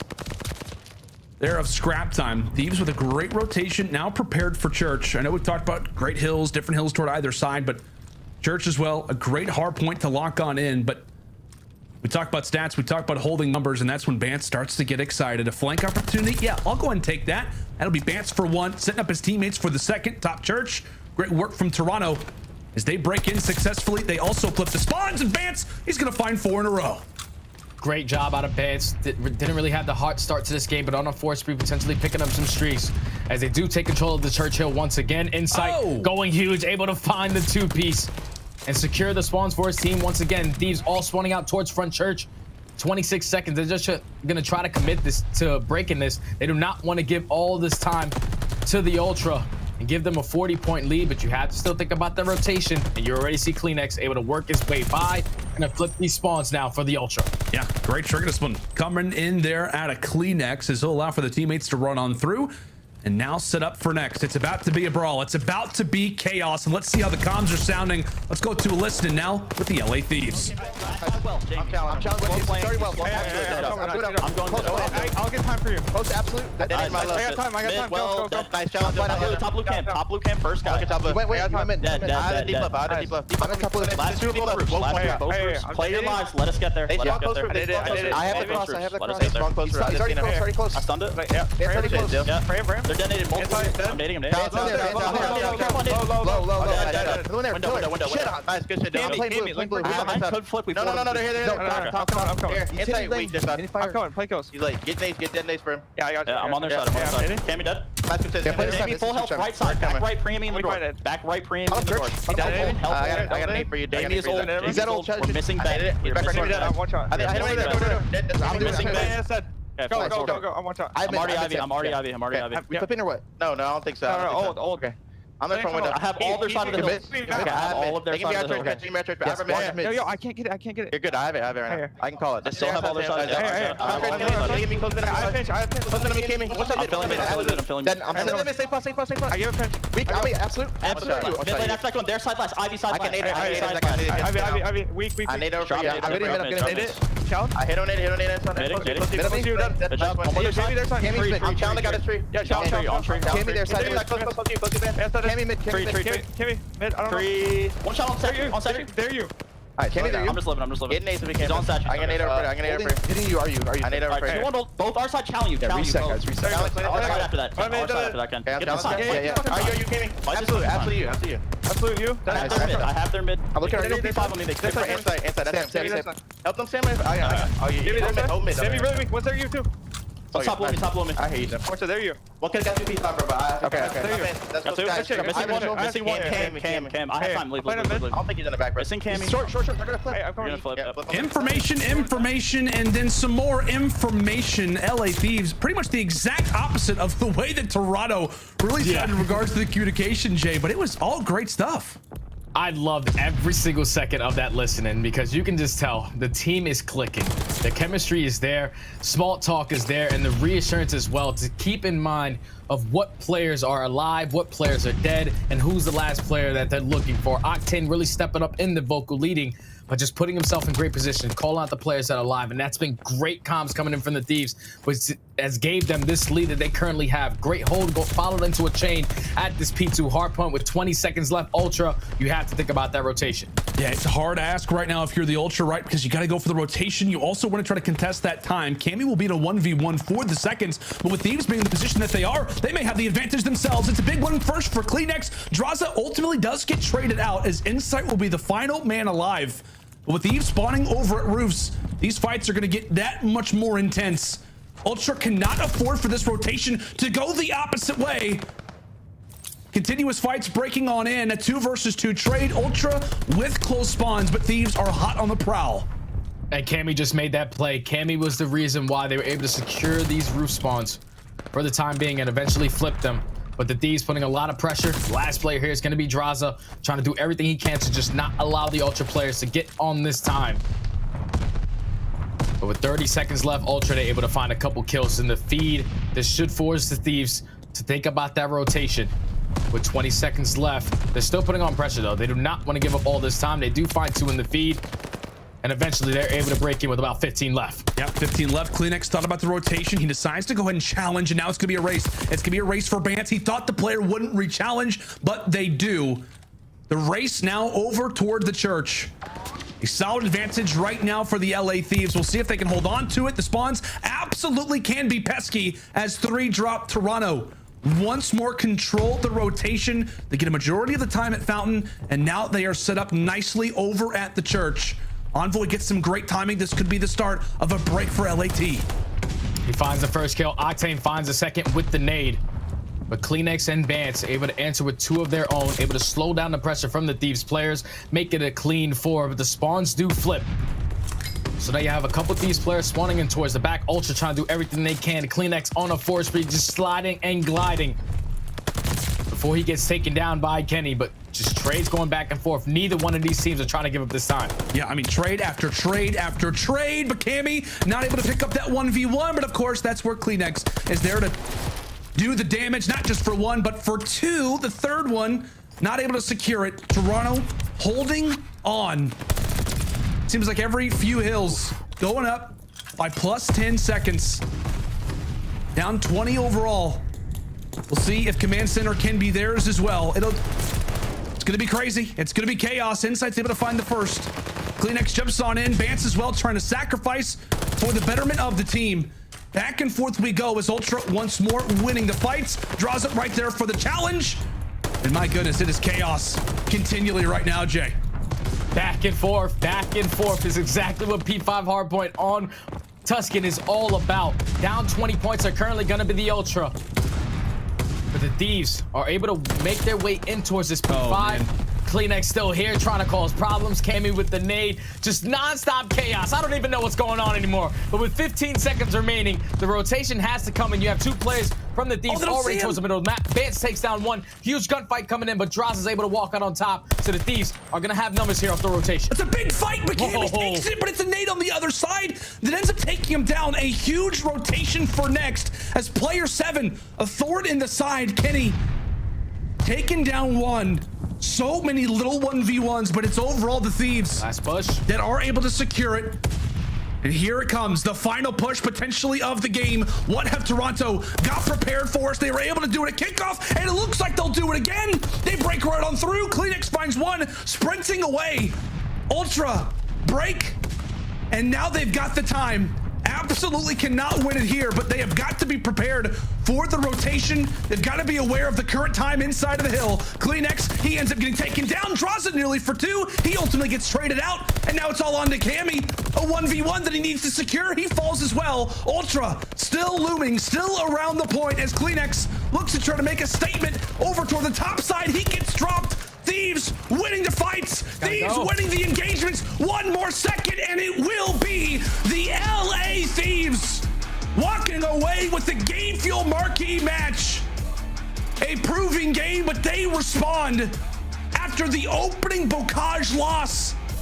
We thought the Ultra were going to come through and dominate after the way they looked in the game 1. But it is 3 straight for the Thieves. My goodness. Let me tell you, I'm at a loss for words. That was a great series between both of these teams. But in those final moments right there, the Thieves basically do the same exact thing that they did in the control round. They have 1 player who's watching the late flank, and that was going to be Octane. Octane's job right there is just to win that 1 gunfight, because a lot of these kills are going back and forth. As long as Octane was able to win that 1 gunfight, he secures the spawns for P2, just in case Ultra are able to hold the remaining time on that P1 hardpoint. But once he finds that kill, they were able to find the second through middle map. This eventually allows the Thieves players, they have the man advantage to just play the trades. Beautiful adjustments coming in from the Thieves to attack through the middle of the map, go 1 for 1, 1 for 1, and then eventually come out on top at the end of that P1 hardpoint. This was insane. This was an insane hardpoint, an insane series between both of these teams. Let's watch it back, Jay. I think it deserves a rewatch. It absolutely 100%. does. Walk me through it, buddy. So right here, when Octane picks up this kill, that's such a big kill, because then eventually it allows his SMGs to put so much pressure throughout the middle of the map. Now with 20 seconds left, Cammy, he does find 1, and then eventually Insight gets himself into the play as well. but they were just doing such a great job of just keeping mid-map control. You see Ultra there consistently just flooding the left side, not giving themselves many angles to attack this point. That eventually allowed Kenny to just dominate the middle of the map, win the majority of those gunfights, and the Thieves on the final hold, all they have to do is take down Inside and Cammy. They were able to do it in such a great fashion. But it all just comes down to their middle map presence. The fact that Ultra just continuously kept tunnel visioning towards the left side because they know at that point in the game, it's crucial. We got to get on point. We cannot allow them to win. Yeah. You cannot go for a long route in that situation. Thieves just had all map control right there to close it out, and they take it in a 3-1 fashion after getting absolutely smoked in the map number 1. Great bounce back from the Thieves. Yeah, I mean, a total turnaround. Obviously, some very, very close games all throughout those final 3 there for the Thieves. But as we said, man, it was the Kickoff Classic rematch. It was the story of Thieves going up big in the Tuscan Hardpoint, and I started to feel it. There were some moments where I was like, okay, it's going to be the same story. We're going to go to a game 5, but no, the Thieves are able to hold on. And how about this W for this group? I mean, a team that obviously had a great performance at the Kickoff Classic. The only thing that really everybody talked about was the fact that they lost that Tuscan Hardpoint. They get their revenge this time around. And how about a turnaround for this team? They will finish off the Major 1 qualifiers with the 4-1 record. On the other side for Toronto, Jay, a scary situation, right? They go 2-3, winners bracket not guaranteed, and now their fate falls into a number of different results. A wild way to close out this CDL Saturday, as we'll bring back in the desk. Guys, it was a fitting way to end out what was a wild 4 matches that we had. Yes. Belly, how do you feel, buddy? I'm feeling good, not just for this series in general, but just for the entire day, right? This is the day of upsets. I feel like, every single match was basically an upset if you count that one as an upset, right? Yeah. Because granted, Toronto didn't have a better record, but they did win the Kickoff Classic. So I think a lot of people were going into that one, me included, expecting them to win it. But what we saw out of LA Thieves was just unbelievable, especially in that search and destroy. I mean, Drazah did a great job of neutralizing Kleenex in a lot of those rounds. I felt like in like 8 of the rounds, Kleenex was involved in the first blood. But Drazah was able to get him a couple times by that P5 to alleviate that pressure, which is just beautiful. That was what I was looking for LA Thieves to do, was to step up in the search and destroy. But also, the next 2 maps, Tuscan Control, Tuscan Hardpoint, like they were looking great. They fixed their mistakes from when they played them at the kickoff, where they did lose that rotation to the P1. Well, this time they made sure they held strong, so they did great. Yes, now, ladies and gentlemen, we have a Game Fuel post-victory spotlight interview with the one and only Envoy. Get the man on the screen. How you feeling after that big dub playing against Toronto? Feeling great, man. Happy we got our revenge on those guys from the Kickoff Classic, and I mean, those guys had my number all last year, so just happy to beat them. And you know what? Of course, S&D was the big question mark going into the series for you guys. And not only did you win it, but you had the highest KD on your team in the lobby, man. So you got to tell me the preparation going into that Tuscan Search and Destroy that elevated coming into the series. Yeah, so obviously we're doing really good in hardpoint, but our search and control has been lacking. So as long as we get some wins there, it'll be easier for us to take these series like we did 3-1 instead of going like last map. But I mean, we've just done a lot of work to our S&D. I feel like the first couple weeks of the year, I mean, we weren't very comfortable, and now we're just, settling in. We see. Well, congratulations on the win. You guys had an amazing qualifying stage. Good luck at the major. But I want to ask you, where do you feel like you and your team grew the most throughout Major 1 qualifiers headed into first major? I think it's just working on our system. I mean, we go over so much shit each day. Excuse my language, but that's all day today, man. It's really just our system. Taking the long route off spawn, making the conscious right play, and it's working out. Absolutely. All right, well, thank you so much for taking your time to pull up to this interview. Any last words you want to say to the fans out there, the people that have been rooting for you guys since day one? Yeah, shout out to all the fans. Thank you guys for all the support, and hopefully we see you guys at the major. Beautiful win, man, and beautiful interview. Hope you have a great night. You guys as well. No problem. I was waiting for an answer right there. It was quiet for a second. All right, so aLLeY, today was definitely a day.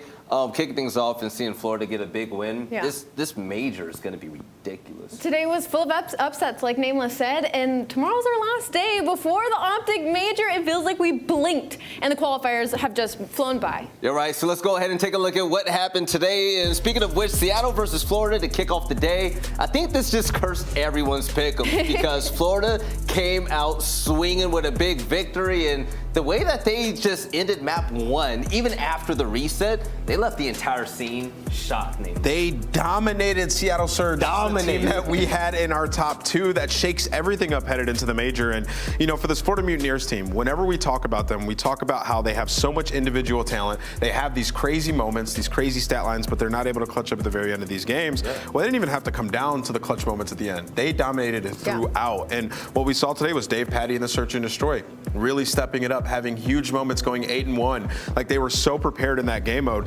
And even on the control, man, it was damn near flawless what we saw out of this team. So it's really a question mark. That's why I always ask them in the interview, like, what leads to the inconsistency? I'm waiting for them to tell me exactly what it is. So we'll see if they're able to keep this level of play throughout the major. But that's a good sign going forward, playing like that versus Surge. I mean, we've seen it time in and time out. I mean, Vivid when it comes to the first map, Awakening when it comes to Search and Destroy, Dave Patty just being clutch and making sure that the team rallies behind him in his streaky plays. Florida has what it takes, but on the side of Seattle Surge, I don't think this is a time to panic at all. I mean, you can't just be perfect forever, right? You're gonna catch a few punches. If we aren't gonna write off Paris Legion starting completely defeated across the board, if we aren't gonna write off Legion just catch New a York, like, if we're not gonna write off New York, there's no reason we should write off Seattle heading to the major after this loss to Florida. I think this just attested to what Florida is capable of doing. I think Seattle Surge got caught off guard a little bit in that first hard point. Right, and the second matchup of the day, Boston versus New York. And hey, yo, New York finally got a win. Finally got a win. Search and Destroy looked unbelievable today. They had, you know, something to take away from it, right? Like, these guys, they played so good in that game mode. Hydra, he really put the team on his back when it comes to that Game 5 Bocage. But, you know, this is a team that's went through so much, right? They've already had a roster change, and they've dealt with a lot of turmoil. So for them to get that win, that's huge for the confidence purposes going forward. And it also shows them, like, what they absolutely need to work on. There are a couple scenarios on maps 1 and 4. If one kill goes their way, it changes the entire outcome of that map, right? So great moments throughout the entire series for them.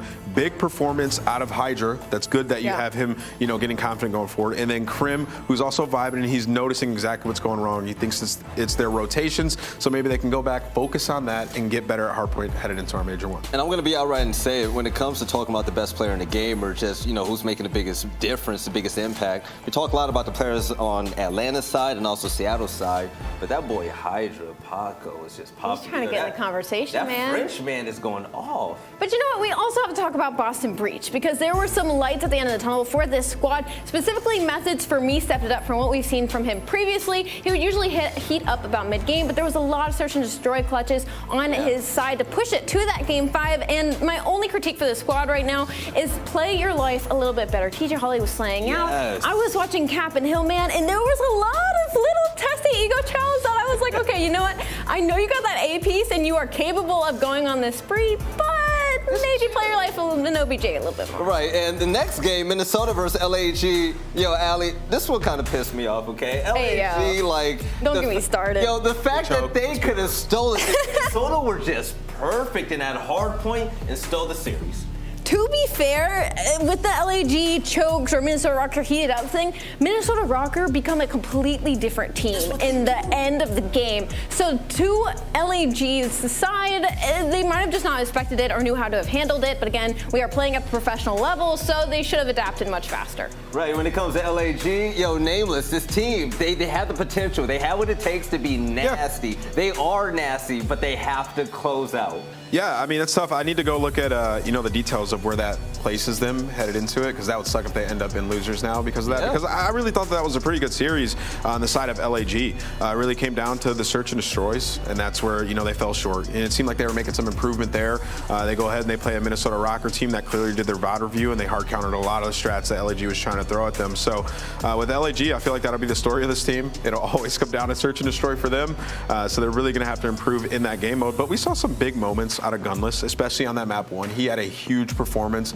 Like, there was a moment from P3 to P4 where he literally didn't die for a minute and 30 seconds, which is just insane on a map like Bocage with an AR in your hands. So this is an extremely dynamic team in hardpoint. I expect them to go toe-to-toe with every team that we have in the league. I agree. Just Search, like we said. It's going to be the bane of their existence. No, I completely agree. All right, so the biggest story today, in my opinion, was the fact that the New York Subliners were able to get their first big win of the season.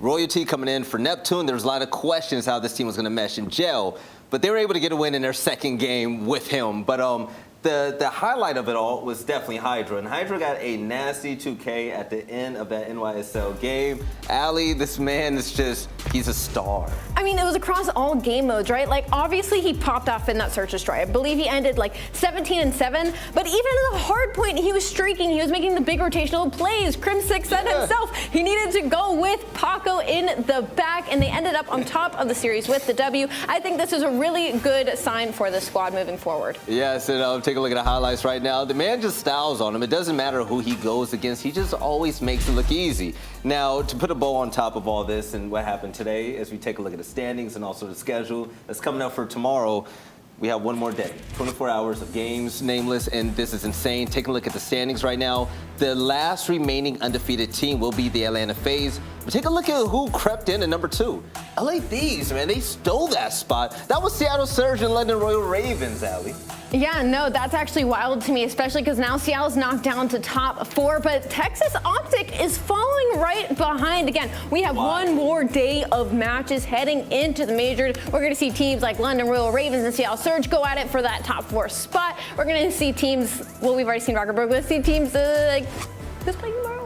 A lot of people. We're gonna take a lot of people are playing tomorrow. It's been a long day, guys. My brain is mush right now, but I'm taking a look at the points as well. Absolutely insane. The beauty about it all is the simple fact that heading into the major, it's not just one team that we can sit up and say, hey, they're gonna dominate the competition. Nobody's gonna touch them. Heading into this nameless, I feel like this is any team's game. Top 8 is looking nasty. Yeah, the top 8's looking nasty. I mean, I think there's upset potential with a lot of these teams, right? Like, even you look at LAG, who we just saw in this match. Like, LAG, they play great in hardpoint. They could easily go up against one of these top 4 teams that we have and upset them, right? Round 1. So you never know what's going to happen. Expect the unexpected. Today we had 4 upsets, technically. That is insane. By the records, yeah. That is insane a week out of the major, right? Like, these teams are supposed to be in major form, so it's going to be wild. Right now, aLLeY, I forgot who was playing tomorrow. I know NYSL plays Atlanta, but that's it. Only because of Crim's interview. Let's take a look at the schedule to remind us all what's happening.